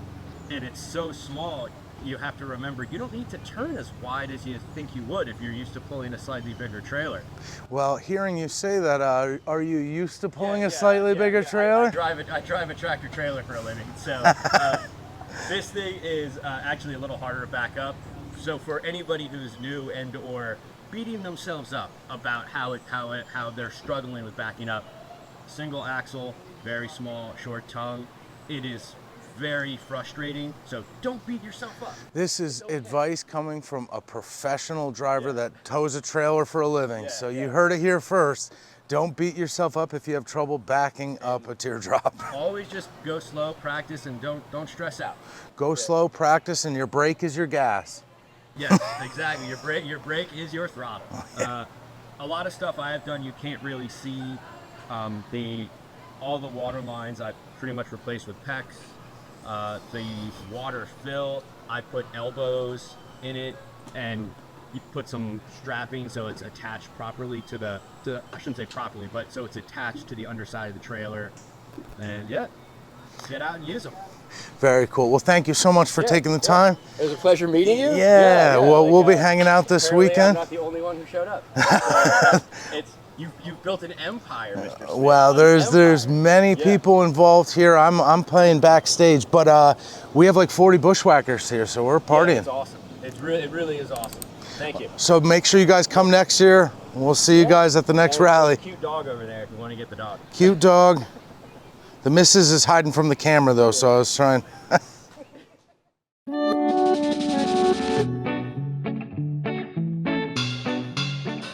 Hey, I'm Anthony Beck from, now I'm from Florida. I snowbird, so 5 months of the year I kind of just disappear in this thing, and the other time I'm down in Florida enjoying that. So we bought this 2022 FreeSolo. We're literally leaving in about 4 or 5 days. Called up Bryan Smith, kind of tortured him on the phone a couple of times. We put a 180 watt panel up top, a Bouge fridge, and then hit the road for 10 months. So you spent 10 months in this Teardrop. Yeah. Now, I know a lot of the story we had met before, but you know, you've done a lot, and it looks like some of these mods involve going to see the wizard as well. Yeah, so we did about 10 months, 8,000 miles across the country. I took it up to see Sam up in Indiana. I call it my yearly migration. I leave Florida, kind of head up through Tennessee and go see him. And the first time last year, I got the ARB room pinned to the wall. So that was kind of nice to have everything enclosed, and a whole bunch of other little things. So this time around, this was the second trip around where I added in the shower. So, yep, we nice Camp Lux. Yep. Adapted through the box. You're on 1 pound, and you got the water being fed from your tank pressurized. Correct. We put this on the outside, and I moved the water tank, the water pump for underneath, as opposed to up top there. So this is set it and forget it. You hook this up and you leave it at camp, and so nice. Yep, and it travels beautiful. It's a Harbor Freight box and does a fantastic job. Shower, kick-ass shower. We had this put on here, and Sam modified it so it actually against elastic is right to the door as well. So not only can you use this to shower, but it's like a vestibule. Yeah, or something, this is a perfect like changing room, and it takes about 30 seconds to pop open. So if you're on the side of the road or a Walmart or anywhere, you just need a little privacy, or if you're in camp and you want to use it as maybe a bathroom or whatever you'd like, just a changing area, you're just not out in the open. So very, very simple to do. I would recommend this. This and the shower is just unbelievable. So this is the premium with the roof, but the big difference is all the stuff that Sam's modding it out with. You've arched the ceiling. Yes, so you for can rain. still use that ARB over top of it, yes? Yes, sir. I actually have the room for this side as well, but that's kind of like putting the shower inside of the room. So I probably won't do that. But what to if have you need privacy from the person you're camping with? Correct, right. So if you take us up front, I see that you've managed to attach a bunch of things up here. Yeah, we had this. We were traveling through Ohio on our first trip, and then we had a Thule rack out the back, and that snapped. So along the way, we had this sent to the campground and put this up, and the bikes have been on that. That seems to work great. The jacket. Inside here, we have just two 6-volt batteries. That's what I started out with the solar, and that has really treated me really well. It's a good point. So you've lived almost full time. You were out here for 10 months with this being your primary residence. Correct. 180 watts of solar and lead acid batteries, and you didn't have any problems. None. So, and we run the fridge 24/7 and just some lights. We don't use a whole lot of power for other things, but just running the fridge and any lights or anything we want, all done from the solar. So the price of lithium is about 80% less than it was when you made this decision. Sure. But if it ain't broke, don't fix it. You're Correct. going to ride these until they're not good anymore. Yes, and I could see maybe next year my trip up to Indiana to see the wizard. We'll see what's going on then, and that might be a time to kind of upgrade. I carry a lot of weight in here, and I'm driving a Subaru, which does pretty well, but the lithium may be a little lighter. Oh, it's definitely than gonna be. these two. So hopefully, maybe I'll upgrade to there. But I'm loving this Thule box. Yeah, it's perfect because I mostly put like a lot of the rugs and stuff like that, and stuff when it's dirty if it doesn't dry out. I put that up in there, and then carry the rest. See, these are the little tips. The difference between someone who goes, Labor Day, Memorial Day versus somebody who went for 10 months. Correct. There is a whole different dimension that kind of reveals itself when you're trying to live out of a teardrop. Right. If you're scooting away for 4 or 5 days, you can make do with pretty much anything. If it rained one day like it did the other day, you're like, whatever. But if you're out for a long time and it rains many days, and you want everything set up where you got your little system down. So when you're living on the road and doing your traveling, you sign up to national gyms or what? No, I'm with a YMCA, yeah. So which is great because I've gone in the middle of Indiana up by Sam. I've gone to a YMCA. He's like, I didn't even know we had one up here. So yeah, I've been. So you can get showers, you can get a workout, you can go in, stay healthy. The difference is we can't eat s'mores and hot dogs every day when we live in a camper. Correct. And I do like to hike and stuff. We just came back, our neighbors here, and we just came back from like a 3-mile hike On down the the road. Appalachian Trail. Pretty close to it. There was a creek there. It was beautiful. We just got back just now. So that's what I like to do, and I like to be able to come back and take a shower. It's unbelievable. Life's small pleasures. So well, nice. Let me see this crazy decked out ARB room. All right. It's a little busy. It's getting used. It's authentic. It's very much so. Sam promotional items. And this is the 6.5. Yeah, this is the 6.5 by 8. I would have liked the 8, and I didn't know this came with it, the 6.5. Well, let's see. We haven't really done. The air conditioner. There was some water getting behind the air conditioner. So last year when I went up by the Wizard, we pulled the whole air conditioner out. He bent some tin and he kind of maneuvered it around a little bit, and now it's beautiful. Just everything goes. The water leaves where it's supposed to leave. But you're living out of this trailer. Pretty much, yeah. Yeah, for at least 5 months. I go down to Florida and I'll stay a couple of different places, some timeshares, some family and stuff like that. But, have you used the furnace? I turned the furnace on for the first time in June when I went up to see Sam after I had it for 2 years. So in your travels, you have avoided places that are cold. I have. But you're originally from New York, so you know what cold feels like. I do, and that's probably why the first 2 years I just found places that are a lot warmer. Believe it or not, that fan works fantastic. And we made these. This is probably the best mod. And these are window shades, like sun shades. Yep. Cut to that with just little Velcro here.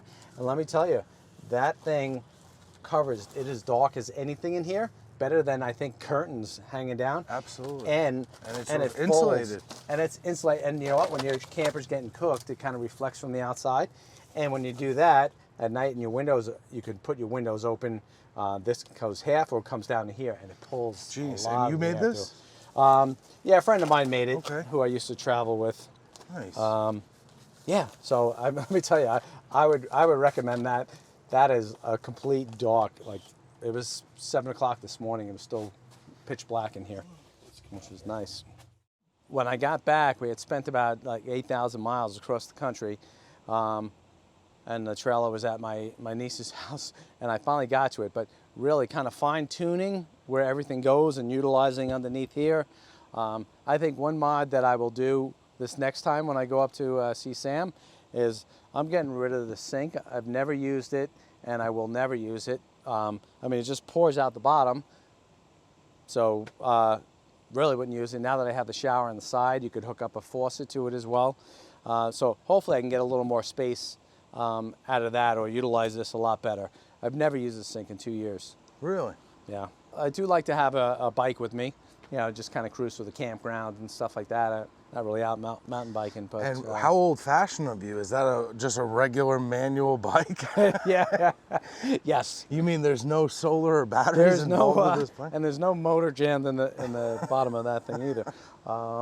So simple, like cooking and stuff like that. This burner works plenty fine. I usually make something that's can last for a couple of days, and I'll eat that. I'm pretty easygoing with that. I make bacon and eggs breakfast, peanut butter and jelly for lunch, pancakes. I eat a lot of breakfast for dinner. So it seems like you're pretty breakfast-centric. I do like breakfast. Do you go out to eat a lot? And some bread, and some Italian bread. Do you go out to eat a lot on the road? Or? No, I would say not. I'm pretty frugal that way too. If we go into a town and stuff like that, we like to partake in like the the food, the beer tavern type of atmosphere. And wherever I go, I try to eat kind of like their local food or beer, which is kind of I think that's kind of neat to do, and it gives you a sample. And we traveled, out all the way from Florida up to Acadia National Park, and then all the way out to Utah. So we covered a lot of area, in the Badlands and stuff like that. We camped right on the ridge. And where's the nicest or one of the nicest places you camped? We did like the Badlands were kind of neat. That was pretty neat. Michigan was really nice. Really? Over the Mackinac Bridge and around Lake Michigan. We camped right along, literally on the side of Lake Michigan. So that was pretty nice there. Hey, I really appreciate you taking the time. Oh, I did not mention too that it really was Bryan Smith that fired this thing up right from the start. Well, it means a lot. I love to hear that, and I hope you're inspiring somebody else. You just decided to get in this thing and go and learn as you went, and it's great to see a couple years later that you still have it and are having a blast. Yep, awesome. All right. See you guys next time. We'll see you.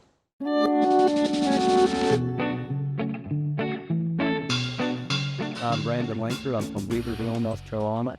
This is our 2021 10FB. In the tongue box, I have solar charger, which is connected to 100-watt panels.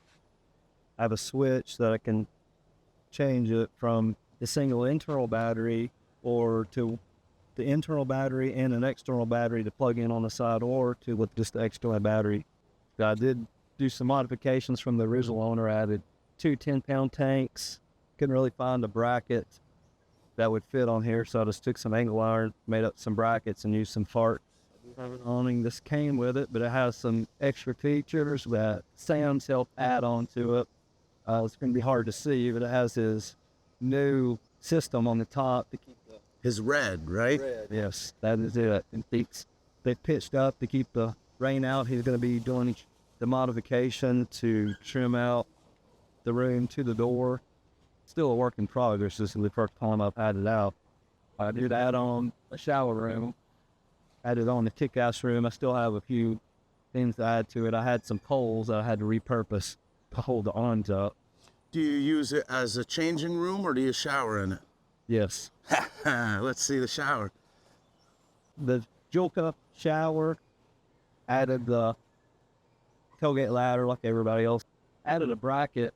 The bracket they sell, added that onto it so I can detach this. I don't really have a box or cover, but I can put it inside. So Julka sells a quick detach so that you can mount and unmount rather than keeping it there all the time. Pretty simple. You take this. Pretty cool. Now I see to supply it with water, you got a port down here. Did you do that? So I relocated and used an marine grade pump and moved it out of the internal under the kitchen, put it underneath. Then I plumbed in this port to be able to do a quick connect to the shower. Plus it's the lowest spot, so I can just plug something in there and drain the tank all in the same spot. This is pretty much as it was when I purchased it. My plan is I'm going to be redoing the kitchen, taking out, moving the sink to the left-hand side, getting some more counter space, raising up the countertop so it's all one height, taking out the stove because they use a jet bowl.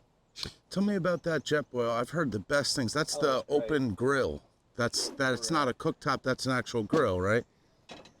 Well, no, it's 2 burners. Oh, okay. So it'll replace this burner.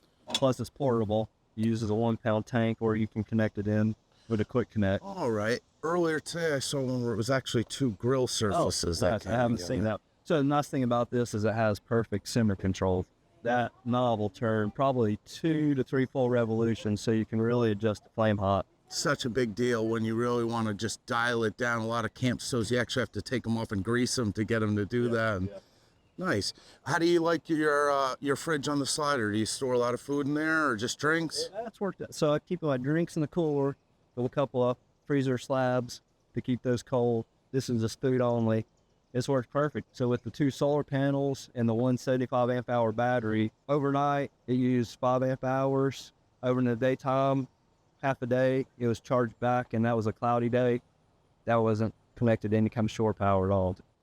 So I notice you're set up for 1 person on the interior. Show us. Right. So what I did, I saw this on the forum where somebody had taken a single platform, cut the legs down. I did the same thing, added a single mattress. I got a secondary mattress. If somebody's with me, I can lower it down, make it into the full queen. But if it's just me and the dog has a perfect place to sleep here. I have a place away from the dog. Really nice. Was the TV in there when you got it, or you did that? It was in here when I got it, and it runs on 12 volt. They have a separate converter behind the TV, so if you want to run it off the battery, you can. Very nice. Now your awning room here has lights, right? I see a wire. Where's this wire going to? This wire is plugged into a power port at the back. There's my on and off switch. And then, I don't know if all these awnings have the lights on them, but this one has a light, and it runs down and connects to it, and you can actually goes from amber light to a white light to a soft light. Very nice. And you put just a standard little 12-volt plug here. You did this, or? The previous owner did that. Oh, you got a pretty good deal here. Somebody modded out your trailer for you. Zero complaint. Now, those of us that come from backpacking, this feels like the lap of luxury, doesn't it? Yes. So this is when like a holiday ends. Have you used the air conditioner? Last time was the first time I used it. How'd it work? Works good. It worked really good. It was, so with the 10FB, with it being in the middle, there's still issues to mitigate there. I think that it is not taking all the humidity out like it should be, because that's contained. I got to do something about that. Exhaust that cavity. That's what I was wondering, was if the previous owner had done some of the AC mods, because I mean, had been done, but they still need a little bit. I think even after you do it. Yeah, there's a ton of great ideas on the Bushwhacker Facebook group. You know, people have gotten it down, but it's a challenge. All right, so for anyone else transitioning from backpacking to teardrop camping, any words of wisdom or cautions? I probably think like everybody else, you can spend more money and get something that's better. You're going to double what you spend. This is a good entry point, especially if you're handed. I love that, and what I love probably the most is now finally we're seeing a secondhand Bushwhacker market. So you can even get into one of these if you're not so handy and have somebody has already done most of the mods for you. Well, it was really nice meeting you. Thank you so much for coming along. I hope we have a great weekend. Thank you.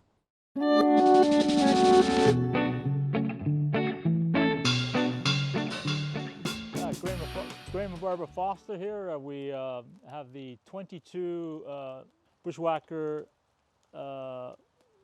heavy duty 10 HD. 10 HD. Thank you very much.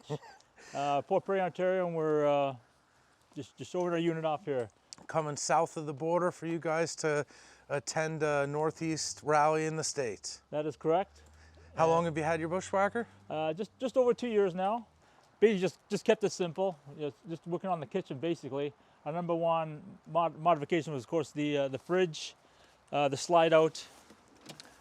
That was the number one modification for us. So you got the Bushwhacker V23. You put it on the slider. How have you liked that as an upgrade? It's a game changer for us.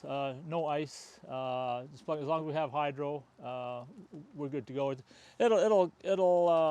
Even without hydro, it'll give us a couple of days of refrigeration. Off the battery. Off the battery. Nice. Now you've done a lot of mods back here. Is that peel and stick? We changed the original peel and stick to what you see here. It's like a brick montage, basically, but the 22 model came with the metal shelf, so it's a bit more solid from previous models. I do like the metal shelf. Now tell me about what you did here. This has become a pretty common mod with the fold-out table. Well, what we've done here is just added this on just to give us more counter space. Again, just easy peasy, and instead of I think it was the hinged doors before, we just put these sliders on here. This gives us a bit more storage space for different things, and mainly kitchen stuff, just to make it a bit more operator friendly for whoever's working in the kitchen. Well, I love the little U shape. It definitely gives you more surface area, and that's a nice faucet upgrade. So you did a little plumbing? We added the faucet and took off the spray hose. The spray hose. The spray hose will be reconfigured to come out the side come next spring. But having to do that, we'll maybe change out the counter. But other than that, that's what what we've come up with. And this bolts on? It's bolted on, yes. Nice. So it seems like you focused your mods, at least your starter mods, on the galley. So the outdoor galley space must be important to your campsite. Very much so. It's again, that's the number one. If we don't have a place to cook properly in a relatively secure, dry place, beats the picnic table anyways. Yes, it definitely does. So the camper is looking good, and I can see that you've made some, I mean, we're standing out in a cold fall rain right now. Yes. Is this the ARB? This is the ARB awning, the 2500 by 2500. We have the tent that comes with it. Right now it's being taken down to get a modification for it. And so you're doing the SAM mod. This is being the SAM mod. I can see the doors done. So you've already been prepped, and you've upgraded how you tie this down. So you are going to do the full annex room. That is correct, yes. Tell me about this this little tie down that you have going on. You have a background in sailing? So nothing fancy again. Amazon stuff is just a little easier to adjust your guy lines. It's basically just pulling. This is nice though. Little easier. You have a carabiner that's clicking into your ground stake, and that locks in. It kind of ratchets down and cam jams. Or that is correct, yes. It locks. So the companies usually give you that bizarre plastic widget that works for a day. It just gets you away from the knots. It's just much easier to use. Again, a carabiner, you could do any sort of connection up here. Whatever makes it easier for you to what they've given you. Yeah, so. And I'll find a link to that. That's an Amazon find. That is correct, yes. But boy, it looks like it saves a lot of stress, and it gives you a good guy line. Again, these guy lines can be a problem, especially when it's dark out. So I think these are reflective, so it helps a lot in the evening. I didn't even think of that. So you got a little reflective, and obviously it's high vis. I've tripped over a number of those. Yes, not a good feeling during the night. So you started doing some mods with your awning room. I like what I see. What did you use? I've seen a lot of tennis balls, but this is different. What is that? That is a wooden ball from any fence material for your decking. Okay, I love it. It's just repurposed wood, a bit more secure than a tennis ball. A decorative post top or something. Pretty much, yeah. That's exactly what it is. Yeah, and again, it just repels the water just a bit better than what was there before. It just gives a bit, and it also gives you a bit more head space, which is very convenient for taller individuals. So a lot of us have been using paint poles. What are you working with here? That is a repurposed, probably I don't know what it is, tell you the truth. It was repurposed from something, and we didn't have to pay for it, so it's. That's my favorite. No, I like that. Yeah. I like the step stool. Now, as part of your room modification, that onboard step gets removed, right? That is correct. So again, that's just a temporary thing. That the aluminum step came off, and we will get something that's maybe a bit more bigger that is not a tripping hazard for the side net, but some sort of box step up to the unit. So you've had the trailer for a couple years. You're coming down from Canada, checking out these rallies. It seems like you've done a fair bit of travel. What are your favorite things about owning a Bushwhacker, or in general, just having a tiny camper? Well, basically, coming from hardcore tent camping. I see the Eureka sticker. There you go. It is literally a step up for camping. It gets you off the ground, user-friendly, and it's just what you make of it as far as modifications go. We talked about this in a previous video, and I actually saw folks comment about this. When we get a tiny camper, we use the expression "gets you off the ground" a lot. And Right. Some of the tent campers that haven't made the transition yet will say get a cot or get an air mattress. Yeah. When we say that, we're really talking about a lot of things, right? It's the ease of setup. Correct. The fact that it's a very cold fall rain that I'm standing in right now, but the missus is inside reading a book. That is correct, and yes. We have heat. We have heat. And if you decided to hook up and go somewhere right now, it takes you 10 minutes. It would take 10 minutes. I mean, this is just a bonus again. I mean, you can just add it on. Basically, here's your tent on wheels, and it's just close the door, pick up and go, and close the hatch, and you're off to the races. On the road, yes. And it makes sense why you spent so much time focusing on the kitchen at first, because you also have refrigeration and propane, and you could. Do you do a lot of cooking at camp? Yes, we do. We try to. I know. Again, yeah. I mean, you stepped up from tenting that, so you can have a few more amenities that you can bring from home.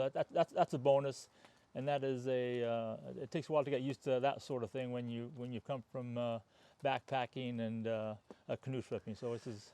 Did you find that you took a lot of your tent camping cooking accoutrement with you? Do you have the dishes and stuff, or you got all new cooking pots and stuff for again, that's a transition from again from tent camping to again, just to make it a bit more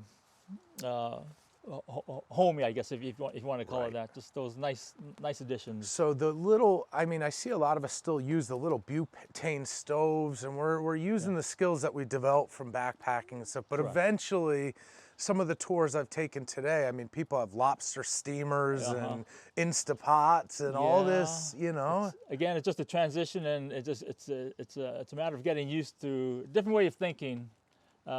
Using those type of appliances when you're camping like this. How was crossing the border? Have you been camping in the States much? Yeah, so 2 years. So this will be our probably second trip into the States. We did the circle tour around Superior there last year, and then down to Georgia. No issues. I mean, camping is camping no matter where you go, whether it's a hydro site or just a bare bones setup and enjoy. So have you done some boondocking?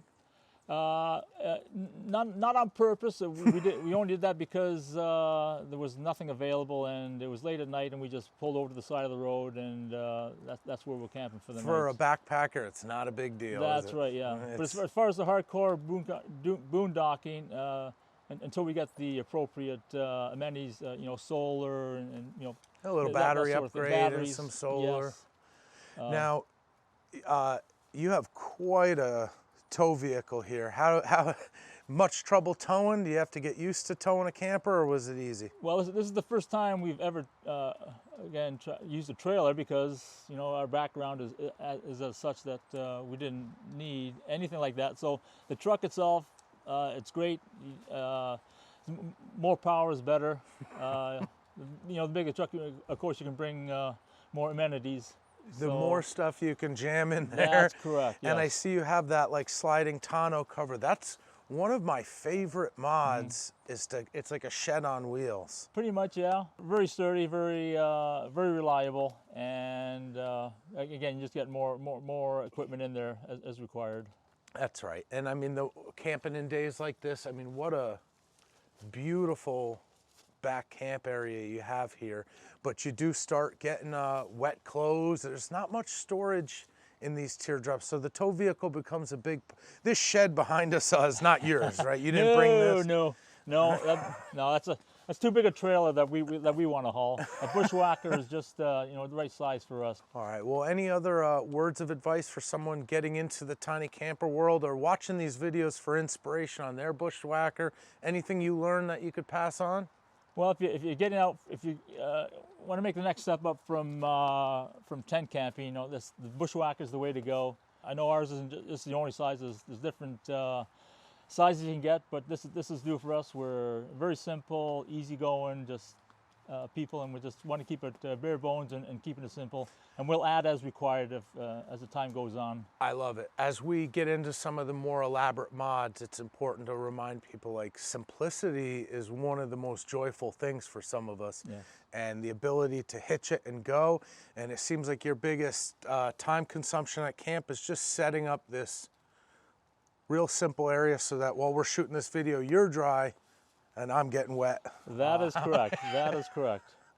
Well, thank you so much for taking the time. Thank you, Brian. I hope people enjoy the video and like, comment, and all that good stuff. But I appreciate you coming down and checking us out in the States. Thank you. Glad to be here. Do it again sometime.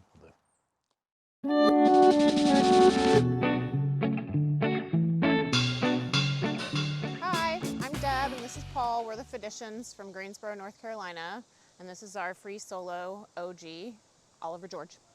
We try to get out once a month. That was our goal when we got it. We go normally to state parks, that kind of thing, and a lot of the places we go to, we don't have, unless we go to the RV specific areas, which we don't want to be because those big RVs kind of close you in. So we like to be in the tent area, and we don't have electricity a lot. So we did add the solar. It's the Bougie RV, the foldable panel.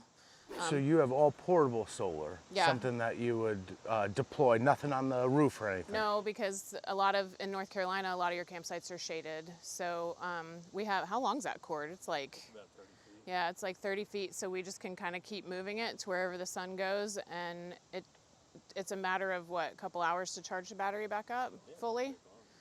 Yeah, so you're pretty modest with your electrical use then. You're not running anything crazy, lights, fans. Yeah. Do you have a fridge?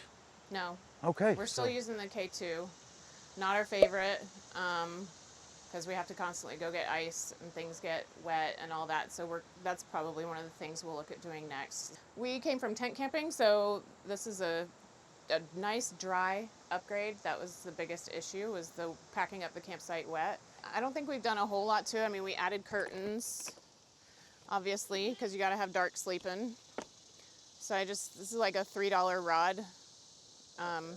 This was scrap material that I had from something, and a strap from some bag I wasn't using. I just took it, I sewed Velcro it. and Yeah, just Velcro. I mean, I don't think we've done a whole lot inside either. We put up little fairy lights, so those are really nice when we're in here at night and just hanging out. We have just a little Samsung tablet as our TV. That's the same thing I do, but I like your mount more. How did you fix that? And that's an Amazon thing. They're just two little plastic things that are like command stickies, and you just measure your tablet and pop it on the wall. Yeah, we don't watch TV often, but sometimes if it's raining and you're kind of bored, so we download stuff on Netflix and watch a little bit of TV. That's been my style. I mean, and nothing against the folks that want the TVs, but I just took I have a iPad, and I watch downloaded Netflix stuff if it's raining. And then for people, for people that have back issues, these are really nice under the knees. Oh, so it's like a little bolster? Yeah, I have back issues, so I have to have something under my knees when I sleep. So is that a stock mattress, or did you upgrade? It's a stock, yeah, we did the stock mattress, and then we have just a foam topper on it. This is my people that come from backpacking. It feels like luxury. Yeah. I mean, it sleeps really comfortable. We don't have anything currently to hold the shelf up, but somebody just said PVC pipe, so we're going to do that and just prop that in there. This is the best part of these teardrop gatherings, is you can get lots of ideas. That's what we try to do with these videos. Now, with a FreeSolo, if someone's not familiar, besides the graphics, it comes with an awning. It has a rear receiver hitch, but it's basically a Bushwhacker. Yeah. So you have the two-door model, but you have the one with the AC on the side. Have you used the AC? Oh, a lot, yeah. Yeah, we camped at Oregon Inlet last summer, and we were on the dune side, so no breeze.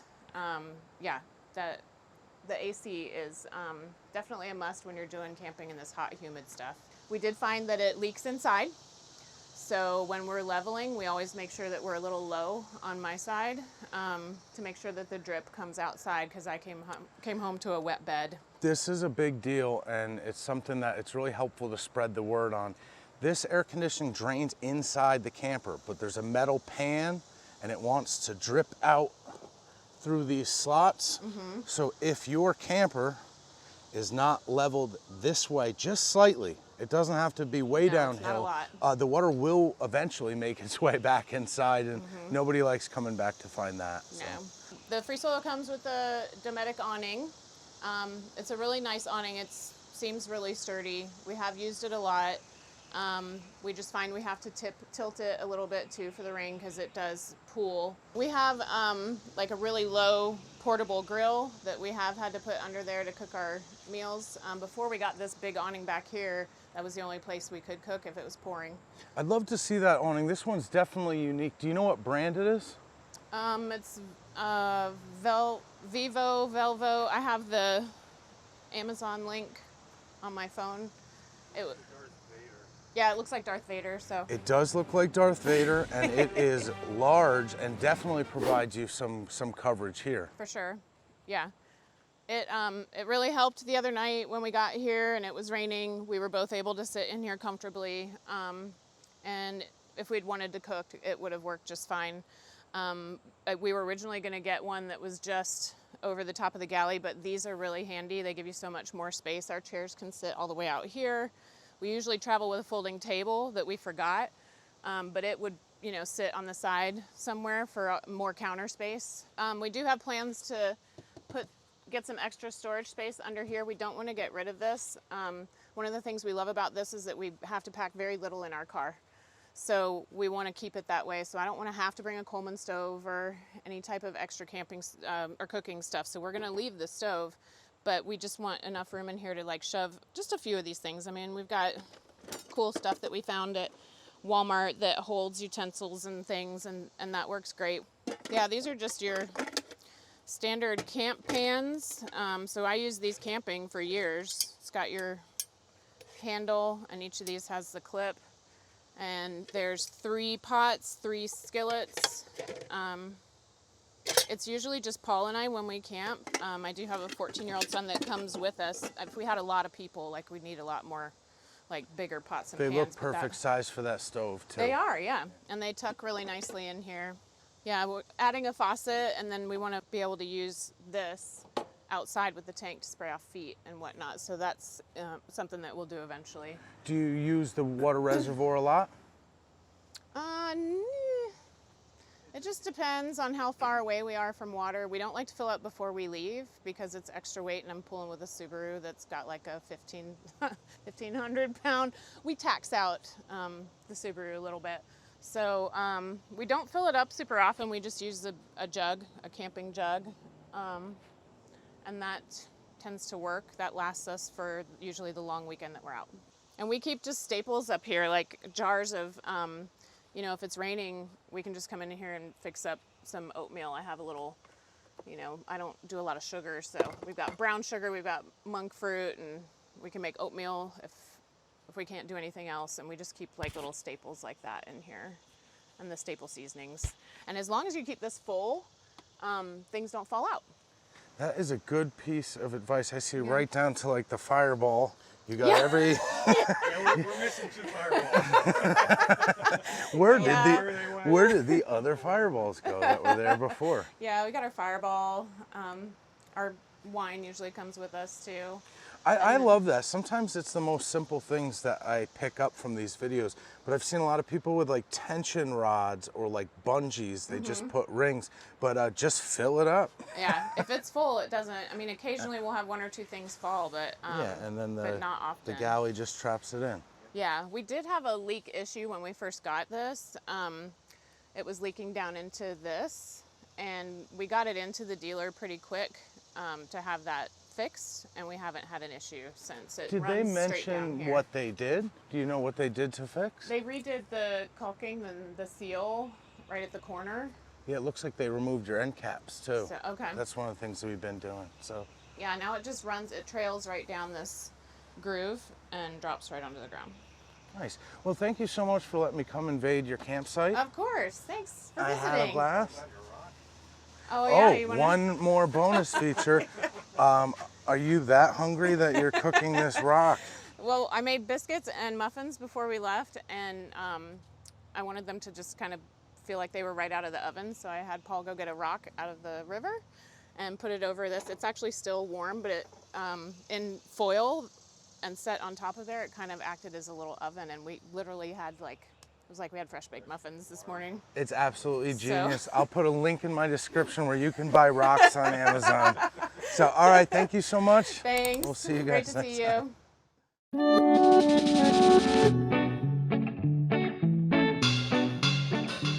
Hi, I'm Jerry from Hamilton, Ontario, Canada. We've got a 2023 Bushwhacker 12 ROK. We've had it for exactly 1 year today. We bought it used. Everything that we have in there with the has came stock, and the only modification that we've made is actually 2 of them. One, we built a set of cupboards. We took out the refrigerator and we basically put in cupboards, and we designed them in such a way that whatever we wanted to put in was going to fit. Bottom middle drawer here, we've got our knives in a nice container, so basically they're not going to go anywhere. Hit a few bumps, they may fly up and down, but they're still going to stay in that container. Very nice. I like the leather pulls. Now, was your refrigerator a 12-volt fridge or an AC Both. 110? It was Okay. both. There's actually a switch here to switch it to 12 volts. And we found that we were just basically using it for storage. We have a refrigerator in the back of the truck, a Bouge RV that we have. We use that one instead. And we had no space to keep anything here. So what we did basically was just basically keep it all inside in here. And the other modification was for the Blackstone, which came with it. Move this out of the way first. Keep our small Coleman in there. And the Blackstone, we couldn't have the grill on top because basically it wouldn't slide through here. So what I did was I cut about 1 inch up here and across, so now I can slide it out.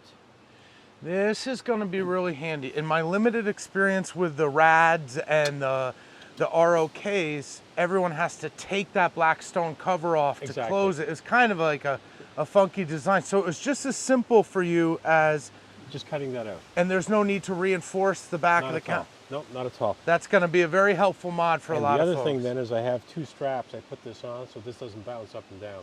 And the other thing that I'm going to, underneath here, there's basically 4 bolts that hold this in place. So what I would suggest is that tighten them up, because I found that we had gone probably a day traveling and all of a sudden this was completely loose. And what had happened was just from the vibration. So once I took this off, realized what the problem was, tightened it up, then it was good to go. I really like these flip open galleys on these. I mean, just a lot more storage space. Well, yep. And what we did also, Tricia we found these at Costco, and there was like a 14 pack of them. And we bought them and just put everything in there, so this way everything doesn't bounce around. It stays in place. Now, is this ROK, this is a 12-foot camper? Yes, it is. And it's not quite stand-up room, but it's close? No, not at all. Not at all. So the added ground clearance, it's got a ground it's clearance. Still not a stand-up camper. No. It's got an off-road suspension on it, similar probably to the 12 ROK Rad. And I believe that they originally the spec said it was a 2,200-pound axle, but someplace on here I saw 3,300. So it was they've got the upgraded suspension on it. And I know when I got insurance for it, they wanted a photograph, or they looked online to look at it. And they called me back, and they said, "We're going to give you your insurance, but is this an off-road trailer?" So they made that inquiry. Yeah. So, and what did you say? I said, no, you know what? I said the suspension is basically an off-road suspension, but it's not an off-road trailer. Sure. Because that's not what it was sold as. Very nice. Now, I see some modifications up here. That's not the original mounting for the roof rack, or it is? This here? Yep. What that is basically, when I read the specs to mount the ARB, it said it can't be more than X number of millimeters apart. So that thing, a number of years ago, I installed a sliding door in the house, and that's part of the aluminum that was left from it. So basically it fit perfectly to attach the ARB and that together. So now I've got 3 points of connection. Oh, I love it. Just to keep it solid. Now, to give you an idea, this is a beautiful campsite. I showed at the beginning, we're right here on the water, but it is very, very windy today. How's your ARB holding up? ARB's fine. We basically, I've got on the back, I've got pegs in there in the back holding it in place. And then I've got the lines here. And Sam had suggested these. Now, mine aren't as pretty as his. Couldn't get the right color. I have the same ones. But mine you know are what? the yellow missile. They actually work perfectly, and they're actually kind of good because you can see where they are. Yeah, no, and they really stiffen up. And if it gets very windy, sometimes I even put a guy wire down from this. Yes. Yeah.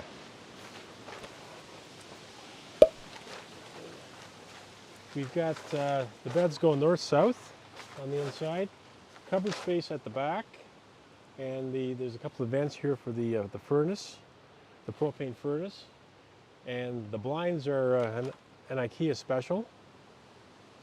And they're actually wonderful because you have no idea.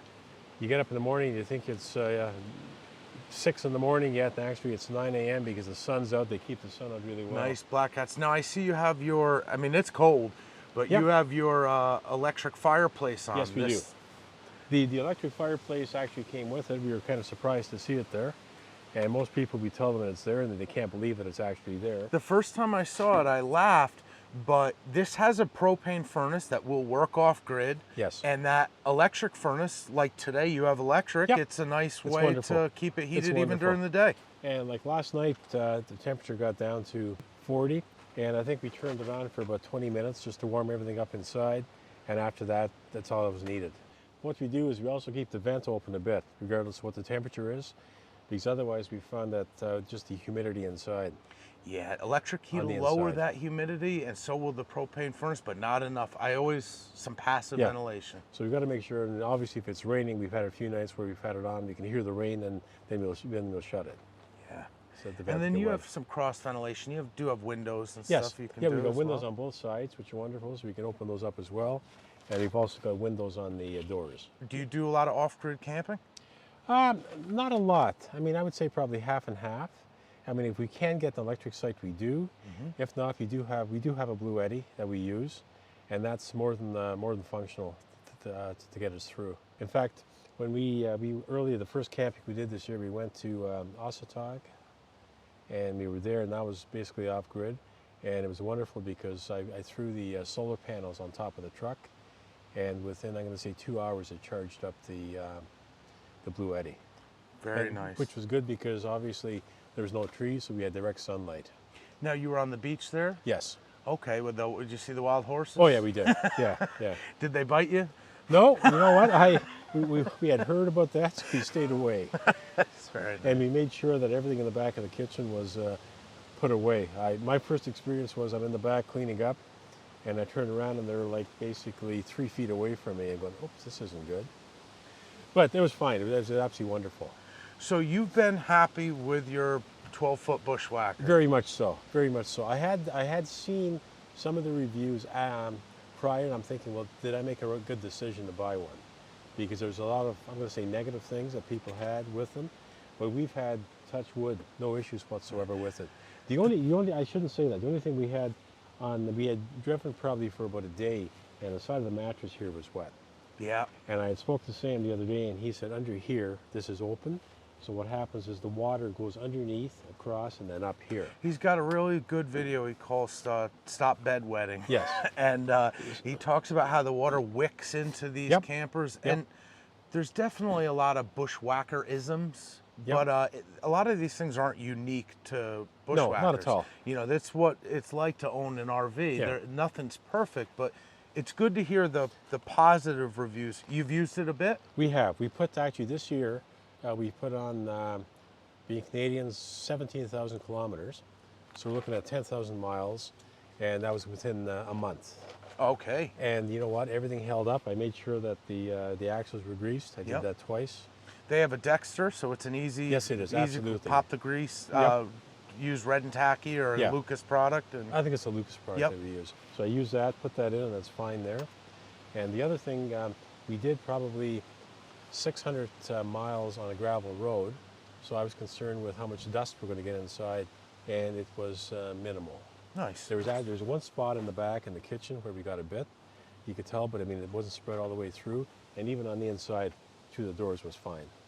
I haven't had that issue with mine. I know the original FBs had a vent for the air conditioning that was open, and that drew dust on dusty roads. But yeah, they're pretty tight. The air conditioning actually is here. That's why I didn't mention there is an air conditioning unit behind here. Now I've seen this. They use a typical portable unit on this one. Exactly. So if you take us out here, they port the heated air out the side right there, here. Yes. Out the side. So that's why initially when I had put the ARB on, I had it over further so I could attach it, and the problem was I couldn't open the door. So that's why I moved it back over, and this way we can open the door. And then I wanted to strengthen it. That's why I put that piece of aluminum on the side. So this is a big difference, and we always try to point these out for people. So rather than using a window style unit that has to be exposed to the outside, this is a standalone portable unit, the ones that you would use an exhaust hose to go out the window. Exactly. So they already have a type of powered ventilation. Yep. It's probably a lot better design. It is. We've used it a couple of times this year, and you know what? It was wonderful. It really, really cooled everything off. And there's a drain underneath, I believe, for water. Okay. So it goes out that way as well. So the evaporated water, or the coil water comes down and drips through the bottom. Yeah. And the only other addition I've had is I bought this. I put this on here, and I got my batteries in here. So I've got 2 batteries in there. And then I also find it very useful just to put my... oh, it's just a great catch-all. Just a good catch-all. Yeah, so you flipped your tray upside down. I did. Yep. I flipped it so I upside run down. into this a lot on the road. People say I've done no mods. Well, yeah, there are a you've few. spent some You're right. time Yeah, I on did. this trailer. Yeah. I had when the first time we used it, when we purchased it, one of the people at one of the camp rallies, he had done this. He actually hadn't done it. He said he should have done it. And I thought about it. It's such an easy flip because the holes are identical on both sides. All you've done is you just switch this around. So one thing that I'll point out, we do a lot of these dual battery systems. Yep. So these are 12-volt batteries in parallel. Yep. So one thing that you can do is take the positive and put it on the positive of one battery and the negative to your trailer and put it on the negative of the other. It helps with balancing on the charging and discharging to keep the batteries equal. It's a simple fix. Okay. Okay, I'll do that. But yeah, I still, and this is a Canadian friend, we deal with cold temperatures. Just a good old, would you get these Canadian Tire or just Costco? Costco. Yeah. Just a good old inexpensive battery. Yep. And for the extras, you've been using your power stations. Yeah, for sure. Yeah. Nothing wrong with that at no all. issue with it whatsoever. And I bought a small little tester. So I test them, and usually if it sits around for a couple of weeks, the battery power goes down to about 72%. And then once we hook it up and we're driving, I'm back up to 100. Yep, Once we get tow to our vehicle brings it right back Yeah. up. But what we are going to do also is I'm going to get a new box made, basically bigger. I'm going to put this inside as well, give us a little more space. This I just happened to pick it off Marketplace. Somebody had it, so obviously if you look at it, it's designed for a pickup truck. Yeah, but it was probably the right price. You know what, 50 bucks. There you go. 50 bucks, it served the right price, and it was the exact size of the battery, so the batteries don't bounce around. Very cool. Well, thank you so much for taking the time to give us a tour. I have seen a couple of these in person, but I've not really had the time to take a tour. I've done the ROK. Yep. I've done the RAD, but I haven't done the ROK yet. So I'm glad that you're excited with it. Do you use those outside speakers? No. I haven't met anyone who has yet. So if the folks at Bontrager who now own this company are watching, nobody's using your outside speaker. Part of the reason I think is basically you're camping, you're in nature, and our concern is, well, we don't want to bother the people on either side of us. And if you like music that much, you usually get a good power Bluetooth for sure wireless speaker. So for sure. you could save us $100 and stuff. Probably, yeah, whatever. It's just one of those things where, like, I'm surprised. Thank you so much Brian. for coming Appreciate and it. hanging out with us. Thank you. Thank you. Take care, everyone. See you later. Thank you.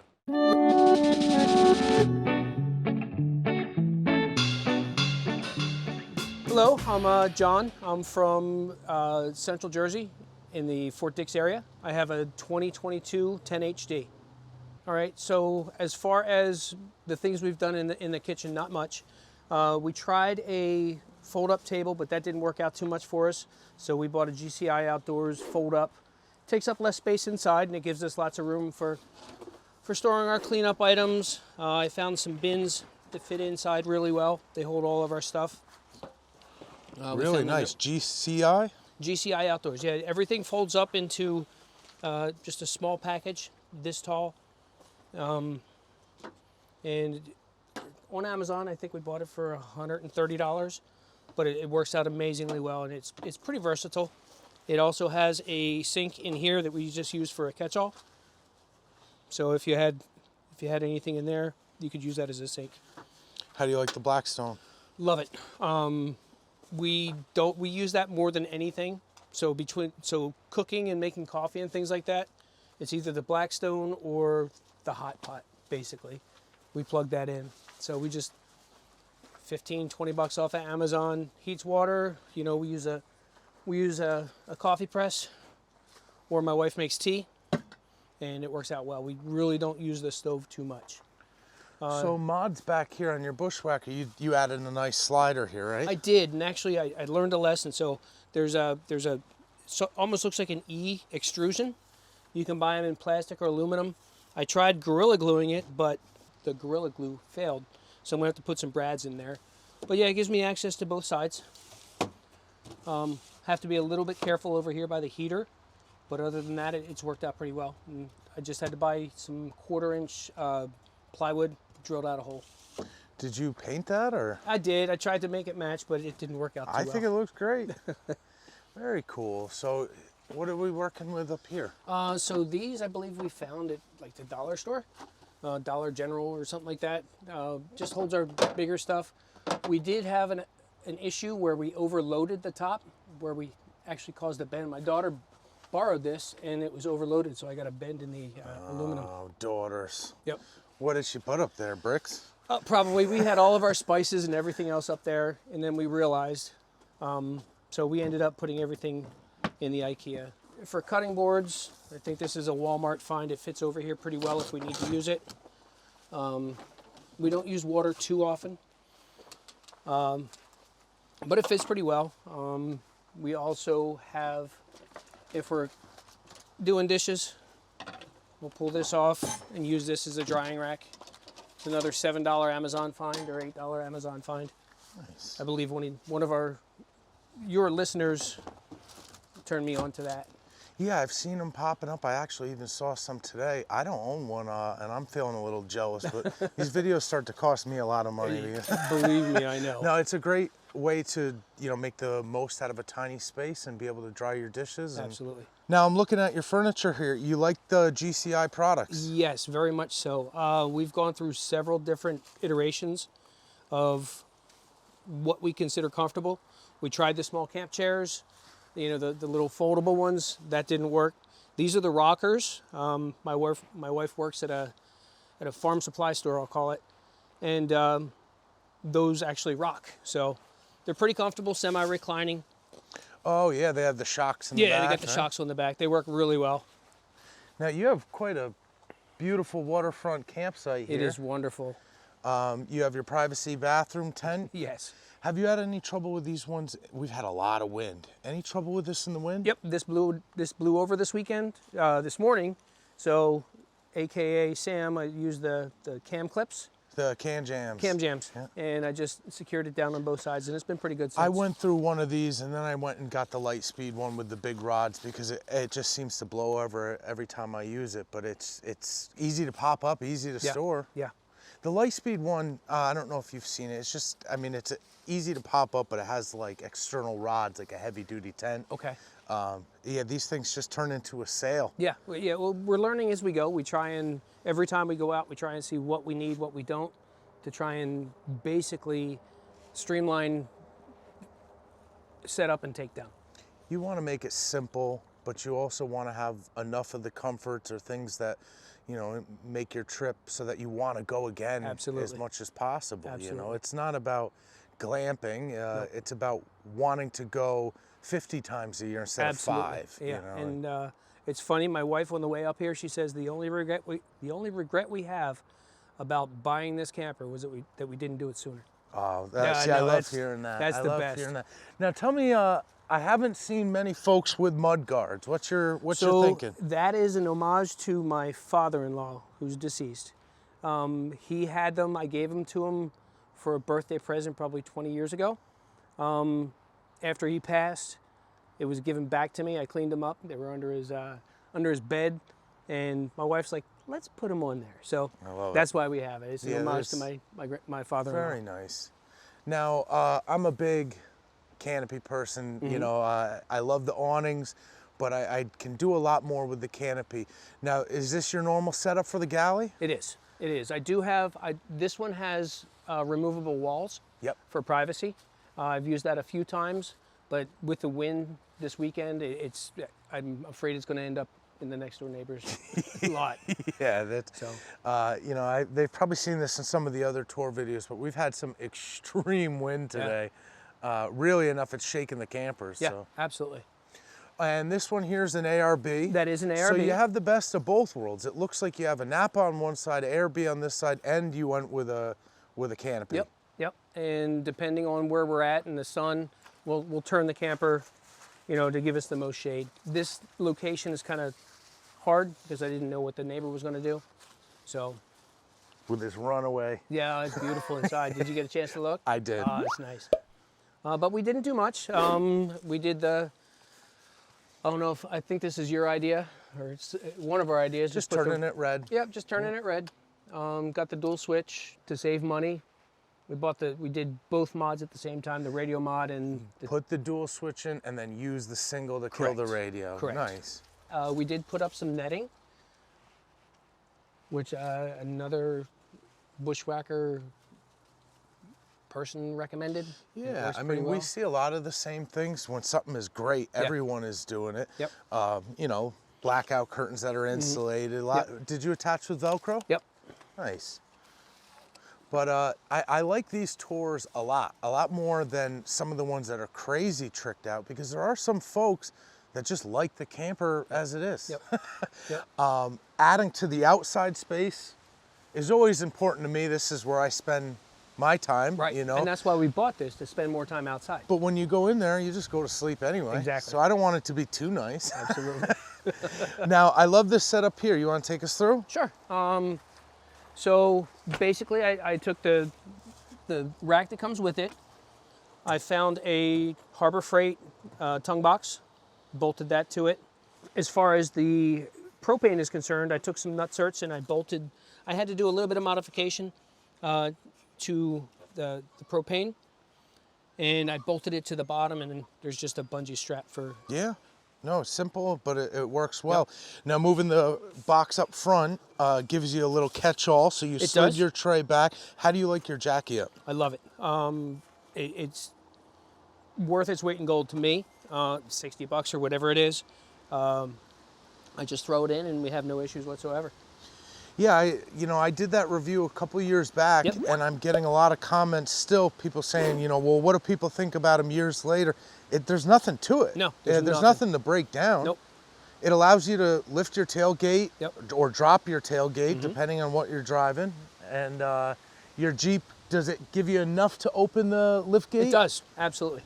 I'm thinking about doing a tongue extension, because I'm considering doing a big tongue box to house. I have a Blue Eddy 20. I have a big Blue Eddy, and I was going to do AKA Sam. So the tongue box is 20 inches deep. So I'd have to move propane forward. This would go away, and then that would be my catch-all / battery tray. And you'd be using that Blue Eddy to power everything. Yes.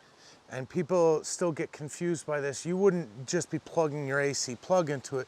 You'd get it to work as your battery. Correct. So the DC feeds your DC appliances. Correct. And if you need 110 AC, you have it. Correct. But you wouldn't, you're not just plugging, I get this question, he's not just plugging into the inverter on that. No, not at all.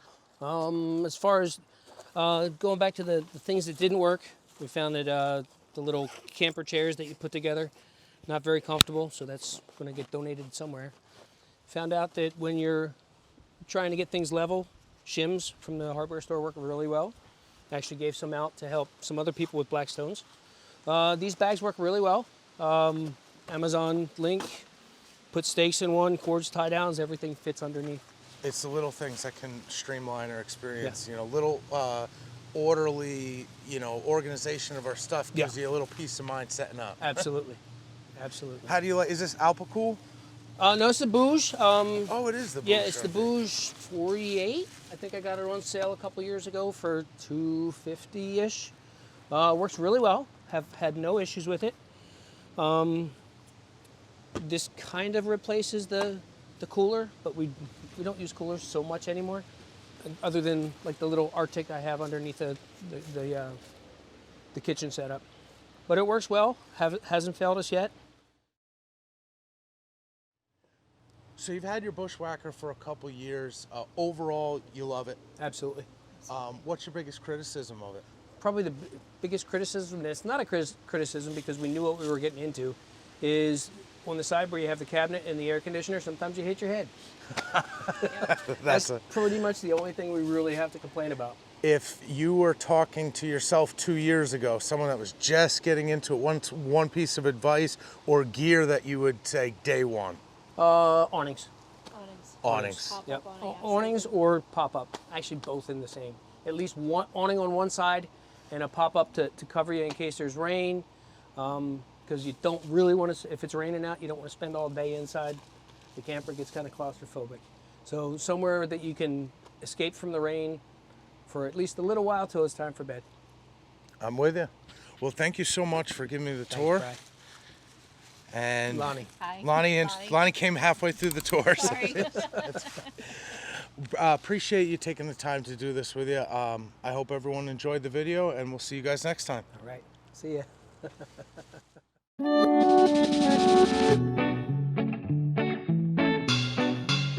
Hey, what's going on? My name is Paul Guerra. I'm from San Marcos, Texas, and here we have my 2023 FreeSolo. There really isn't much to tell. You know, you got a lot of cool campers out there with all their crazy mods, and that's great. But we like simplicity for the most part. I mean, obviously we have some add-ons and whatnot, but everything's pretty much stock the way the camper comes. We have the Flame King, which it gets hot, really hot. If you want to sear a steak, this is the way to do it right here. You know, we have this cutting board / sink cover because we find ourselves not really using the sink when we want to wash dishes. We use these foldable 5-gallon buckets. One for washing, one for rinsing. Gotta have our coffee.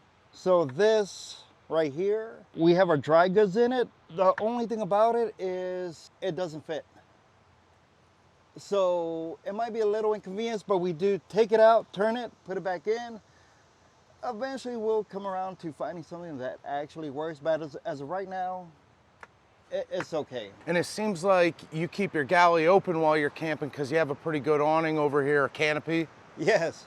So here's the thing about this canopy. I don't know if you can see I have a guy line to it. It rained here so much for the first couple of days that water weight got to it where it was starting to buckle in here. So I put a couple of guy lines over here, tied off to the spigot, and it's, you know, it's working. It's keeping us dry. Nice. So whatever works. So this, because you have a FreeSolo, you have a rear cargo carrying hitch that came stock on your Teardrop. So you use one of these cargo carriers and this rides down the road? So with this cargo, I had to get a sleeve. This is a 2-inch. I had to get a 2 to 1 inch. This is a 1-inch receiver. Okay. 1-inch hitch. So I had to get a sleeve that fits a 1-inch to a 2-inch. So which is great because it has a pretty, you know, it's extended out pretty good. It still gives me a lot of room without having to take the basket on and off. That's great. And if we don't have anything on here, it does fold up and it locks in. It's not bad. It works for, again, extra, well, storage, as you can see how we have stuff on it, as well as when we're traveling, you know, having to pack whatever we have to pack. It's nice. We like it. It's been working out so far. Now, Paul is a big-time cook, so I see the gear here to do some big-time cooking. You're a fan of these Cabela's tables, and what is this one? GCI Outdoor? So this my wife got for me at Academy. she got this for me as a Christmas present years ago. And I'm not gonna fold it all the way, but you know, everything folds, it comes down and collapses on itself, so it's ideal for camping and traveling. Very cool. And this Cabela's table has some zip-up storage underneath it as well. Yep, we have our dishes in the storage. It has a couple of hard inserts, so nothing's really sagging. And quick story, we have our dishes in here. Initially, we had our dishes in the cabinets and our dry goods in this blue bin, but while staying at a really nice state park on our way here, we had a family of 5 raccoons. Even though I had the lid strapped down to that cabinet, we had a family of 5 raccoons get in it and ate just about everything out of that bin. I've been there. Yeah. I've been there. And your watchdog here didn't even let you know, did it? Oh, no. She was egging them on, I'm sure. She was egging them on. That happened to me in Vermont, and then I finally understood why all these high-end coolers have those rubber snaps, because they opened it right up. They have thumbs. No, they're smart. They really are. So I have not seen a red Bushwhacker FreeSolo in person before. Was this available at the dealership? Did you order this? Yes, it was available at the dealership. They had this in red and blue. The blue looks pretty nice as well, but having a red Tacoma, it was a no-brainer, right? We had to go with the red. We had a match. Well, it definitely catches people's attention. Now, I see that you did a Max Air mod. Technically, it's more of a literal add-on than a mod, in the sense where for those that are looking for something to run their fan when it's raining, or you're running your fan, you don't want to wake up with the sun shining right in your face, this thing is great. It really is. So did you keep the stock fan and just use the Max Air cover? It's just, yeah, you could just order the cover, right? But here's the thing. When we leave, I just take it off. Oh, I love it. So the brackets that it came with is not compatible with this particular fan. I don't know if all the OGs or the Bushwhackers have the same fan. They don't. They all have whatever was like on sale when they built the trailer. But I love this, keep it simple. Yeah. So you don't want to forget that when you leave camp.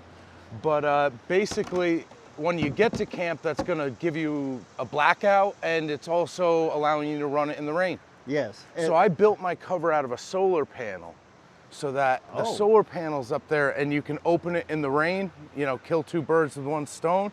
But I like simple. If I did it all over again and I didn't need solar, I'm not opposed to that as a mod. And even, you can see how I don't have it permanently attached. We've had it out in real windy conditions. It didn't move. All right, so tell me about the inside of your camper. I see some nice curtains. Just take me on the tour. This is just some fabric that we got at Walmart, right? I believe, yeah, Walmart. And all we did was use double-sided sticky tape to put them on here. We tried the Velcro, but it gets so hot where we're at, the sticky Velcro just kept falling off. What works in New York does not work in Texas when it comes to adhesives. Yeah, but this double-sided sticky tape so far has been working. Again, we haven't done much of, or really anything. We have some baskets hanging up here that we use for our shoes or just whatever else. The covers, the sliding doors that it comes with, they came off. But honestly, we never bothered to put them back on. It's actually nice just to reach back and get what we need or place something back there rather than getting up, sliding, putting something in, slide. Yeah, so that's about it. Simple for us. And granted, I'm sure things are gonna change, as we keep camping, as we keep going, like ordering an IKEA dresser. Well, I love this part about doing tours because some people have completely customized theirs from the bottom up as far as modifications, but other people just focus on keeping it simple. They like the trailer turnkey and they spend their money on, a comfortable campsite. So you got good chairs, nice place for the dog. You got plenty of stuff to cook. You have a nice privacy tent. And then if you would, I'd love to hear about that. This is a Deb&Paul Pro. I've had it for 2 years, and this is, initially, this is my means of getting to and from work. So, but when I'm not using it for that, we were gonna use it for this. Unfortunately, she's out of commission. Things happen when you're camping, but otherwise, it's a great little bike. It's a nice cruise around, and it's a mini Jetson. That thing is nice and it's light. You are having some troubles with it this weekend, but nothing that can't be fixed. Nice. What's cool about these two is, so as semi-foes, it's easy to get. It will fit in small cars. What a nice way to cruise around the campsite. Hey, so I guess that's it for this quick little tour. For anybody watching this, if you're thinking about getting a Teardrop, if you're thinking about getting a Bushwhacker, go on the Facebook group, go to the event page. There's always a rally, and that's where we're at now. We're at the North Carolina Bushwhacker Rally in Boyle. We drove all the way from Texas. We, of course, broke it up in several days, but it's a blast. You meet a lot of great people, old faces, new faces, and get a camper, go out, enjoy yourself, and go to a meetup. They're great. You won't regret it. Nice. Well, I had a blast hanging out with you this weekend. Oh, it was fantastic. Thank you so much, and we'll see you guys next time.